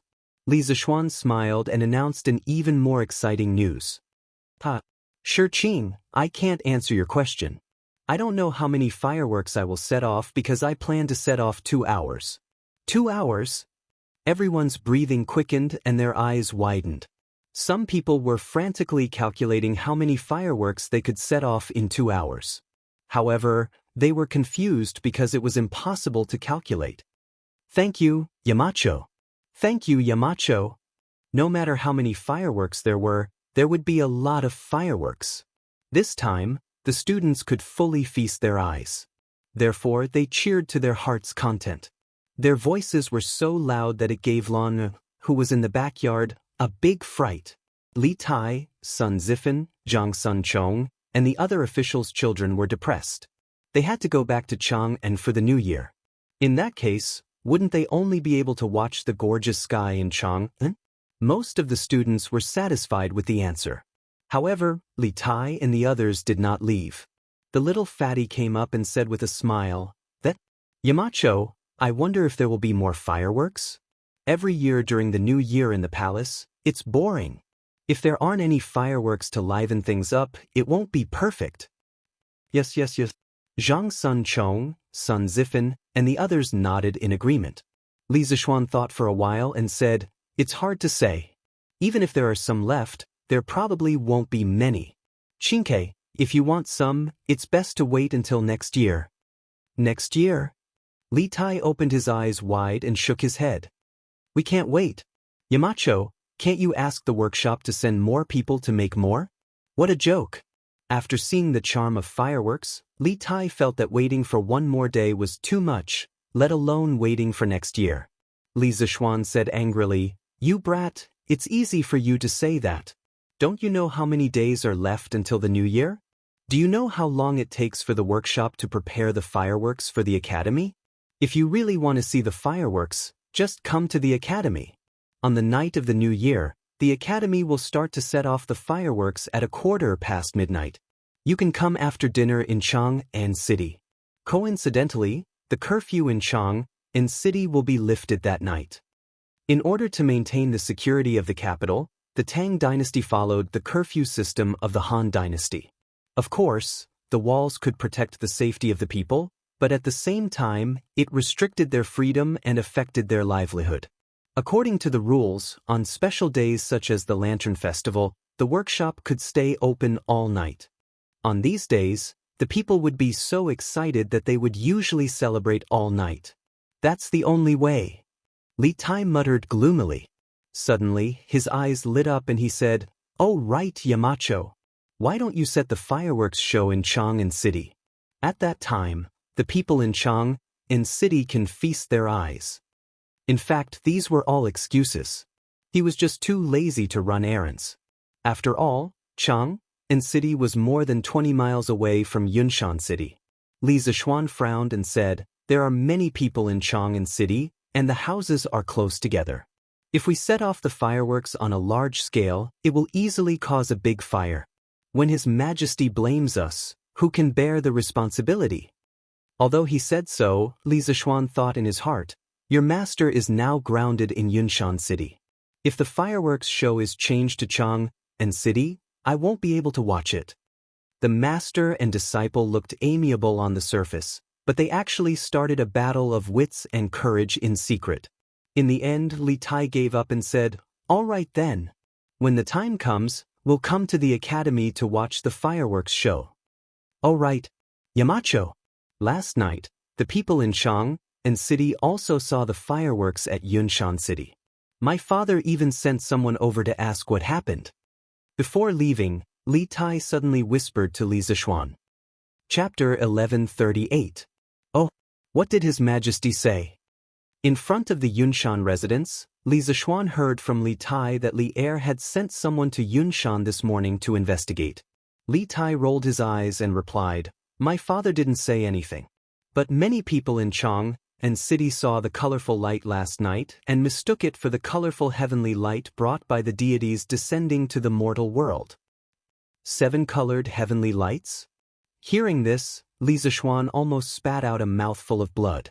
He had never expected that the first fireworks show in the Tang dynasty would be related to immortals.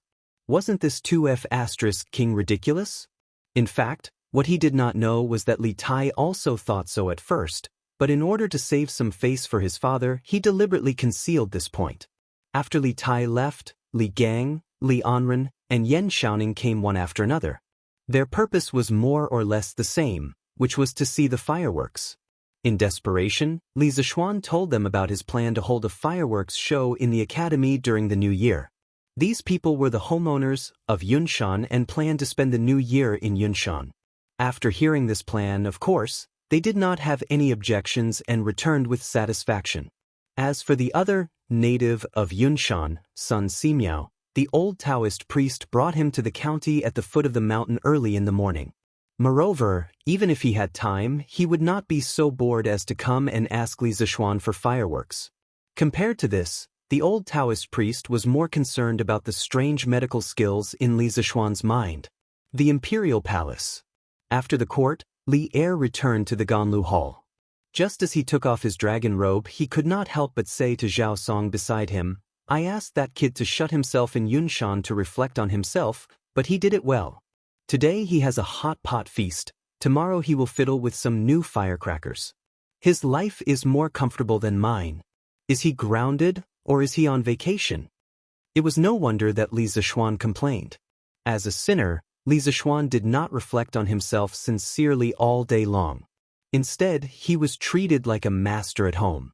On the other hand, although Li Zishuan was the emperor and was in charge of the life and death of the people in the world, he still had to work overtime every day to deal with state affairs. What's more, it's fine if you say you're living comfortably at home, but why did you have to make such a big commotion and make him mistakenly think that an immortal has descended to Earth? If it weren't for the fact that he had sent 100 riders to bring back the news early this morning, he might have really believed in Su Jingzong's nonsense in the imperial court and thought that the fireworks were rainbow-colored heavenly light, an auspicious omen, and felt complacent. Then the news on Cloud Mountain would be transmitted back to Chang. At that time, as the monarch of a country, where should he put his face? That was as awkward as it could get. Your Majesty, the Marquis of Yong, and has always had wonderful ideas. Otherwise, where would our Tang Empire have the curved plow, where would we have the honeycomb coal and heaters, and where would we have the Yanhuang College? Zhao Song laughed dryly and spoke up for Li Zishuan without leaving a trace. If it weren't for the fact that this kid is truly talented, I would have removed him from his position long ago. Li Zishuan sat on the couch and said unhappily, Is your Majesty angry at the Marquis of Yong? At this moment, Empress Zhang Sun walked in from outside the hall. She nodded at Zhao Song and indicated that the latter could leave. Then, she walked to Li Zishuan's side and put down the lotus seed soup in her hand. She smiled gently and said, Your Majesty has just finished the morning court and must be hungry. Your Majesty, please fill your stomach and warm your body first. Li Zishuan's eyebrows finally relaxed. He took the lotus seed soup and smiled as he ate. It's been hard on you. If my officials were as understanding as you, Concubine Guanyin, I wouldn't be so tired usually. Empress Zhang Sun smiled and said, Your Majesty must be joking. 1,000 people have 1,000 faces. All the civil and military officials in the court have their own talents. Some are more stubborn, some are more tactful, and some are more cynical. They all have their own personalities. How can you expect everyone to have the same personality? This isn't good for handling government affairs. Concubine Guanyin's words are reasonable. Li Zishuan's thoughts suddenly became clear. He put down the soup spoon and laughed. Your Majesty, I heard that the rainbow sky at Yunshan last night was the Marquis of Yong and's new type of firecrackers. Is it true? Zhang Xuan's eyes were smiling as she looked at Li Zishuan and said. Li Zishuan nodded and replied, Yes. There is such a thing. I also just received the news this morning. It is said that the kid made a batch of firecrackers the day before yesterday. They can shoot into the sky and explode, but only the flames can be seen. Who knew that he would improve it again yesterday? So when the firecrackers shot into the sky and exploded last night, it became a rainbow of colors. Empress Zhang Sun blinked and said, If I guessed correctly, the Marquis of Yong and making such a new toy at this time should be to prepare for the new year, right? Li Zishuan thought for a bit and felt that Empress Zhang Xuan's guess was very likely true. He said unhappily, This kid is already a married person, but he's still like a child, fiddling with these little toys all day. He doesn't have any manners of a marquis at all. Zhang Sun shook her head and said, Your Majesty, I feel that the Marquis of Yong and's actions aren't just for his personal enjoyment. It is said that a large portion of Yanhuang College's students this year didn't have the chance to go home for the new year because of the Warm Tang Foundation's Operation Warm Winter. I think that the Marquis of Yong and probably wants these students to have a regretless new year at the academy. As the president of the Warm Tang Foundation, although she was only in name and didn't usually manage things, since the Yanhuang College's students stayed at the academy because of the Operation Warm Winter and didn't have time to go home, as the president, she more or less felt that she owed them. And Li Zishuan's actions of caring for the students made her have a good impression of Li Zishuan in her heart. Naturally, she also had to say a few words for Li Zishuan. If that's really the case, then this kid did the right thing. Li Zishuan nodded. He was half doubtful and half sure as he said, He has indeed taught this batch of Yanhuang College's students well. In the future, they will all be pillars of the country. We have discovered that this kid isn't good at being an official, but he is very competent as the Yamacho of Yanhuang College. Empress Zhang Sun covered her mouth and laughed. Your Majesty is still the wise one. Back then, you stood your ground against the opinions of the masses and allowed the Marquis of Yong and to establish Yanhuang College. Only by using people to their fullest can they display their greatest abilities. For a genius like the Marquis of Yong, and only Yunshan can accommodate his talent. Maid Guanyin, don't praise him anymore. As long as that kid doesn't cause trouble for us every few days, we will be satisfied. Li Zishuan complained with deep resentment. Chapter 1139. The days passed, and soon it was the 28th of the 12th lunar month. What was strange was that Chang and did not even have a single snowfall at this time of the year. It was said that a timely snow promised a bumper harvest, but there was not even a single snow seed this year. How could there be a good harvest next year? The children were immersed in the joy of the upcoming new year, but some of the experienced farmers were frowning more and more. Li Zishuan, who was living in seclusion in the Cloud Mountain, suddenly had a trace of worry in his heart. He looked up at the sky and muttered to himself, "If there is no snow for a year, the locust eggs in the ground will probably survive in large numbers. The next year's locust plague will definitely be fierce." Fortunately, the Tang Empire was prepared. The first voyage of the Tang Empire's fleet brought back a large amount of food. After that, Li Xiaogong went to Lingnan to take up the position of the Left Commissioner of the Department of Shipping. He was in charge of the trade between the Nanyang countries and the Tang Empire. Gradually, he brought back a lot of food from other countries. Now, the Tang Empire's warehouses were all full, and the warehouse near Chang and was still expanding. It could be said that the Tang Empire's warehouse had never been so full before. "Young master, according to your instructions, we have distributed the 280 bicycles produced by the workshop to the members of the Chamber of Commerce. They should be selling them today." Faubert came over early in the morning to tell Li Zishuan this news. The workshop was now well staffed. In just a few days, they could produce more than 200 bicycles. On average, they could produce dozens of bicycles a day. Li Zishuan was quite satisfied with this speed. He nodded and said, "I got it. Prepare a reward for the craftsmen and masters in the workshop. Let everyone go back for the new year.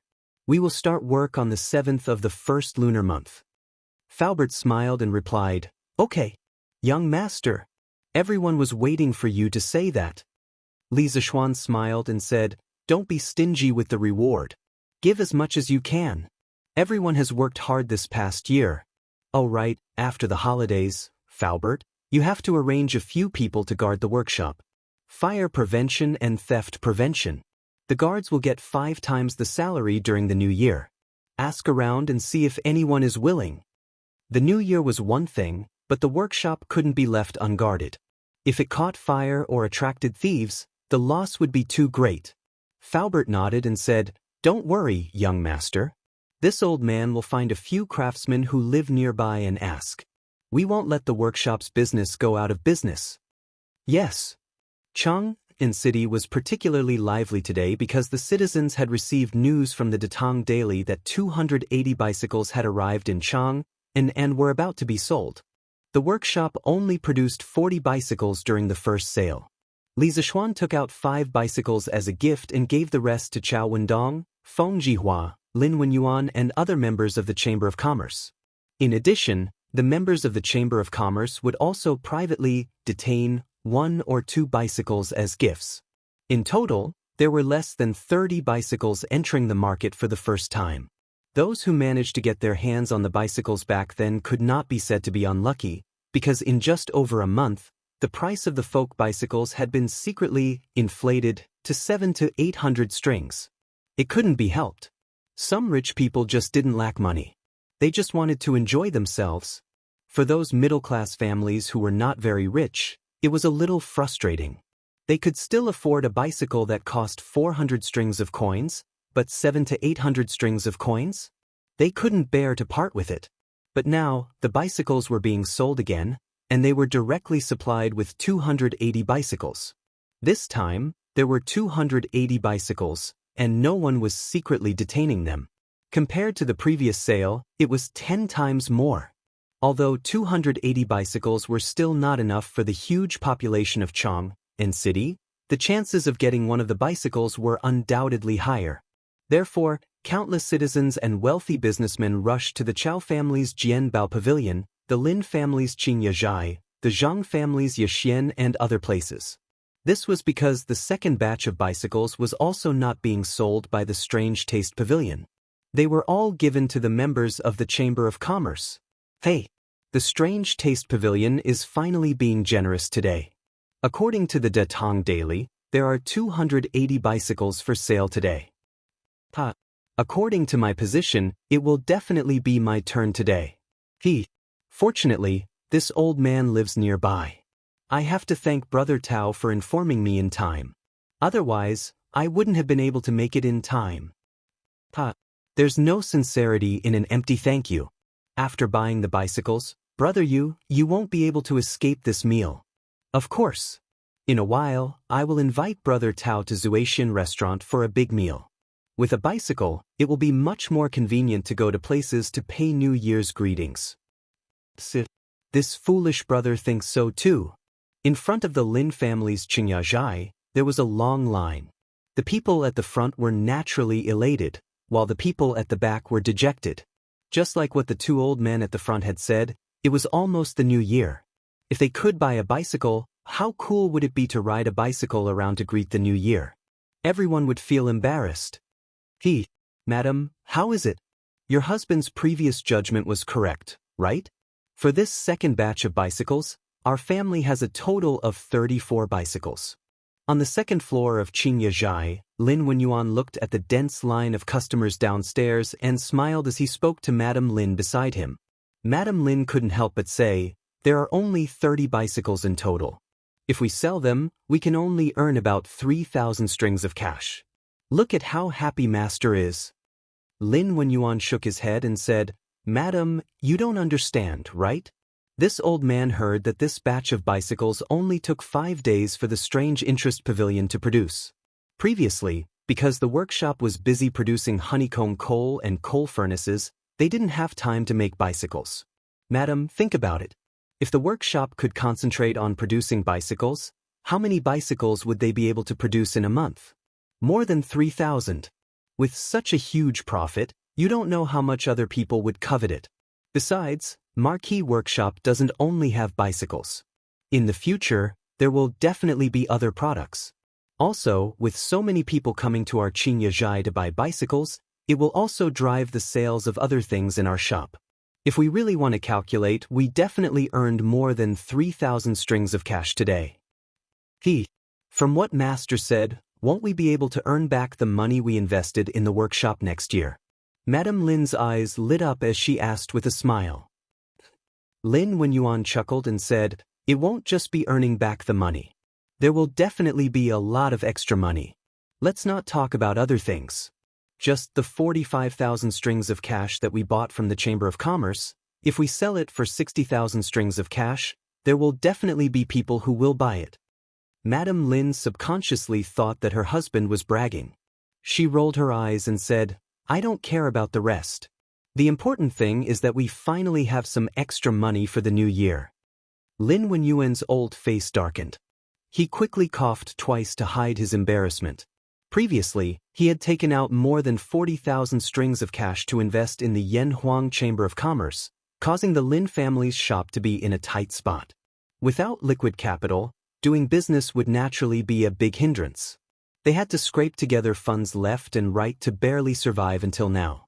During this period, the Lin family could be considered to have lived frugally for a long time. Now that Li Zishuan had finally released a large number of bicycles, the Lin family could finally use this opportunity to earn back some money. Chapter 1140. Young Master, all the fireworks produced by the workshop have been moved to the Academy's warehouse. Brother Mo Zhong will arrange for someone to guard them. I guarantee that there won't be any accidents. When it was close to noon, San Bao rushed back from the workshop and reported to Li Zishuan. The workshop had received orders from Li Zishuan early in the morning to start a holiday. The batch of fireworks produced by the workshop naturally had to be handed over before the workers left.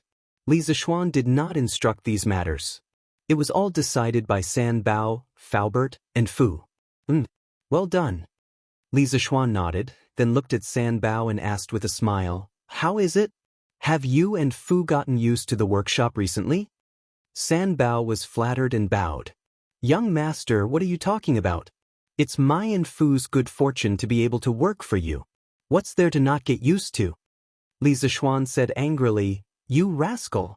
You're such a smooth talker. You can laugh and joke around normally, but when you're working, you have to pay more attention.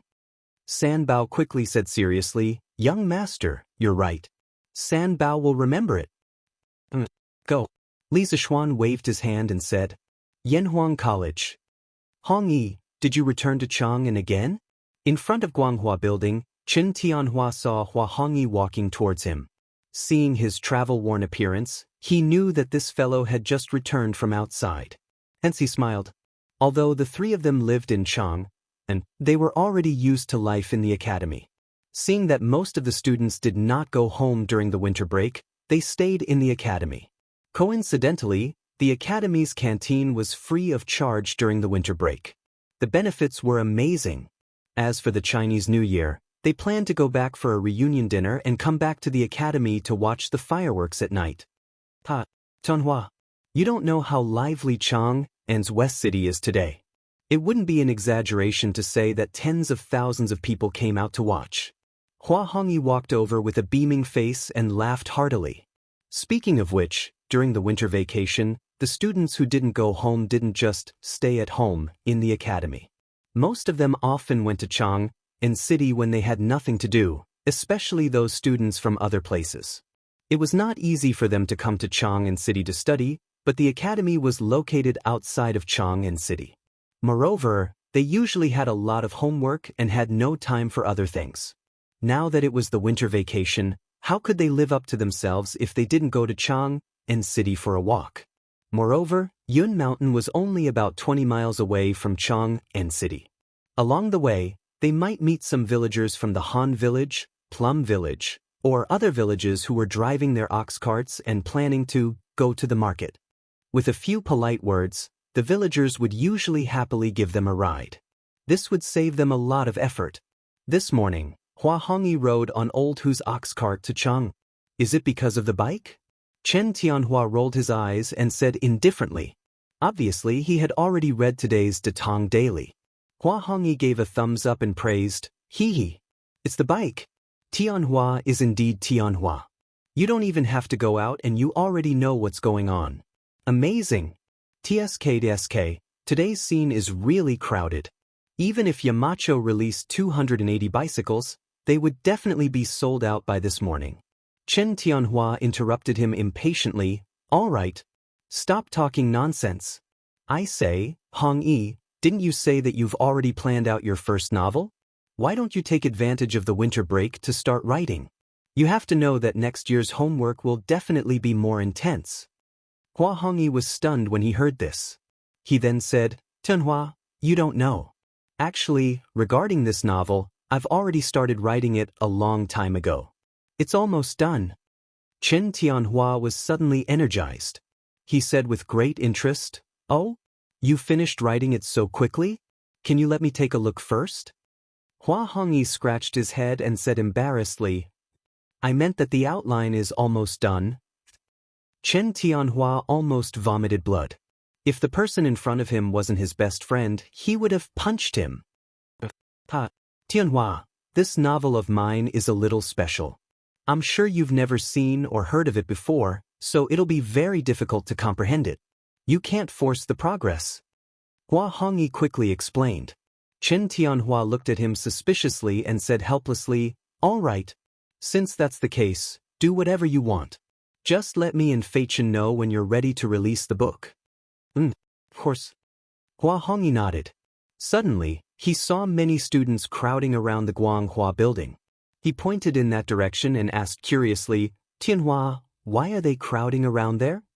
Chen Tianhua looked in the direction Hua Hongyi was pointing at.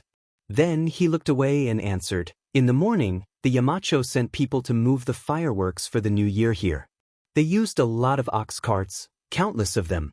Now, the fireworks have been placed in the warehouse on the first floor. Those people are crowding around the warehouse, probably wanting to see the fireworks in advance. What? The fireworks are here? Damn, I want to see it too.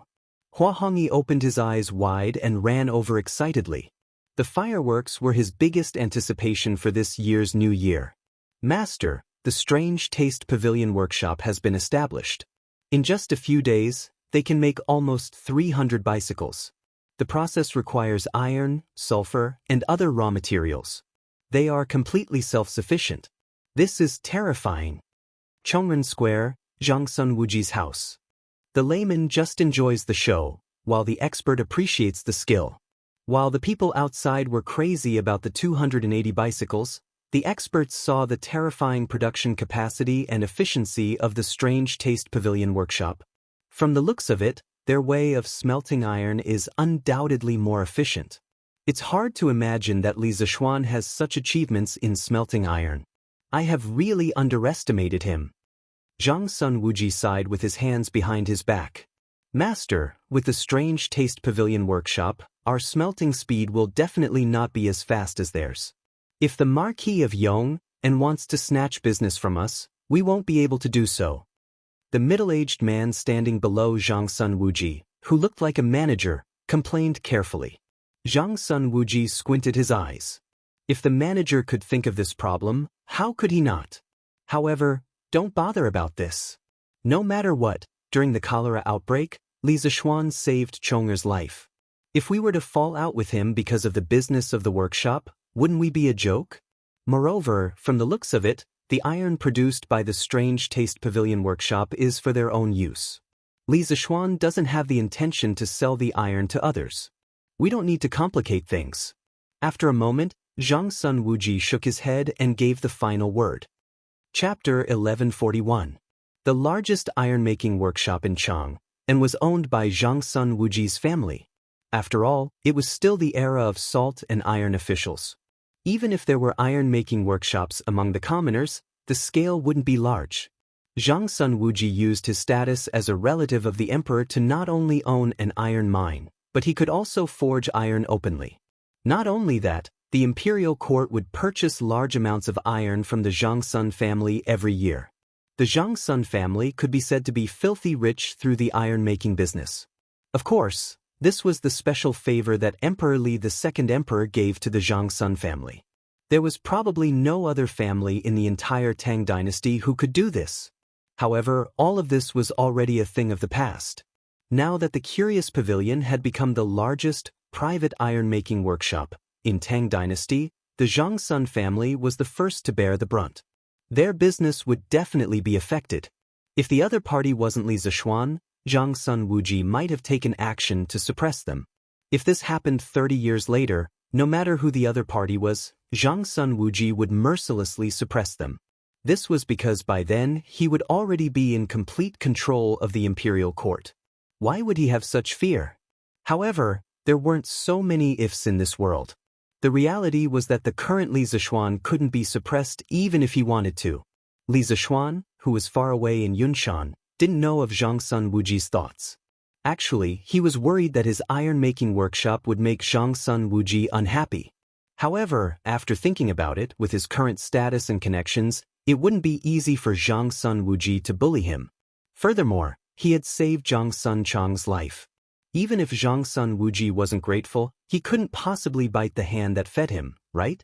If that was really the case, the old fox's reputation would definitely be tarnished. However, even though he wasn't worried about Zhang Sun Wuji's revenge, Li Zixuan still left some leeway. For example, the iron produced by the Curious Pavilion was never sold to the public. This was because the daily consumption of iron in the workshop was huge.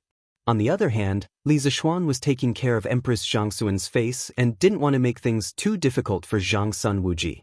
Ever since he transmigrated to the Tang dynasty, other than his family and elders, Empress Zhangxun was someone who took care of him. Li Zixuan naturally respected this woman from the bottom of his heart. On the other side, the 280 bicycles were all sold out in just half a day. Those who managed to snatch the car were still the lucky ones, as they could easily earn hundreds of strings of cash by casually selling it. In the end, there were too many monks and too little gruel. The number of bicyclists in Chang was still very large. Unlike the last batch, which only had dozens of bicycles, there were now 280 bicycles in Chang. People could often be seen riding bicycles on the streets, which was impossible a month ago. Nowadays, the children in Chang city had one more fun, which was to wait on the streets for rich people to come by on bicycles. Once they saw one, these naughty children would crazily chase after the bicycle on their scooters. Speaking of which, these people were really reckless. On such a cold day, they were actually willing to ride bicycles or skateboards in the cold wind. If they were in modern times, they would definitely be idiots. Cloud Mountain Villa. The new year was the day after tomorrow. Although there were few people in Cloud Mountain, the New Year's atmosphere was very strong. Every household had already prepared all the New Year's goods, such as chicken, duck, fish, tea, wine, soy sauce, North and South stir-fried goods, sugar bait, fruits, and so on. In addition to these, every household had to prepare some gifts for visiting relatives and friends during the new year. Families with children also had to buy new clothes and hats for their children to wear during the new year. However, for a big family like the Li family, they did not lack these. This girl wore new clothes every day, no one would object. What surprised Li Zishuan was that there was actually bacon in the New Year's goods. He thought that this thing did not exist in the Tang dynasty. In fact, this was his own ignorance. Bacon had a very long history in China. At least in the era of Confucius, the ancestors knew how to make bacon. Confucius had a special fondness for bacon. He once said, "As long as you give me 10 strips of bacon, I will teach you." Confucius had 3,000 disciples and 72 followers. If they all gave him 10 strips of bacon as filial piety, this old man would not be able to finish it even if he opened his stomach. Later, it became the custom of students giving their teachers bacon. However, in the ancient language, it was called shu xiu, which meant a bundle of dried meat. Tsk. This bacon stir-fried with garlic core is a delicious dish. Wife, your husband will teach you a new dish in the afternoon. Li Zishuan looked at the bacon hanging in the house and said with joy. There were still garlic sprouts in the winter because garlic was a crop with relatively strong cold resistance. It could withstand a short period of -10 degrees Celsius. If the temperature below -10 degrees Celsius was low for a long time, or if the temperature was extremely low, garlic sprouts would easily freeze and die. However, the temperature in Chang and city was not that low this year, so it was not difficult to find some garlic core. This was the first time Han Yushi heard of this dish. She thought for a while and nodded. Okay, hubby, you can tell me later and I'll do it. That's right, my wife, I asked you to buy more pork. Did you not buy it? His original plan was to buy a batch of pork before the new year and give some to each household in his village as an auspicious sign for the new year. However, he realized that there was not enough pork in the New Year's goods at home. Han Yushi looked at Li Zishuan angrily and said, "Husband, you asked for more than 10,000 pounds of pork. Do you expect to pile it all up at home? Don't worry, Uncle Wang has already taken care of it. He bought more than 100 pigs and temporarily raised them in the field in front of Uncle Hu's house. Uncle Wang plans to distribute the pork to each village tomorrow. Then, the village chief of each village will personally distribute the pork to the villagers." Oh, Li Zishuan touched his nose embarrassedly. Then, he suddenly thought of the pig slaughtering banquet in the village in his previous life.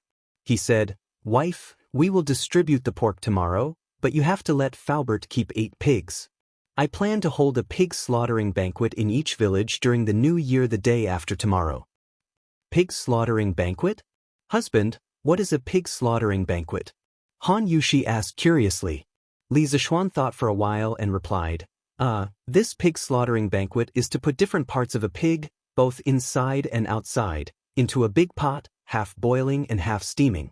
Then, the meat in the big pot can be divided into many dishes, such as garlic minced meat, garlic minced heart meat, firewood meat, hand-chopped liver, pickled vegetables stewed with white meat and blood sausage, and so on. Wife, let me tell you, don't think that the pig slaughtering banquet is tasteless just because there are so many things cooking together. In fact, if it is done well, it will be delicious. Chapter 1142.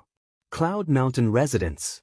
Hearing Li Zishuan talk about the pig slaughtering feast so seriously, Han Yushi was also a little tempted, but, husband, although the pig slaughtering feast is good, don't forget that you are still grounded by His Majesty. Grounding.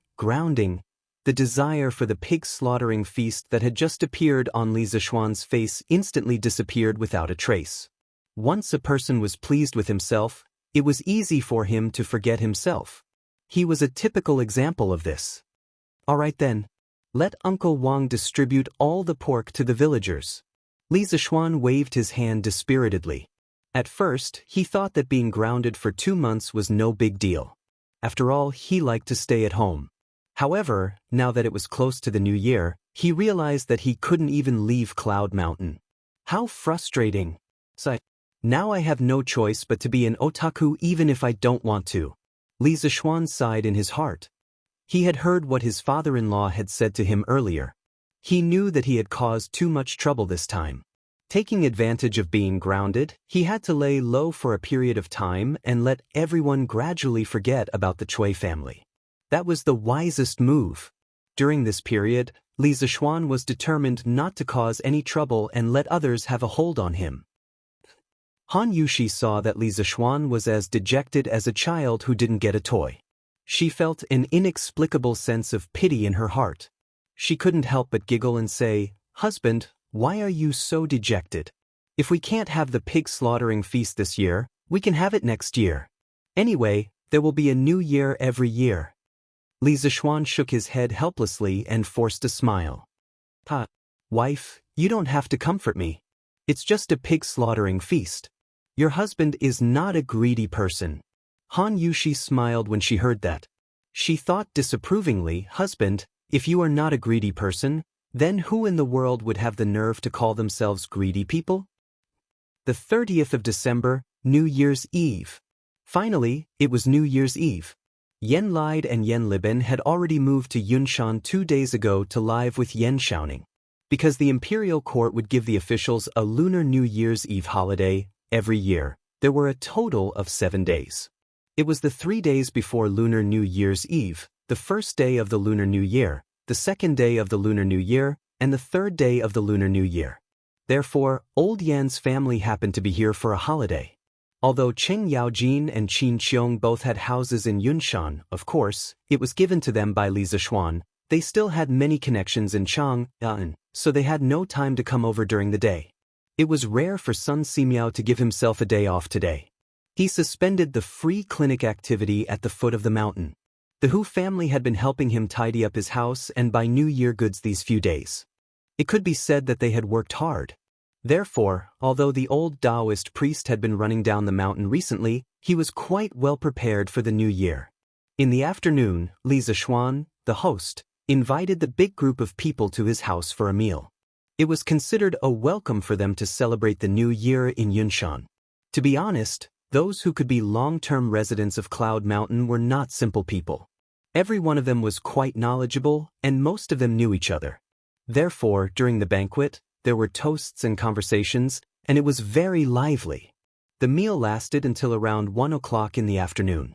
Li Zishuan lay at home for a while, then brought Sanbao out and walked towards the academy. He was indeed grounded at home now, but Yanhuang College was also his home. The current situation was that as long as he didn't leave Yunshan, no one would find trouble with him.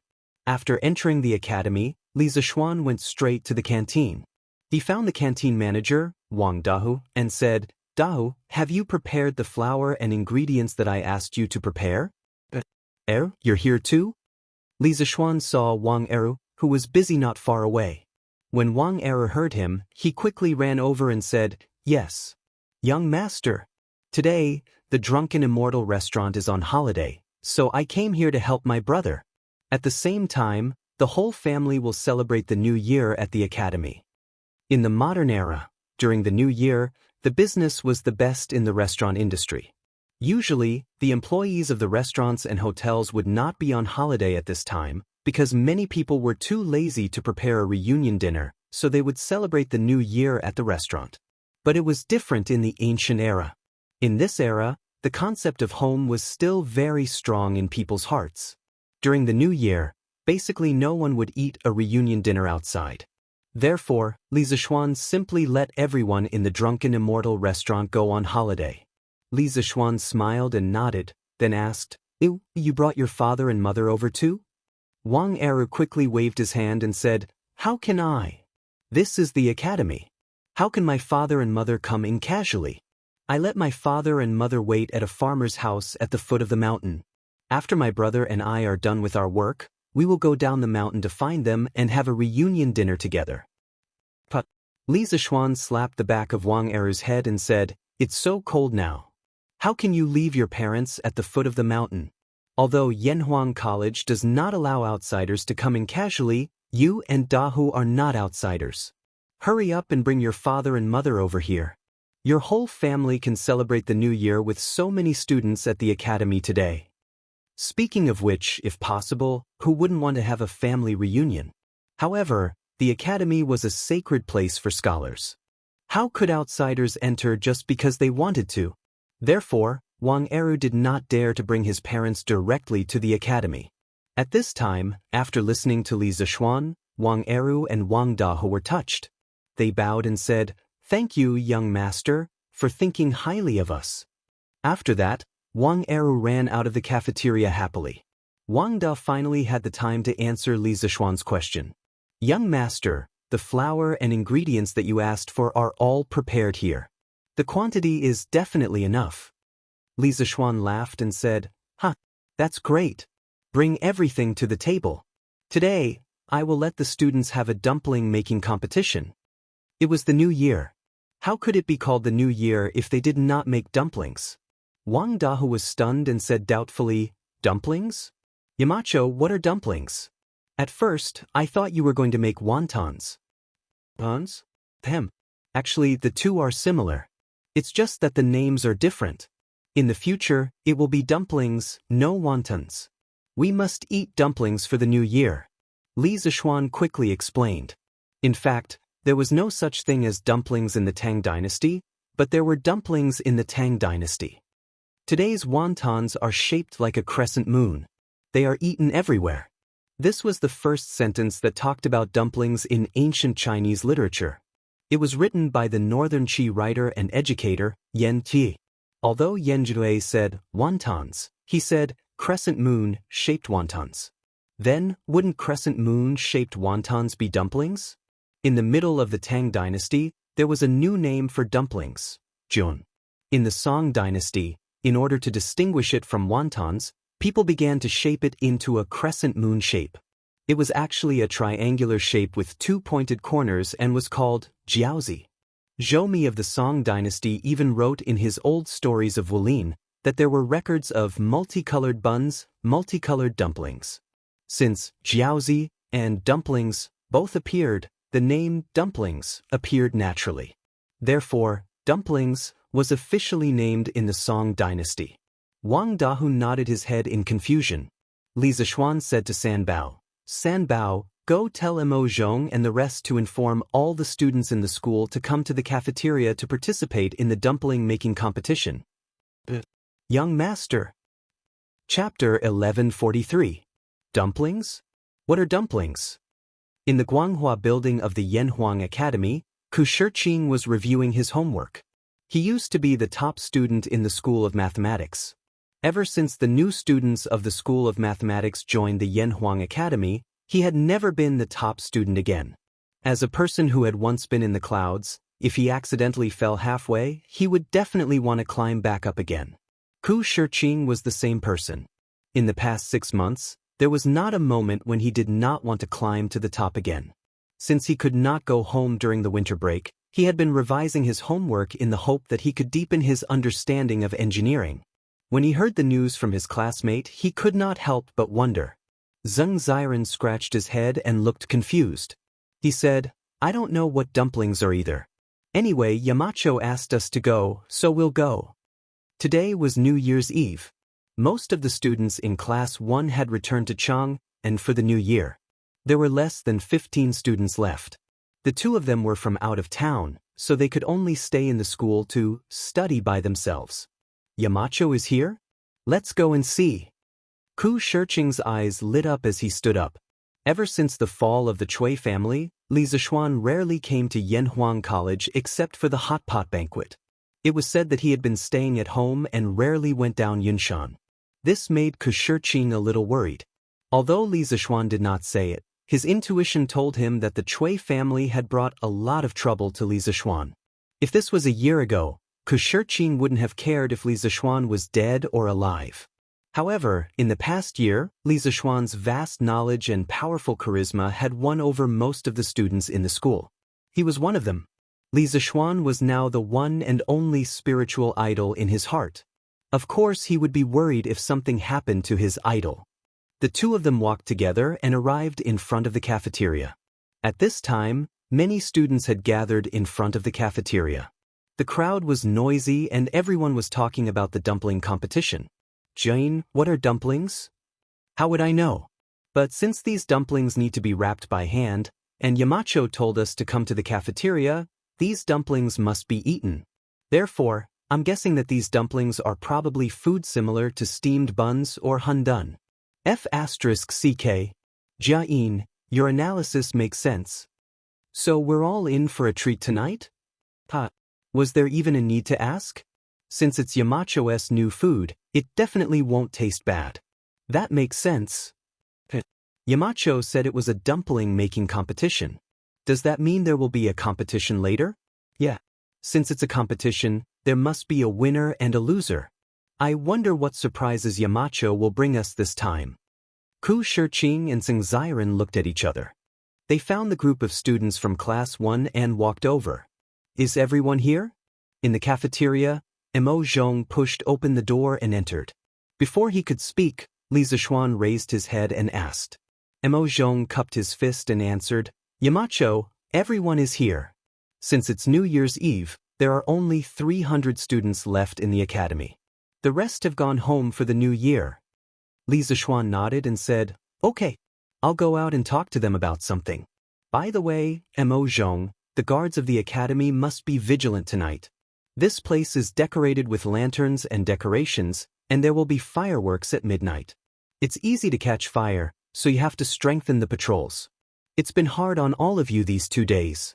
You can't reunite with your families during the new year, and you still have to guard your posts. From tomorrow onwards, all of you will go home and rest for a few days. I'll let Pang Feiji take care of the academy's safety for the time being. Mo Zhong didn't expect Li Zishuan to be so considerate of the guards. He couldn't help but feel touched. Yamacho brothers, it's not hard at all. We've been in the academy for so long, and this place has long become our home. There's no need to reunite. These words were not out of politeness. People's hearts were made of flesh. Ever since they came to Cloud Mountain, they could clearly feel how Li Zishuan treated them. He really treated the academy as his own home. Li Zishuan smiled and said, Okay, I'm very happy that all of you feel a sense of belonging in the academy. However, you still have to take a break. All of you go back and rest for a few days before coming back. You can't reunite with your families tonight, but you have to make it up to them tomorrow. Mo Zhong thought for a while, and finally bowed deeply to Li Zishuan and said, Thank you, Yamacho, for your understanding. Brothers, go back and rest for a few days before coming back. Okay. Li Zishuan nodded and walked out of the door. He couldn't help but feel a wave of happiness in his heart. Mo Zhong and the others were originally from the Mo clan, and the academy's imperceptible influence on them during this half a year had finally caused them to develop a sense of belonging. He reckoned that it wouldn't be long before this group of members from the Mo clan would completely belong to the academy. Although they might still think of themselves as belonging to the Mo school, in their behavior, the line between Mo school and engineering would become more and more blurred. Yamacho is out. Quiet down, all of you. Yamacho is out. As soon as Li Zishuan came out, the students in front of the cafeteria became restless. Then they automatically quieted down. This was Li Zishuan's prestige in the hearts of the students. No one could replace him. At the same time, this also showed that the first batch of students from Yanhuang College truly loved engineering, the academy, and, no, it was worship and respect for Li Zishuan. Li Zishuan stood on the steps in front of the cafeteria, facing the fanatical, worshipful, and respectful gazes of the students, and said, Today is New Year's Eve, and tomorrow is New Year's Day. On behalf of all the teachers of Yanhuang College, I wish you all a happy new year. I wish you all the best in your studies and progress in the new year. By the way, I'll also give you a poem, Hard Work Ends Today, the youth can still be praised. In modern times, after New Year's Eve, the first day of the first lunar month was called the Spring Festival. However, in the Tang Dynasty, there was no such thing as the Spring Festival because there was only the lunar calendar. The first day of the new year was called New Year's Day, Yuan Day, Yuan Zheng, or Sui Day. As for the poem, Li Zishuan said, it was an encouraging poem sent to his younger brother, Su Zhe, during the new year by Su Shi, an 8th-rank official in Xianxia. The general idea was, young people should seize this day well, only then will they have the spirit to guide the country. Thank you, Yamacho. I also wish Yamacho a happy new year. The students were secretly praising Li Zishuan's literary talent and poetry as they cupped their hands towards Li Zishuan and said in unison. Li Zishuan was in a good mood and laughed, "Ha, but I'll accept your blessings. Let's stop with the pleasantries.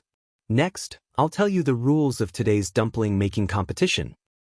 Chapter 1144. Yamacho, what are dumplings? In front of the academy's cafeteria, someone finally asked the question that everyone wanted to ask. Li Zishuan pondered for a moment and explained, dumplings are similar to wonton, stuffing the dough with fillings. But I think dumplings sound better. Tonight, Z hour is the beginning of 2 years, the time to welcome the new and bid farewell to the old. It has a special meaning.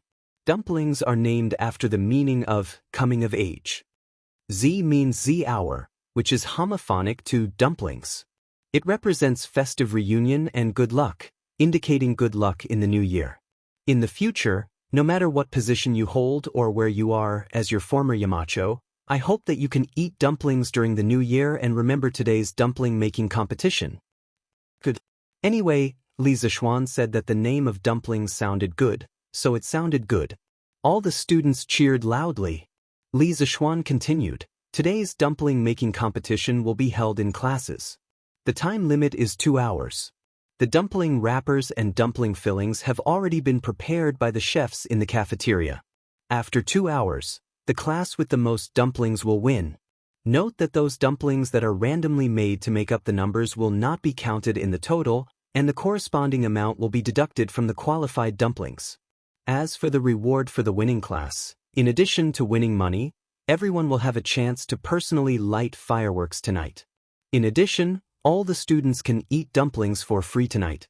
It will definitely be enough. Okay, let's not talk nonsense. If there are no questions, then go in and start making dumplings now. Winning money is almost equivalent to the modern red envelope.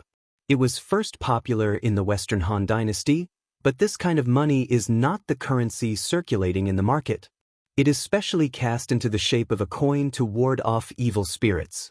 The front of it is usually cast with words and various auspicious words, such as long live the ages, peace in the world, get rid of evil spirits, etc. The back of it is cast with various patterns, such as dragons and phoenixes, turtles and snakes, fish, sword fighting, stars, etc.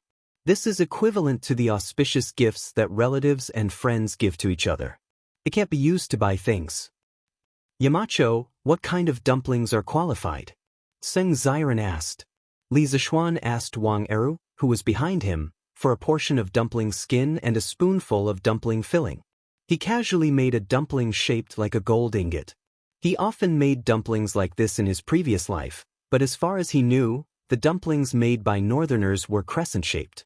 The dumplings made by southerners and other places were more unique in appearance. There were pigeon-shaped, willow leaf-shaped, skirt-shaped, cicada-shaped, and gold ingot-shaped dumplings. In Li Zishuan's previous life, this kind of gold ingot was popular in his hometown.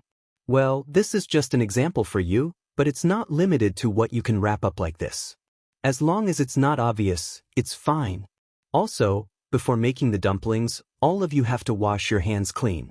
You can't go to the outhouse or pick your nose. Do you hear me? Ha. As soon as Li Zishuan finished speaking, the students burst into laughter. But laughter aside, they still accepted Li Zishuan's request. After all, these dumplings would be in their stomachs at night. Qing, the situation is not good for our class. Qingke, Zifin, Chengchumo, and the others have all gone home.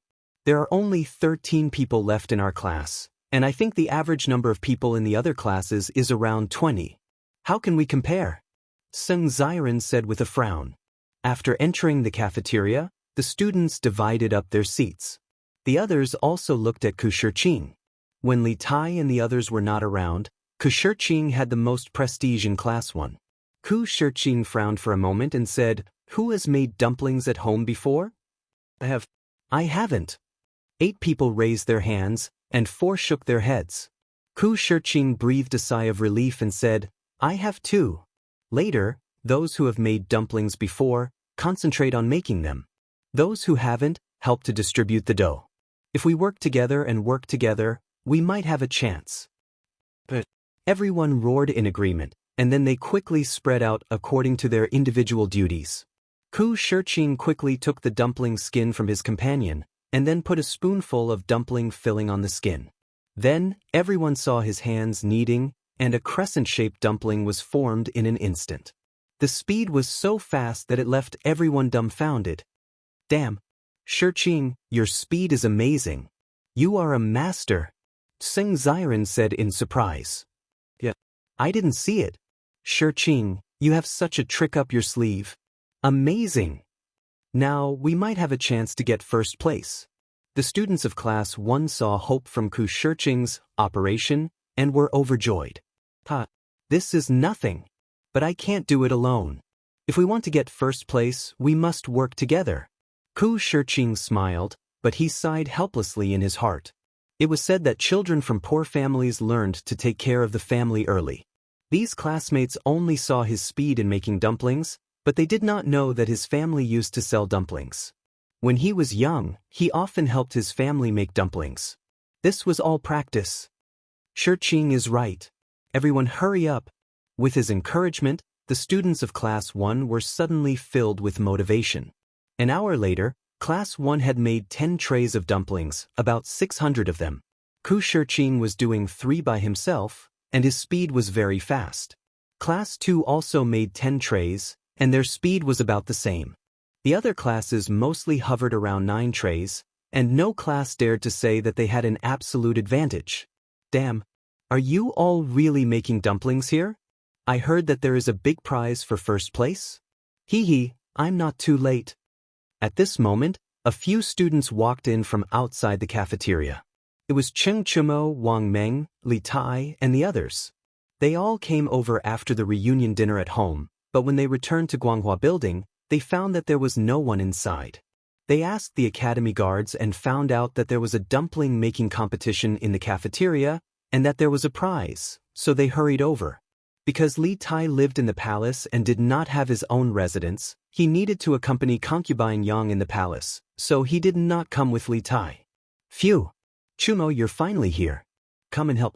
If we win, we can personally set off the fireworks tonight. Zheng Ziren said with a sigh of relief. There's such a good thing? But I don't know how to make dumplings. Qingke, do you know how to do it? Cheng Chumo was overjoyed at first, but when he saw Ku Shiqing's dumplings, he was immediately dumbfounded. Li Tai opened his mouth, hesitated for a moment, and said, I don't know how to do it either, but I can learn. Shiqing, I'll learn from you. No matter what, one more person means one more chance of winning. With that, the little fatty rolled up his sleeves and prepared to personally participate. If Li Zishuan saw that his son was going to do such a thing, his eyes would probably pop out, and then he would come and fight Li Zishuan to the death. Damn, I'll also learn. When Sun Zifan, Wang Meng, and the others saw this, how could they have the nerve to stand outside and watch? They all joined the battle and began to make dumplings for the first time in their lives. With the addition of this new group of people, the first class, which was not at a disadvantage, quickly pulled away from the other classes. Chapter 1145. Class 1, 1576 valid ones. Class 2, 1499 valid ones. Class 3, 1402 valid ones. Class 4. The dumpling making competition officially ended when it was close to 5 p.m.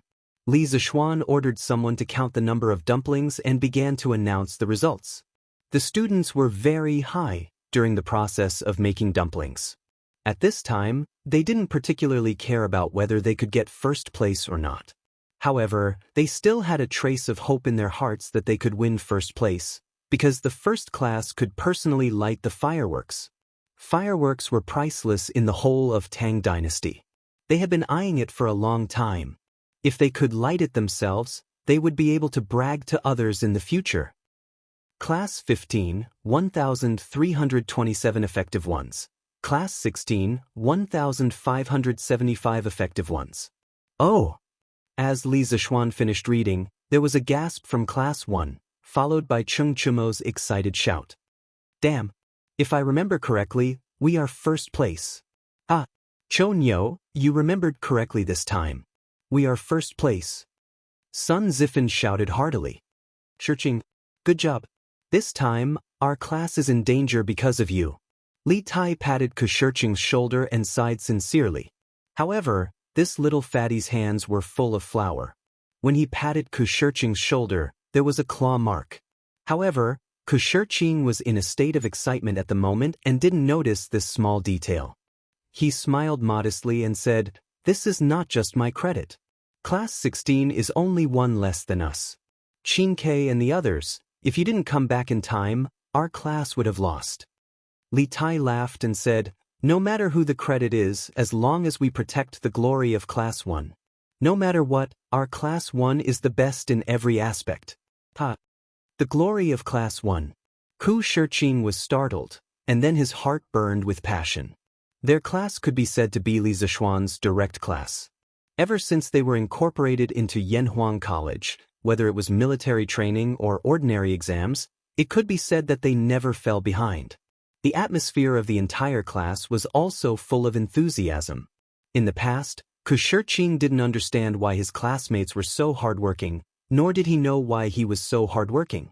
Later on, he couldn't figure it out and could only attribute it to the overall environment. However, after listening to Li Tai's words, he understood that these direct students of Li Zixuan all had a trace of pride and persistence in their hearts. They would subconsciously protect the glory of this direct student class. Fight for glory and win every battle.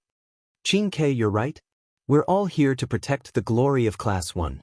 Ku Shirqing looked deeply at Li Tai and solemnly said. Everyone looked at each other and smiled. Nothing needed to be said. Dou, quickly get someone to put away these dumplings. Make half of them tonight and the other half tomorrow morning.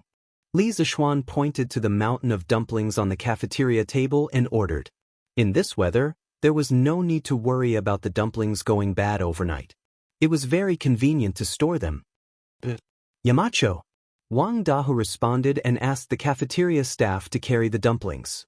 Li Zixuan looked at the students again and said with a smile, "All right, go wash your hands. The class that didn't get first place doesn't have to be dejected. There will be free dumplings tonight.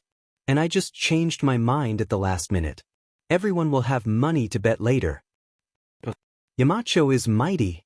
Yamacho is mighty. Many students were still a little hesitant, but after hearing the second half of Li Zixuan's sentence, everyone suddenly cheered. Even if they lost the first place, they still had dumplings and money to bet. They didn't lose out this time. This was Li Zixuan's little trick. He actually wanted to give each student a red packet from the beginning. But obviously, the experience of regaining something after losing it made the students happier. The students of Class 1 weren't disappointed because of this. As the champion, they had another special privilege later, lighting fireworks. After 15 minutes, the students sat neatly in the cafeteria according to their class.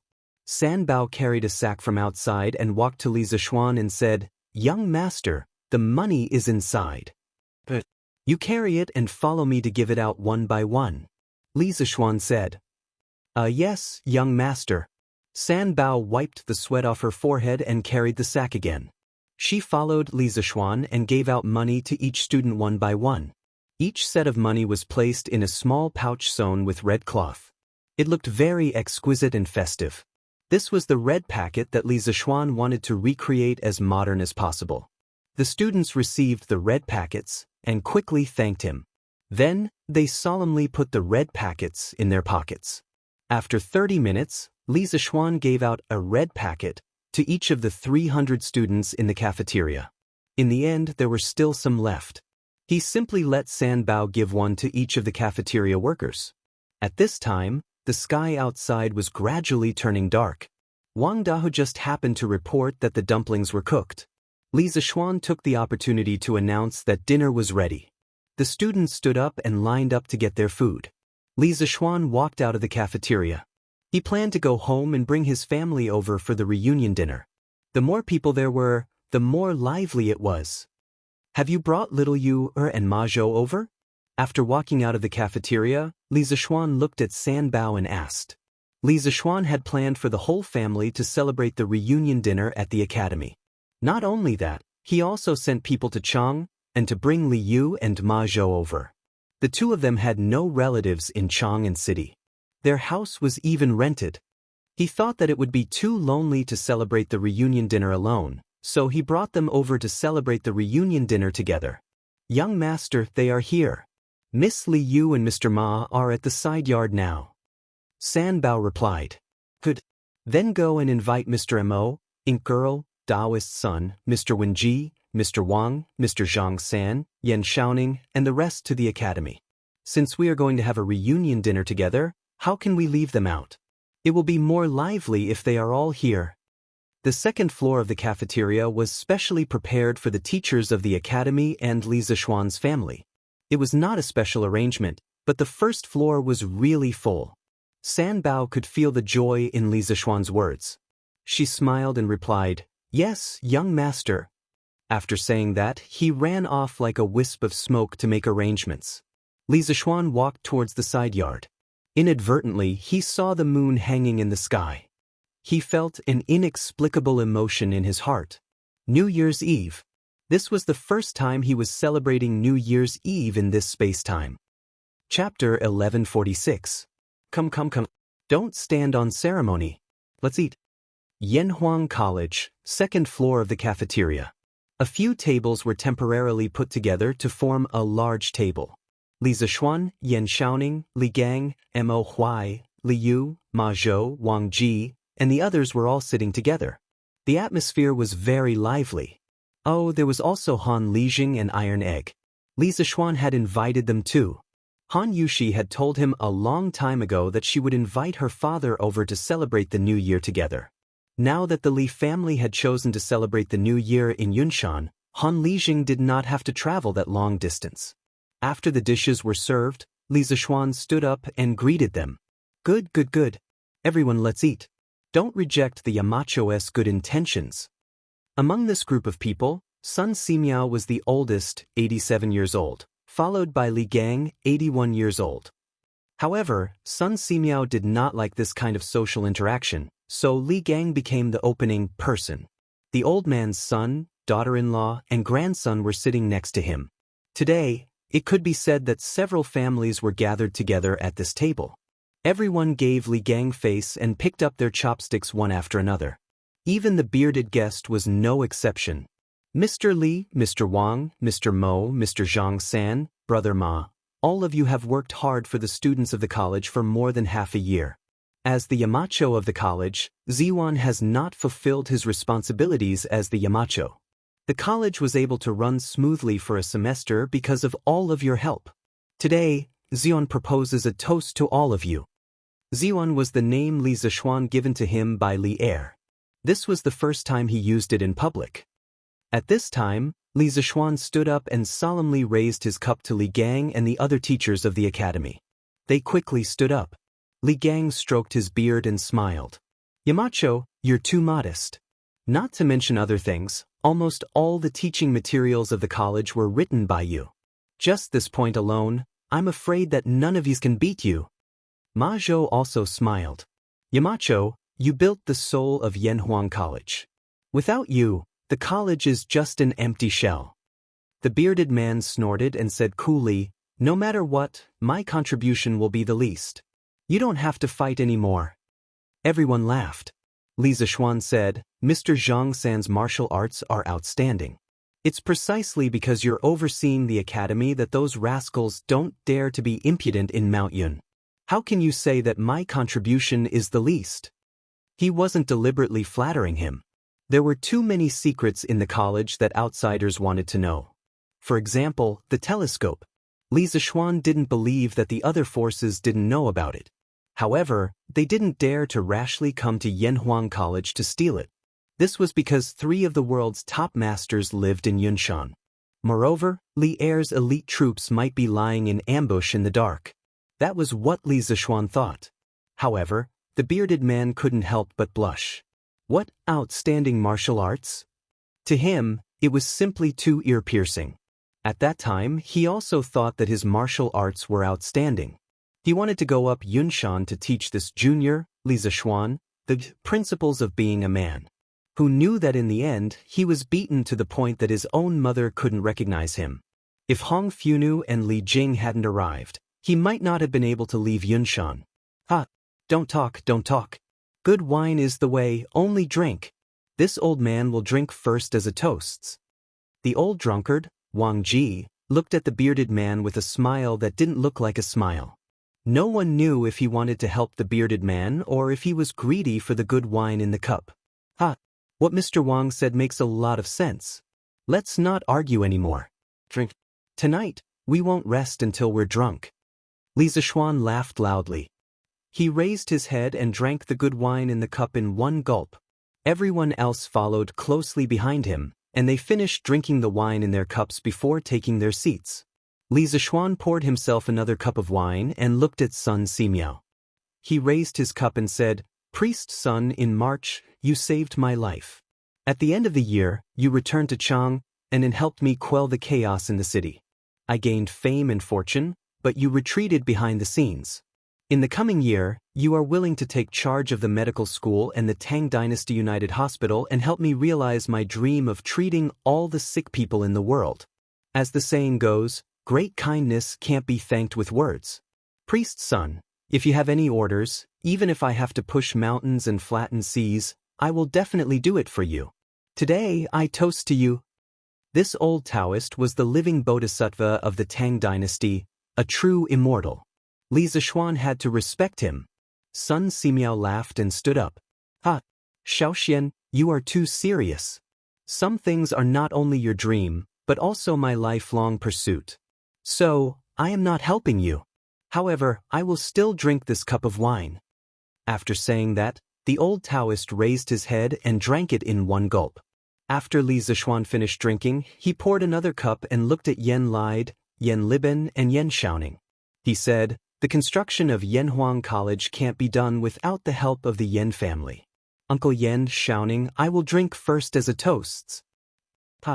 Xiaoxian, you don't have to be so polite. Yen Lide laughed and said. Then he gave Li Zixuan face and drank a cup. After the toast, Li Zixuan sat down and invited everyone to eat. Tonight's banquet was very sumptuous. The brothers Wang Dahu and Wang Eru used all their skills and made all the new dishes that they had learned or invented in the past year.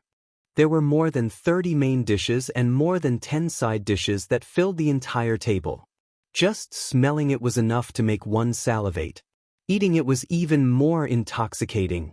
The group of people ate and drank as they talked and laughed. The atmosphere was very lively.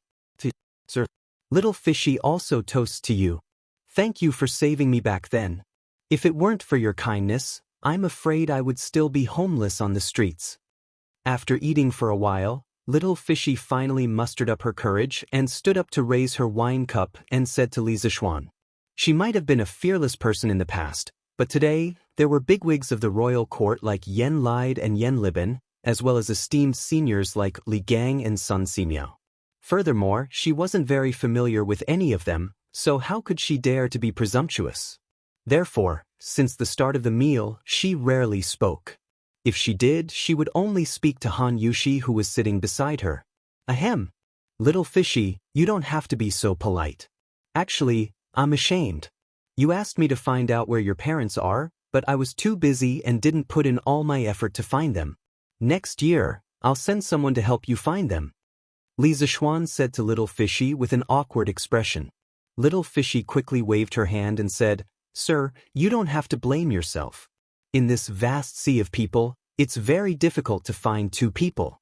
Actually, Little Fishy is living quite well now. With Sir taking me in and Uncle Ma taking care of me, Little Fishy has been very happy this year. This toast is to both you and Uncle Ma. Good. Then, sir, I'll drink this cup of wine first as a toast. Li Zixuan laughed. Ma Zhou, on the other hand, was a little depressed. He thought to himself, Little girl, why do you call Li Zixuan sir but keep calling me uncle? Am I that old? Chapter 1147. Halfway through the reunion dinner, Qin Xiong, Yuqi Jingda, Cheng Yaojin, and Niu Jinda arrived together. Li Zishuan hurriedly ordered people to add 4 sets of bowls and chopsticks and warmly invited these big shots to sit. Xiao Xian, we've already eaten before we came. Don't trouble yourself. Qin Xiong smiled and waved his hand. Their families belonged to the new aristocratic groups after the establishment of Tang Dynasty. During the new year, they had many social engagements in Chang. That was why they could only come now. It's all right, Uncle Qin, even though you've already eaten, it's fine if you eat a few more dishes. Li Zishuan laughed. Xiao Xian is right. Even though we've eaten in Chang, we still have to drink a few bowls of wine here.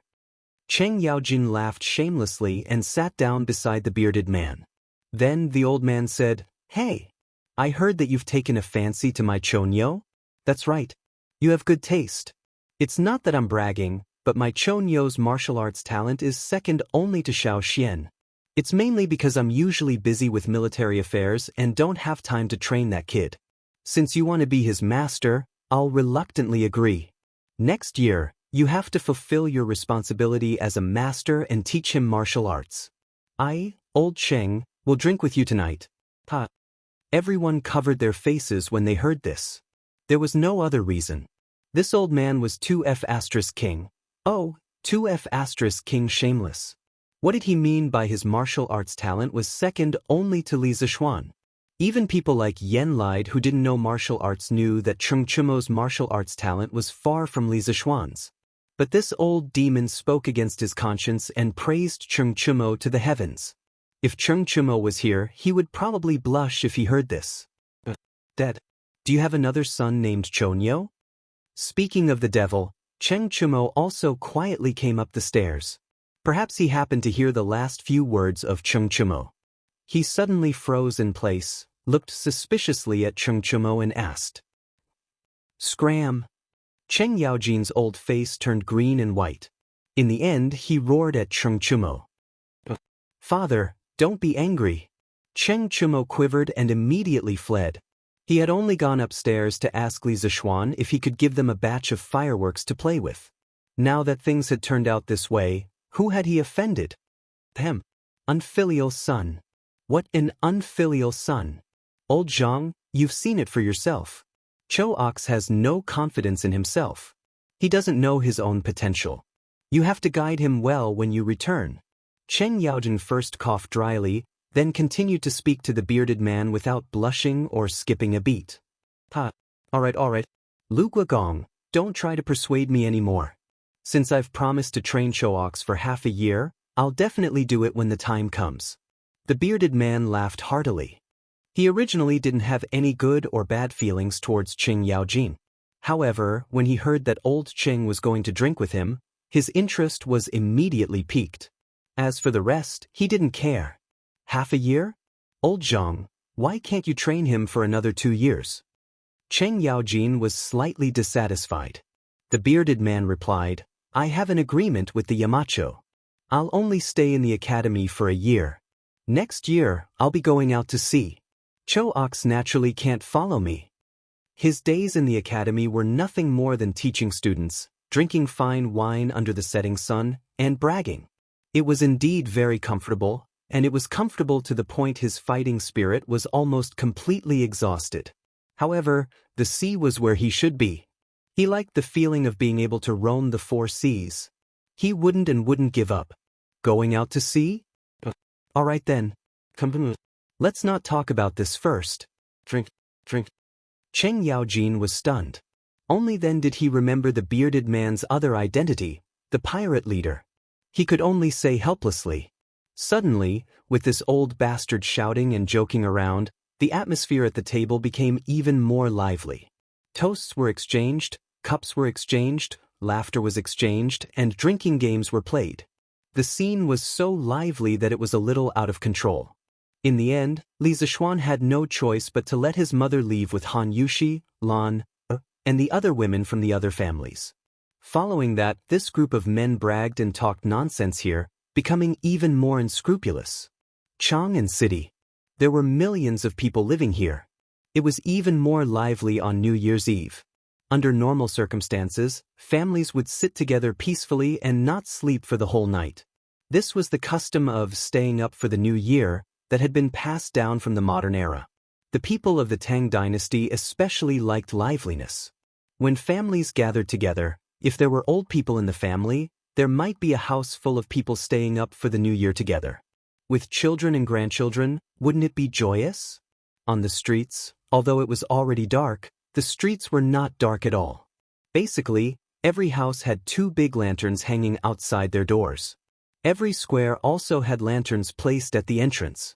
Looking down from the sky, Chang'an City was like a city that never slept. Tens of thousands of lights were embellished in the city, as beautiful and moving as the stars in the sky. There was no curfew tonight. Many naughty children were chasing and playing in various squares. There were also some who set off firecrackers. However, these firecrackers were not made of gunpowder. They were purely made of bamboo sticks. Once this thing was thrown into the fire, it would make a muffled bang sound after a while. If passers-by happened to pass by, they would often be scared out of their wits. In addition to the naughty children, many love-struck men and women, couples would also come out for a stroll. After all, in a year, the number of times that there was no curfew in Chang'an City could be counted with one hand. If they didn't come out to have some fun, they would feel sorry for themselves. Xiaoqin, see if Baoshun has prepared the carriage? South of Chang'an City and Lu Square, Lin family's backyard. Lin Hao had just finished his dinner and went straight back to his courtyard. This fellow rubbed his stomach as he asked the maid beside him. Young master, Baoshun said not to touch the things at home. I've already prepared them. However, I'm asking too much. Young master, are you really going to leave the city alone? The maidservant named Xiaoqin first responded, then asked timidly. Lin Hao raised his head and said matter-of-factly, "Of course. If I bring my parents along, they will definitely nag in my ears again. Hurry up, hurry up. Let's sneak out from the back door. Young master, let me tell you, the fireworks at Yanhuang College are really beautiful. When the time comes, I guarantee that you won't be willing to come back after seeing it." This fat otaku actually wanted to go out to Yanhuang College to see the fireworks? The sun really rose from the west. Since he was born, only God knew if he had taken the initiative to leave Chang'an City more than 5 times. Today, he actually took the initiative to leave the city. How rare! As for where he got the news that Yanhuang College was going to set off fireworks at midnight, it was self-evident. Chapter 1148. Where do you think you're going? At the back door of the Lin mansion, Lin Hao brought Qin, Qi, Shu and Hua along with the 4 servant girls and was about to sneak away. Outside the door was the prepared carriage. But who knew that a cold snort came from behind him? He was shocked and turned around. If it wasn't his father, who else could it be? Father? Why are you here? Lin Hao was a little dumbfounded. He subconsciously took 2 steps back and stuttered. Why am I here? I want to ask you why you're here. It's the new year. Why are you here alone instead of talking to your mother? Lin Wenyuan glared at him angrily. Father, I'm going to the latrine. Yes, I'm going to the latrine. Lin Hao was anxious. Seeing that he was about to be exposed, he could only come up with an excuse. The 4 maids covered their faces and lowered their heads. They thought that their young master was really stupid. How could there be a latrine where they were now? This person was too honest. He didn't even know how to make up a lie.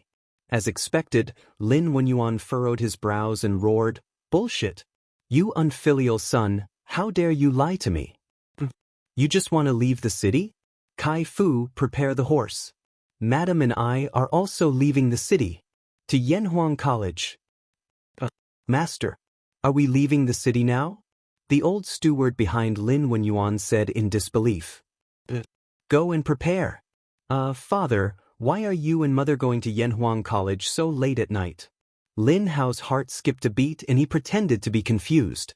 Lin Wenyuan looked at his son indifferently. Although he was proud, he didn't show it on his face. I'm going to do whatever you're going to do. You brat, why didn't you call your parents when you had something good? You're really ungrateful. At this point, Lin Hao finally understood that his father already knew that he was going to Yunshan to watch the fireworks. Father, how did you know? Lin Hao opened his mouth and said in surprise. You don't need to know that. Lin Wenyuan stroked his beard and proudly swaggered off. As for Madame Lin, she had already packed her things and was preparing to board the carriage and set off. Little brat, you dare to play petty tricks with your father? You're still too young. Lin Wenyuan thought proudly in his heart. At the same time, the group of Yanhuang College students who had returned to Chang and for the new year began to take their families to Yunshan. They wanted to go there to watch the fireworks up close. These students, together with their families, made up quite a crowd. Once there were too many people, it was inevitable that the news would leak out. Hurry up and leave. Hurry up and leave. We're going to Yanhuang College to watch firecrackers. Firecrackers? What's so good about firecrackers? Those things should be called fireworks. They were fireworks. A few days ago, the rainbow-colored skylight from the Cloud Mountain was the light from the fireworks. What? The skylight was made by the fireworks? That's right. Wang Lao, you said that there would be fireworks at Yunshan tonight? Where did you get the news? I heard it from the servants of Assistant Minister Wang next door. Their young master is a student of Yanhuang College. How could the news be fake? Now, their whole family is already on their way to Yunshan. Whoa! There's such a thing? Wang Lao, wait up. I'll go get my wife and children. We'll go to Yunshan tonight to watch the fireworks. Even if we can't enter the college, at least we can take a look from afar. It's not a wasted trip. Jing Lao, hurry up. I'm afraid that there will be too many people and we won't be able to get a good seat. We're not the only ones who know about this. Okay, I'll be right there. Similar conversations appeared in many shops in Chang and city. This was not an important business opportunity. Many people would gather their friends and go to Yunshan together after hearing the news. One person spread to 10, 10 spread to 100. As a result, more and more people went to the east city gate of Chang and city. It even far exceeded the flow of people during the day. Such a huge commotion naturally woke up many people who were interested. Those who were interested asked around in private and soon joined the group leaving the city. The group grew bigger and bigger. It started with a few hundred people, then a few thousand people, then tens of thousands. Later on, the number of people was about to exceed 100,000. Therefore, for the first time in the history of Chang and city, such a strange scene appeared. On New Year's Eve, countless people did not stay in the bustling city to celebrate the new year. Instead, they flocked out of the city and headed towards the barren Yunshan, the imperial palace. Tonight, the palace was brightly lit and decorated with lanterns and colored banners. There was a festive atmosphere everywhere. Li Tai had set up a family banquet in the back garden earlier. The concubines, princes, and princesses in the harem all attended the banquet. However, Li Tai only ate a few mouthfuls before he found an excuse to leave. The banquet lasted for more than an hour before it ended. At this moment, Old Li was with Empress Zhangsun in the corridor on the second floor of Taiji Palace. They were admiring the thousands of lights in Chang and city tonight. At this moment, a chamberlain came downstairs and whispered something to Li Tai. Then he left quietly. In the end, Li Tai smiled and said, Yunshan tonight will probably be more lively than Chang and city. Guanyin, do you want to go take a look later? Tens of thousands of people in Chang and city rushed out of the city to Yunshan. How could Li Tai, who was in the palace, not receive the news? The chamberlain just now came for this reason. Empress Zhangsuan's eyes turned and she said softly with a smile, I don't know where those people got the news. In this way, won't the foot of Yunshan be densely packed with people tonight? I found out a few days ago that the Marquis of Yong and would set off a large batch of fireworks at Yanhuang College tonight. I originally planned to go take a look tonight. Now it seems that even if we go, we probably won't be able to squeeze into Yunshan. Since Guanyin wants to see, what's so difficult about that? I don't believe that Li Zishuan dares to let my empress freeze at the foot of the mountain. Men, prepare a carriage and summon the crown prince, the king of Han, and the other princes to accompany me." Li Er laughed heartily and ordered. Actually, Empress Xianxia wanted to see the fireworks, but Li Tai himself might not have no intention of seeing it with his own eyes. The chamberlain beside Li Tai was about to leave with the order when he heard Empress Xianxia say, "Wait! Your Majesty, Qingqian and the others have all gone with your Majesty. Wouldn't it be boring to leave Changle alone? Why don't you bring her along? She was a mother after all. She could always think of her daughter first." Li Tai clapped his hands and said, The Empress is right. Let Changle accompany you. But remember to prepare warm clothes. Don't catch a cold on the way." When Li Tai heard this, he was shocked and hurriedly added. Chapter 1149. Under the Night Sky. 4 imperial carriages sped out from the main gates of the imperial city. A small group of elite imperial guards dressed in black armor closely guarded the front, back, left, and right of the leading carriage. Clearly, the person sitting in the first carriage had the most honorable status. Upon closer inspection, the silhouette of the carriage was 80% similar to the "Don't Touch Me" from the Curious Pavilion. It was highly likely that the carriage had been modified from "Don't Touch Me." "Imperial Father, I've heard that many students from Yanhuang College did not return home this year, instead spending the new year at the academy. With so many people gathered together, Yunshan should be very lively right now." Within the first carriage sat Li Er, Empress Xianxia, and Princess Changle. Although Li Er's harem was not particularly large, if he had brought all of his concubines, even several dozen carriages would not be able to fit them all. Thus, he simply did not bring anyone, only bringing Xianxia, the Empress. From this, it could be seen that Empress Xianxia had an irreplaceable position in Li Er's heart. Of course Yunshan is lively. We previously heard that Li Zishuan had the students organize a dumpling-making competition this afternoon. Ever since Qingke was born, she had never done anything like cooking. Unexpectedly, she was bewitched by that brat Li Zishuan to personally make dumplings. How preposterous! Li Er reclined on the sofa in the carriage, squinting his eyes as he spoke in a satisfied yet unhappy tone.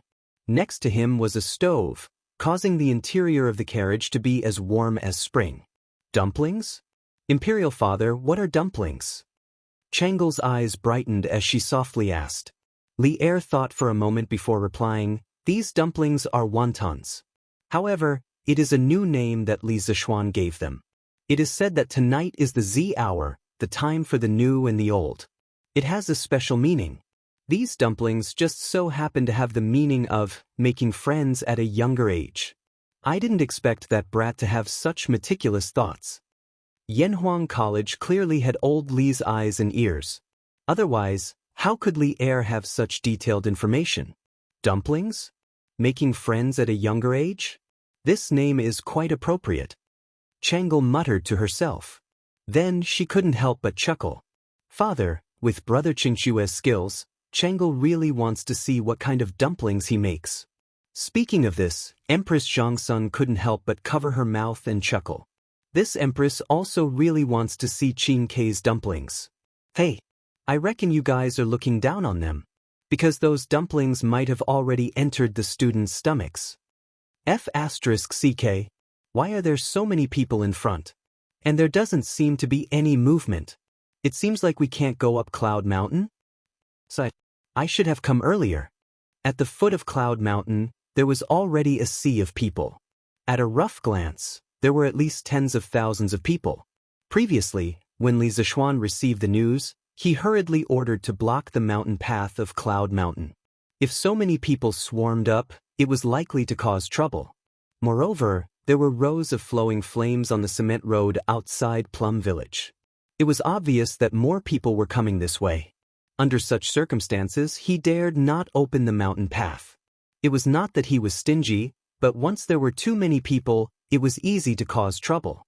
Last time, when he used public opinion to mobilize the people to destroy the Chui family, some hooligans took advantage of the situation to steal and molest the Chui family's maids. This was a very good example. Li Zishuan had always taken this as a warning in his heart. Moreover, when the fireworks were set off later, the people would be able to see very clearly even if they stood at the foot of the mountain. There was no need for hundreds of thousands of people to swarm up Cloud Mountain. Hey, Commander, it's me. It's me. Can I go up too? At the entrance of the mountain path to Cloud Mountain, Mo Zhong and the Academy's guards were maintaining order. Cloud Mountain was close to 200 meters above sea level. It was not considered high, but it was definitely not low either. At present, if one wanted to go up Cloud Mountain to Yanhuang College, this was the only way. They had set up a checkpoint here. It could be said that one man could hold the pass against 10,000 people. At this moment, a young man suddenly squeezed out of the crowd. Behind the young man stood a middle-aged couple. Although they were dressed ordinarily, their aura could not be concealed. Chu Yanfu? Mo Zhong had stayed in Yanhuang College for so long that he was familiar with most of the students. He fixed his eyes on the young man. Who else could it be but Chu Yanfu? This child went home 2 days ago to prepare for the new year. He did not expect to return to Cloud Mountain today. As for the couple behind him, their identities were even more obvious. Mo Zhong pays his respects to Assistant Minister Chu. Mo Zhong clasped his fist and bowed to Chu Suiliang. This old man is just here to watch the fun. Commander Mo, you don't have to be so courteous. Chu Suiliang did not put on any airs. He stroked his beard and said with a smile. Yanfu, Yamacho said that if the students of the academy want to go back to the academy at night, they are allowed to do so. And they can bring their families along. You and Assistant Minister Chu go up quickly. Mo Zhong nodded and said to Chu Yanfu with a smile. Chu Yanfu thanked him happily and hurriedly brought his parents up the mountain. The crowd of onlookers was naturally envious. Those who had children at home were muttering in their hearts. Next year, they must let their children get into Yanhuang College. Not only would they have a bright future, but they would also receive special treatment everywhere. Although the commoners were envious, they did not feel indignant and used this as an excuse to cause trouble. After all, the students were going back to their own academy. Young master, what should we do? They only allowed Yanhuang College students to go up the mountain. We can't go up. Xiao Shi, the maidservant of the Lin family, ran over to the carriage at the back and said, "There were 2 carriages parked in an open space by the roadside. Since we can't go up, then let's watch from the foot of the mountain." Before Lin Hao could say anything, Lin Wenyuan, who was in the carriage in front, said, "Father, don't. Let me go up and talk to the guards of the academy." Lin Hao was not willing to just watch the fireworks at the foot of the mountain. He jumped off the carriage and volunteered. After saying that, he lifted his feet and walked towards the mountain path. "Young brother, Yun Shan is not receiving guests today. Please forgive me and stop." Mo Zhong immediately recognized that Lin Hao was not a student of the academy. He blocked the way and spoke in an elegant but not polite manner. Lin Hao came prepared. How could he retreat because of this small setback? He rolled his eyes and said with a smile, "Hee. Big brother, although I'm not a student of Yanhuang College, my master is Han Li. He's a student of Yanhuang College. So, I'm also a student of Yanhuang College. Big brother, please let me in." Han Li, Mo Zhong muttered doubtfully. Then he quickly tried to recall if there was a student named Han Li in the academy. After a while, he shook his head and said with some displeasure, "Young brother, don't make fun of me. There's no student named Han Li in the academy." There was a hint of anger in his words. Obviously, he thought that the young man in front of him was making fun of him. That's impossible. I've asked around. My master's master is a disciple of the Yamacho of Yanhuang College. Big brother, you must have heard of him. Think about it again." Lin Hao was dumbfounded. Then he remembered Iron Egg's other special identity and quickly said, "Young brother, please leave quickly. Little brother, please leave quickly and don't cause trouble here." The disciple of the headmaster? Are you talking about Bruiser? When Mo Zhong saw Lin Hao trying to defend himself, he subconsciously wanted to scold him to leave. But when he heard Lin Hao say that Han Li was a Yamacho's disciple, he changed his words. Yes. My master's nickname is Iron Egg," Lin Hao said excitedly. Mo Zhong patted his forehead. Only then did he remember that Iron Egg's real name was Han Li.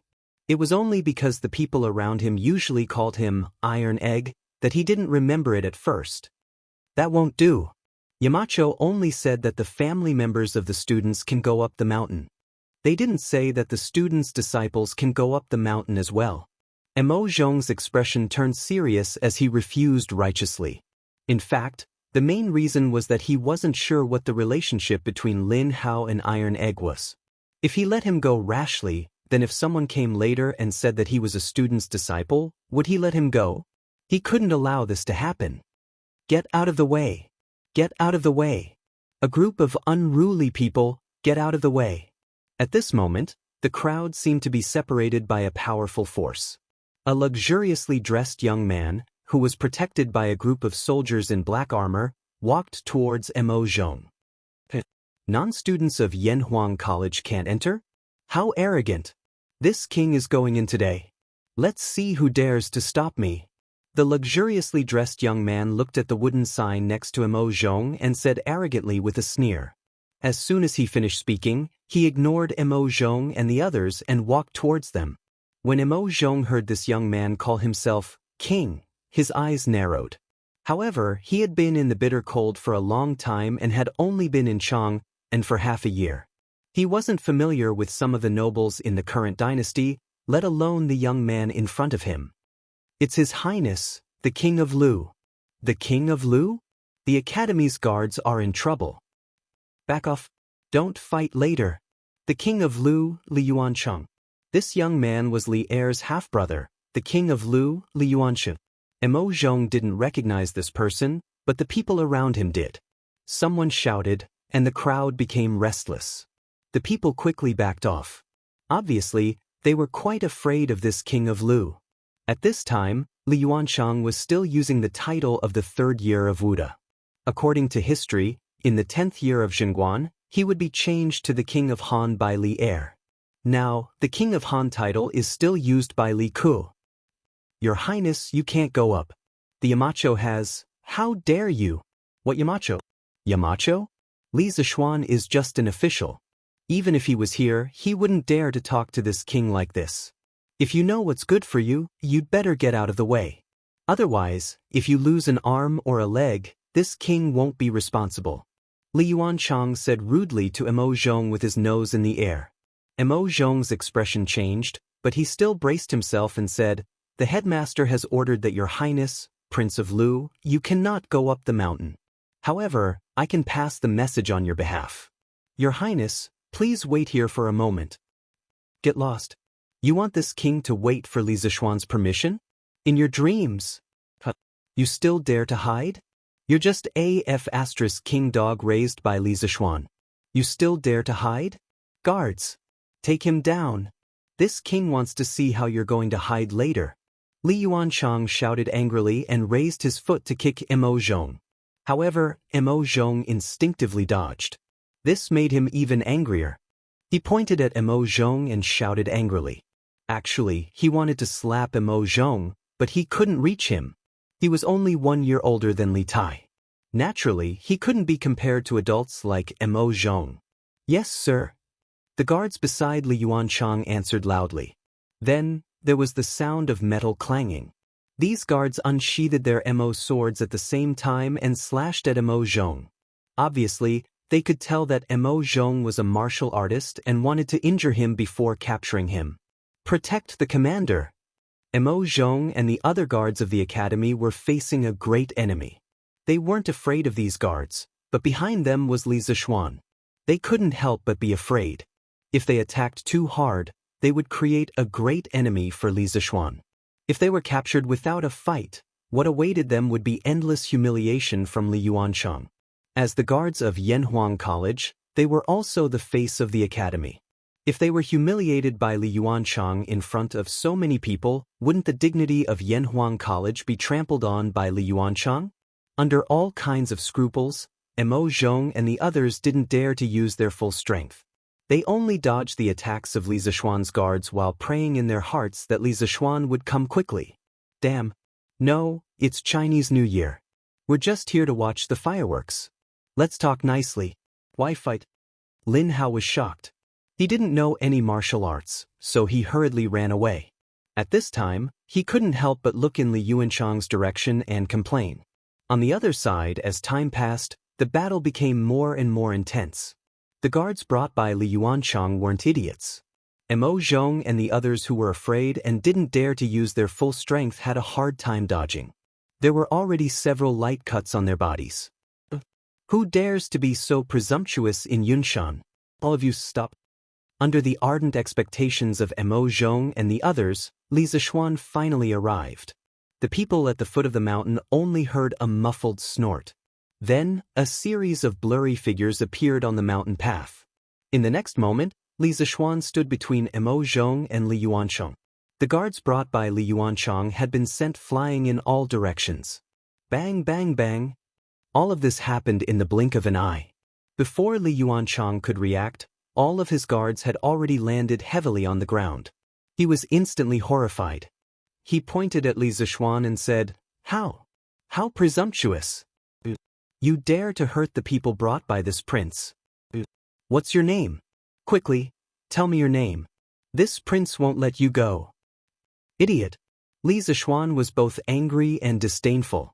This kid was obviously scared to death, but he was still talking nonsense and threatening him. He was really looking for trouble. Who gave you the courage to cause trouble in Yunshan? Get back to the palace. Li Zishuan was about to speak when Li Er's voice came from behind the crowd. Then, Li Er angrily walked out with Empress Zhongxin, Chang'e, and the others. Chapter 1150. Royal Brother. Greetings to Royal Brother. At the foot of Cloud Mountain, Li Yuanchang, who was still in shock, immediately regained his senses and ran to Li Er's side, bowing. In his opinion, even if Li Zishuan's martial arts were superb, he wouldn't dare to do anything to him in front of Li Er, right? After all, he and Li Zishuan were monarchs, and Li Zishuan was only a subject of the royal family. Li Er didn't give his younger brother any face and coldly said, "Yanhuang College is an important place for learning. You brought people here to fight and kill. Do you have any respect for me? Do you have any respect for the law?" Li Yuanchang quivered and hurriedly explained, "Royal Brother, this has nothing to do with me. I heard that there are fireworks on Cloud Mountain tonight. I just wanted to go up and take a look. But this group of dog slaves, this group of guards didn't let me go up. This is outrageous. It's said that this world is imperial land, since Cloud Mountain is within the Tang Empire's borders. What right does the Duke of Yong and have to not let me?" "Shut up." Without waiting for him to finish, Li Er sternly interrupted, "You're asking why? Then let me tell you why. Just because Cloud Mountain was given to the Duke of Yong and to build the college, if he doesn't let you in, you can't enter." Li Yuanchang shrunk his head in fear and wanted to leave, but he was unwilling, so he raised his head and said, "Royal Brother, it was Royal Father who told me that he couldn't come because he was in the palace, and wanted me to come and see what the fireworks looked like. I had no choice but to come." "Royal Father?" Li Er's eyes narrowed, and a dangerous gaze shot out from the slits of his eyes. The air around him suddenly became colder. Li Yuanchang was shocked, and only then did he remember that although this person in front of him was his brother in name, last year, this person in front of him killed his own brother, imprisoned his father, and usurped the throne. And he was only Li Er's half-brother. If he angered Li Er, then no one could guarantee that Li Er wouldn't kill him. Gulp. Thinking of this, Li Yuanchang's Adam's apple couldn't help but move, and then he trembled. "Royal? Royal Brother, I didn't mean anything else. Go back. You are not allowed to come to Cloud Mountain in the future."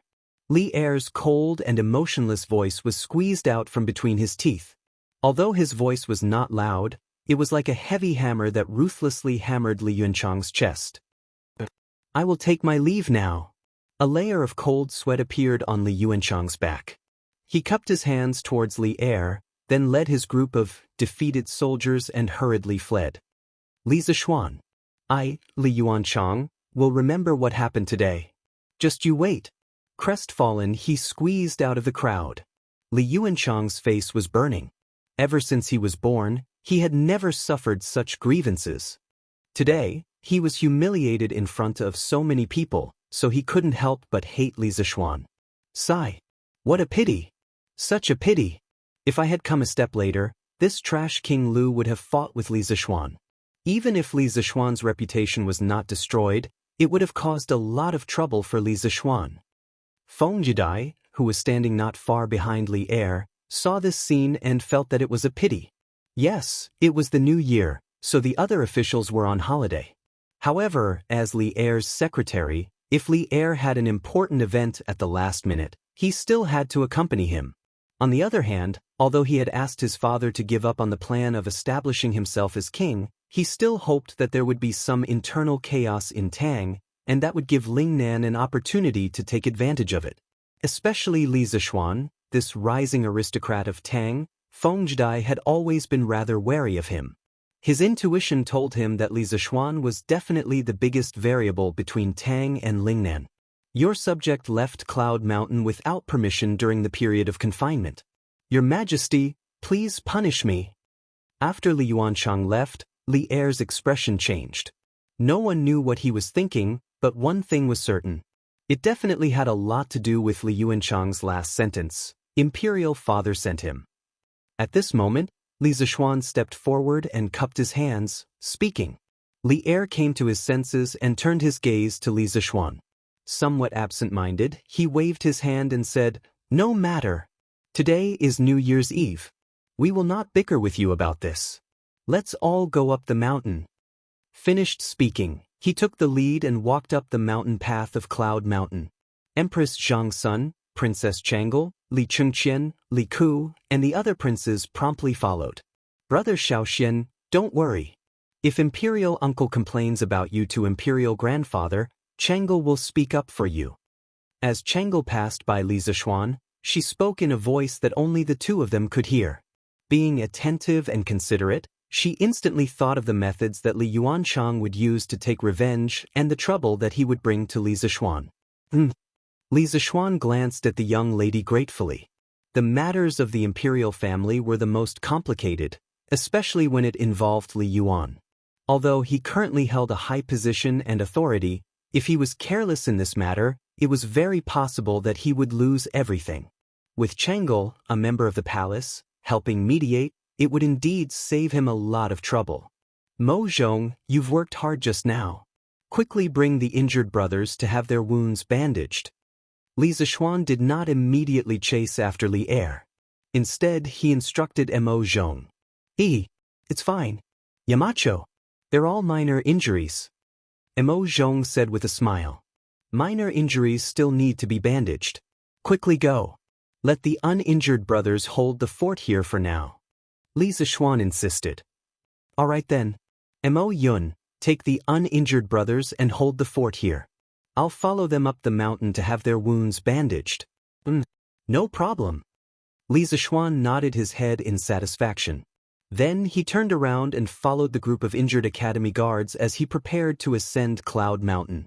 At this moment, Grandmaster, can you take me with you? A youth in the shape of a ball suddenly rolled out from the crowd. Then the youth was heard shouting. Li Zixuan was stunned. Grandmaster? Was he calling him? Since when did he become a grandmaster? Just as Li Zixuan was wondering if the person behind him was calling him, a rather quiet little fatty dressed in luxurious clothes scurried in front of him. Which family's child are you? Are you calling me grandmaster? Li Zixuan felt inexplicably amused. He was only 15 years old, and he was already a grandmaster? You're my grandmaster. Grandmaster, my name is Lin Hao. My master is Iron Egg. You're my master's master, so naturally, you're my grandmaster. Who else could this little fatty be if not Lin Hao? Seeing Li Zixuan's question, he quickly introduced himself. Lin Hao? Your boss Lin's son?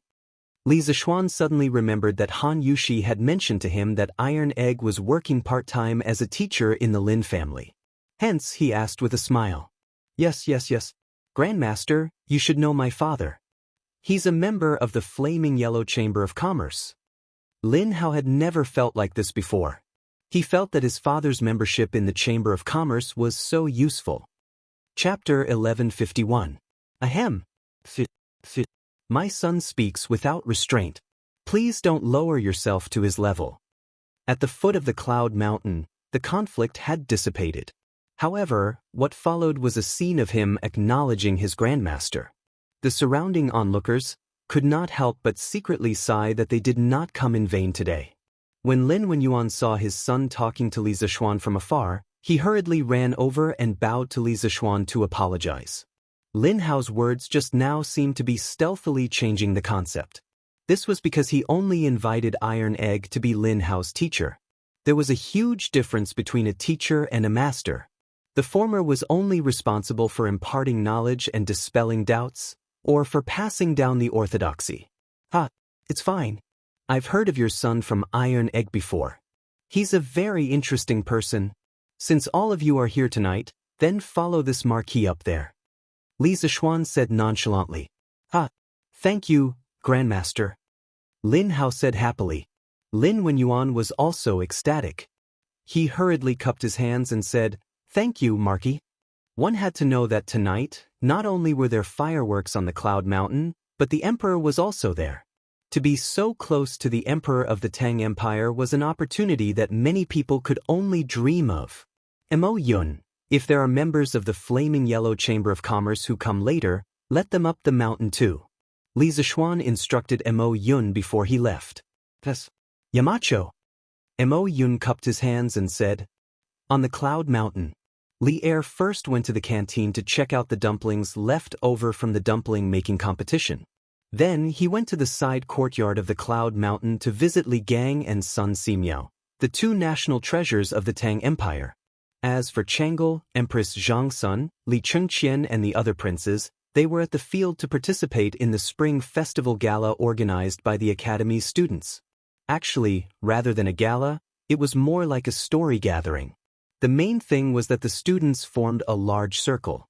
In the middle of the circle, there was a fire. On the fire, there was a barbecue grill roasting a pheasant. If anyone had an interesting story, they could enter the circle to tell everyone. If they could make most of the people laugh, they could take a roasted pheasant from the grill.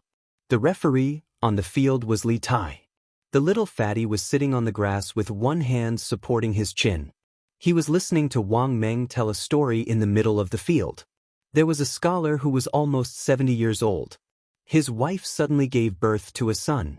Because he was old, he gave birth to the son and named him H. Not long after, she gave birth to another son. He looked like a scholar, so she named him Ji Shui. The scholar laughed and said, To be able to have a son at such an old age, what a joke. Thus, he gave him the name, Joke. When the three sons grew up, they had nothing to do. The scholar had them go into the mountains to gather firewood. When they returned, the husband asked his wife, Of the three, who gathered the most firewood? The wife replied, At such an old age, I have no knowledge at all. However, I have a lot of jokes. Too funny. I'm dying of laughter. Wang Meng was also a joker. When this fellow was telling a joke, he was even dancing with joy. That cadence of his, coupled with his wacky movements, immediately caused everyone on the field to laugh out loud when they heard the joke. Imperial Mother, this joke is too funny. And this Sun Zifan, his acting is too talented. At this moment, Princess Chang'e was laughing so hard that she could not breathe. While everyone else was sitting on the ground, she and Empress Zhang Sun were sitting on thick praying mats. Beside them were two heaters. This was not a special treatment. Rather, because of their physiques, they could not stand the cold. It really is quite funny. Empress Zhang Sun smiled, happily speaking. Only after arriving here did she finally feel the joy of the new year. Compared to the imperial palace, this place was truly too lively. Wang Meng, you brat, you really are something. Everyone, does his joke count? Can we have him take away that pheasant? Li Tai laughed for quite a while. Only after everyone had quieted down did he speak in a loud voice. It doesn't count. Have him tell another one. Cheng Chumo roared. This guy was trying to stir up trouble on purpose. Right? It doesn't count. Tell another one. Tell another one. With someone leading the way, there were others who followed. One after another, the students shouted loudly. The scene was quite lively. Standing by the bonfire, Wang Meng did not expect that his joke would be so popular. Scratching his head, he thought for a while before saying, "That's fine. I'll tell another one." Speaking of which, there was once a monk. It turns out that Yanhuang College is really so beautiful. It turns out that the students here are really as interesting as Mr. Han said. Because of Li Zishuan's special permission, Lin Hao also entered Yanhuang College. However, he was too embarrassed to directly join the crowd of students, so he stood outside the circle. Seeing this lively scene, he could not help but feel envious. At this moment, he actually had the urge to immediately join in, and that urge was so strong. Clang, clang, clang. The joy lasted for a long time. As time passed, the clock finally rang. Then, everyone, regardless of what they were doing at the moment, stood up at the same time and looked up at the night sky. Because the fireworks were finally about to start. Students of Class 1, take note. After lighting the fuse, immediately run back. If anyone does not follow the rules, all the students of Class 1 will be disqualified. Li Zishuan loudly instructed. At this moment, rows and rows of fireworks had been placed on the field. The number of fireworks was so large that all the students were amazed. Thus, Yamacho! The students of Class 1 roared in response. In fact, they had long been hungry and thirsty. Li Tai took the lead and carefully approached a plate of fireworks with a match.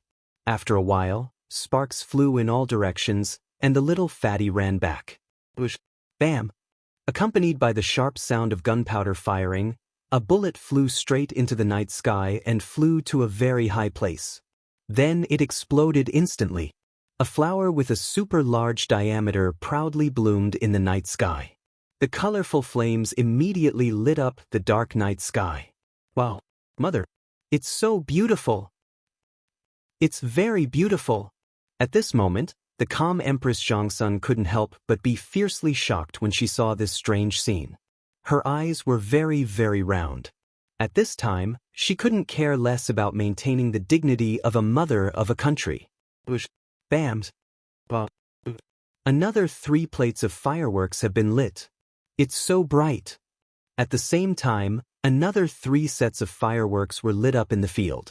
For a moment, fireworks bloomed in the night sky in a very short period of time. It was as if they were competing with each other in terms of beauty. It was so dazzling that people did not know where to look. What beautiful fireworks! It's so colorful! So beautiful! So this is the colorful sky light that night. At the same time, the people in Chang and City who came to watch at the foot of Cloud Mountain and the villagers who came from outside Chang and City also saw the flourishing fireworks on Cloud Mountain at this moment. The huge crowd couldn't help but let out a burst of exclamations. They didn't wait in vain for a night. The atmosphere of Cloud Mountain's New Year's Eve was finally pushed to the climax. Chapter 1152. So these are fireworks? Li Er stood beside Li Zishuan with his hands clasped behind his back. He looked up at the dazzling fireworks in the sky, and a look of surprise flashed across his eyes. Although he was an emperor, this was the first time he had seen such a dreamy and magnificent spectacle. He couldn't help but mutter to himself. Seeing this, Li Zishuan couldn't help but feel a little smug. How many people in the world could shock Li Er, a famous emperor? But while he was feeling smug, his eyes were still vigilantly watching the students who were running to light the fireworks. After all, if this thing exploded, the consequences would be very serious, so he had to be prepared to save people at all times. How can this firework fly so quickly into the sky? Suddenly, Li Er asked such a naive question. It seemed that the sky had a very strong attraction to the ancient people. Your Majesty, Qing Ke should know the answer to this question. Let her explain it to you. Li Zishuan cupped his hands and said, Oh, Qing Ke, you know the reason? Li Tai, who was standing to the left of Li Er, stood up excitedly and replied, Father, as far as I know, the reason why this firework can fly so quickly into the sky is related to the gunpowder in it. Once the gunpowder explodes, it will produce a very strong thrust, which will make the upper part of the firework overcome its own gravity and fly into the sky quickly. As for the upper part of the bullet, its fuse will be ignited when it flies out of the pipe. The length of the fuse is calculated by Yamacho, so it can be guaranteed that it will fly to the highest point and explode every time. This is the scene we are seeing now. The previously arrogant Li Tai had now transformed into a big shot in the physics world. He explained the analysis of the force of the firework to Li Er.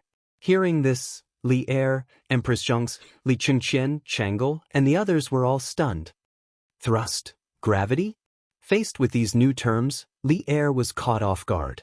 Although he had glanced at the Academy's physics textbooks, he had only glanced at them and didn't study them in detail.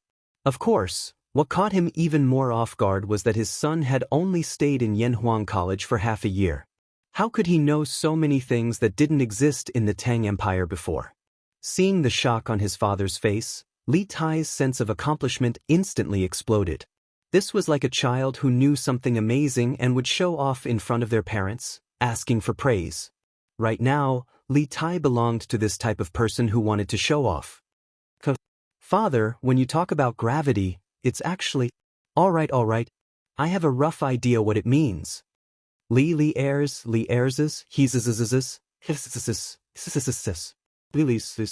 Chang'e, who was at the side, suddenly had an idea. Brother Xiaoxian, since gunpowder can propel projectiles into the sky, can it send people to the moon? Li Er's eyes instantly lit up, and he turned his gaze to Li Zishuan. That night at Yanhuang College, he had used an astronomical telescope to observe space. It was still unforgettable. Chang'e's suggestion made him feel a little excited. Although Li Zishuan had said that night that it would take at least 100 years of technological accumulation to send humans to space, what if there was a shortcut? Li Zishuan almost vomited blood when he heard this. Chang'e's suggestion was a little similar to a rocket. He didn't expect her to have such a bold idea even though she didn't have much knowledge of engineering. Chang'e, although gunpowder is extremely powerful and can propel objects into the sky, it will explode instantly once it's ignited. It can only provide an instantaneous explosive force. We can't control its combustion speed, so it can't provide a continuous thrust to send heavy objects or human bodies out of the ground beneath our feet. Furthermore, with Tang Empire's current conditions, even if we send people out of Earth, we can't guarantee their survival in space. After all, there's air on Earth, but nowhere else. Li Zishuan tried his best to explain in a language that Chang'e could understand. Oh! Chang'e thought for a moment, then nodded, not fully understanding.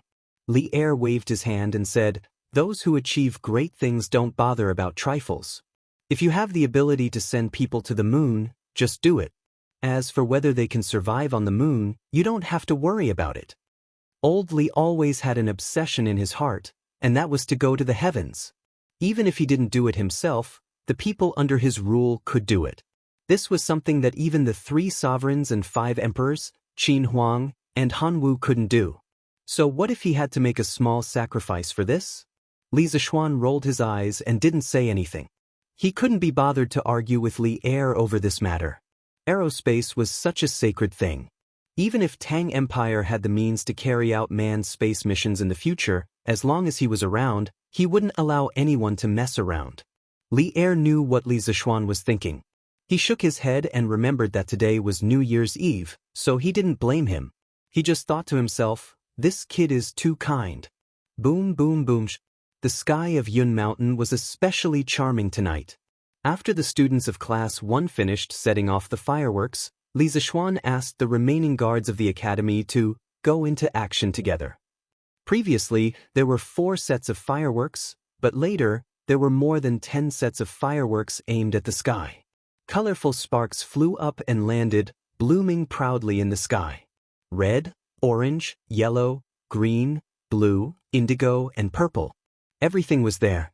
Colorful purples and reds decorated the night sky beautifully and gracefully, illuminating the earth as if it was daytime. This was really a night filled with fireworks to welcome the new year. The people on Yun Mountain and at the foot of Yun Mountain hadn't stopped exclaiming since midnight. Most people didn't even blink their eyes. They were completely conquered by the beauty of the fireworks. However, tonight's fireworks lasted longer than expected. 15 minutes, 30 minutes, 45 minutes, 45 minutes. The clock chimed at 1 o'clock, but the fireworks on Yun Mountain didn't seem to have any intention of stopping. This made everyone exclaim in satisfaction, but at the same time, they were lamenting because their necks hurt from looking up. In the end, many people simply got some hay, laid it on the ground, and lay down on their backs. The rich kids or rich old masters got people to get cushions or blankets and laid them on the roof of the horse carriage. This way, they could enjoy the fireworks in the sky and save time and effort. As for Li Zishuan, after watching the fireworks for 15 minutes, he took his wife and old Li's family to the top floor of the left tower of Guanghua Tower. Oh, to be precise, it was Li Er who took him there, because the 10th floor of the left tower was Li Er's office. Only Li Er had the key. However, old Li had never been here before. Today was his first time here. After entering the dean's office, they sat on the sofa. Through the large floor-to-ceiling window, they could see the fireworks above the sports field while lying down. It was extremely comfortable. At midnight, all the fireworks were released. Li Er stretched. He was very satisfied with this New Year's Eve. It could even be said that this was the most satisfying New Year's Eve in his life. Old Li was satisfied. Of course, he had to reward his subjects. He stood up and said to Li Zishuan, "Tomorrow, oh no, it's today. Today is the imperial court meeting. I temporarily lift the ban on you. Remember to attend on time. If you're late or absent, humph." After that, he left with Chang'e, Zhangsun, Li Chengqian, and the others, leaving behind a dumbfounded Li Zishuan. Damn God. What did I do wrong? Why are you punishing me like this? After a long time, Li Zishuan pointed at the sky and cursed. He wanted to stay up for the New Year tonight. Tomorrow morning he still wanted to sleep in? And attend the imperial court meeting? Participate my ass. Yes, old Li thought it was a reward, but little Li thought it was a punishment. Chapter 1153. After Li Er left, Li Zishuan instructed Emo Zhong to wrap things up properly before bringing his wife and sister back home. As for his father, mother, maternal grandfather, and maternal grandmother, they had already gone back to stay up for the new year. Tonight, Yun Shan had set off fireworks for 2 hours. The night air was too cold, and they couldn't stand it for so long. After all, although the fireworks were beautiful, their health was more important. When they returned home, the whole family was gathered in the main hall, eating snacks and chatting. Since it was the New Year's Eve, the whole family had to gather together. Therefore, they all went to Li Zishuan's courtyard number 1. Li Zishuan was also happy to be lively. He moved a chair and sat next to them. He calmed down and listened to the family talk. I didn't expect this. The New Year's Eve on Yunshan is even more lively than Nanyang. I've lived for so long, and this is the most lively New Year's Eve I've ever had. Old Lady Yi said with a smile. The fireworks tonight added to the fun, and the scene of thousands of people celebrating New Year's Eve made Old Lady Yi feel that it was the New Year's Eve. Until now, the gorgeous fireworks scene still lingered in Old Lady Ye's mind. Mrs. Li said with a smile, "Mother, since you like the New Year's Eve here, then don't go back next year. It's not like there's no place to stay here. You and Father don't have much to do in the family now. Stay here and let me fulfill my filial piety. Otherwise, Yuzhu will not be at ease for the rest of her life." Hearing her sincere words, Old Lady Yi looked at Yi Guozhong hesitantly. It was not a problem to let her stay here, but this matter depended on Yi Guozhong's opinion. Yi Guozhong frowned and said, "Let me think about this. We'll talk about it after the new year." After saying that, he glanced at Li Zishuan. It was unknown whether he did it intentionally or not. Li Zishuan was puzzled by his look. He thought to himself, if you want to stay, then stay. How can I say no? What do you mean by looking at me? In fact, after getting along with Yi Guozhong for such a long time, he didn't have any ill feelings towards Yi Guozhong. Not only that, but he also sometimes admired Yi Guozhong's vision of the big picture. At this moment, San Bao, Ah Fu, Xiao He, Xiao Shi and the other servants walked over together. It seemed like they had discussed this beforehand. The 4 of them walked closer and knelt down in front of Li Zishuan. Then they said, "San Bao, Ah Fu, and Xiao He, Xiao Shi, wish young master and young mistress good health. We wish young master and young mistress good health and a young master soon." Although the Tang dynasty did not practice kneeling, it also depended on the time. According to custom, on New Year's Eve, when the time came, the younger generation would have to salute and give their blessings to their elders. The servants would have to kowtow to their masters and say auspicious words to each other. It was probably similar to how modern people wished for good health and safety. Li Zishuan was stunned for a moment before he came back to his senses. Wasn't this the modern New Year's greeting? However, he didn't expect these people to be so courteous. Good. Young master, I'll give you red packets later. No, I'll give you bets to win money. Once this fellow got excited, he wouldn't be serious. He even pulled out red packets. Thank you, young master. The few of them thanked him joyfully. Then, they began to wish Li Jingma, Madam Li, Yi Guozhong, and Old Lady Yi a Happy New Year. Later, under Han Yushi's reminder, Li Zishuan brought his wife along and solemnly bowed to the 4 elders in his family.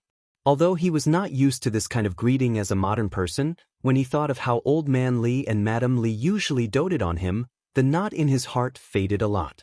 Husband, you still have to attend the court assembly tomorrow. You don't have to stay up for the new year. You should rest early. After everything was done, Han Yushi reminded Li Zishuan. Xiao Xian is attending the court assembly tomorrow? Yi Guozhong heard and asked curiously. Han Yushi nodded and repeated the words that Li Er had said before he left. In the end, she looked at Li Zishuan and the corners of her mouth curled up into a smile. Yi Guozhong nodded and said, yes. Since you're going to attend the court assembly, Xiao Xian, you should rest early. You don't have to stay up for the new year. Li Zishuan didn't care and said, it's okay. Grandfather, I can still hold on. Besides, it's just a court assembly. At most, I'll find a corner where no one will notice and secretly sleep for a while. Yi Guozhong glared and said angrily, nonsense. Tomorrow is the Yuanri court assembly.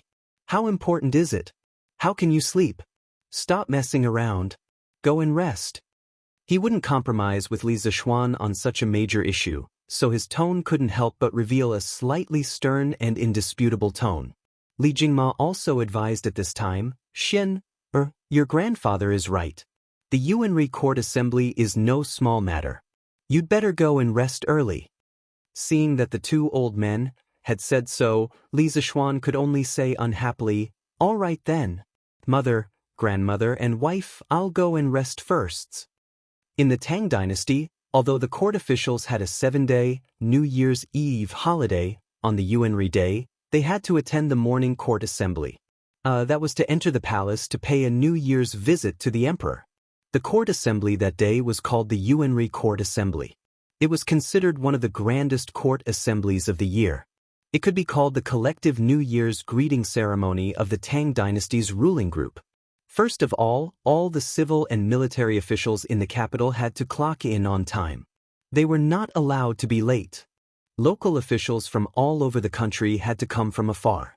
The surrounding countries had to send people collectively to support them. It was like an international gathering.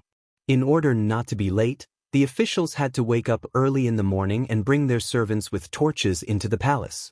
The early morning Chang in city was like a fire dragon at dawn. It was a magnificent scene. Li Zishuan was woken up by his wife and helped to put on his official uniform.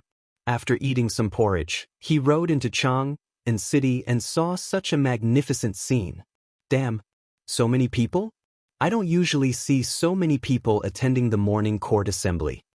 Seeing the fire dragon everywhere on the street, Li Zishuan was a little dumbfounded. Seeing that his marquis was like a country bumpkin, Pang Feiji was a little embarrassed. He quickly explained in a low voice, Marquis, there aren't usually so many officials attending the morning court assembly, but today is the Yuanri court assembly. All the officials in the capital, including those below the 5th rank and the officials of other states and counties outside Chang and city, and even the envoys of the surrounding small countries will attend this court assembly. Of course, there will be more people than before. Li Zishuan sucked in a breath of cold air and thought to himself, Grandfather really didn't lie to me. This Yuanri court assembly is really awesome.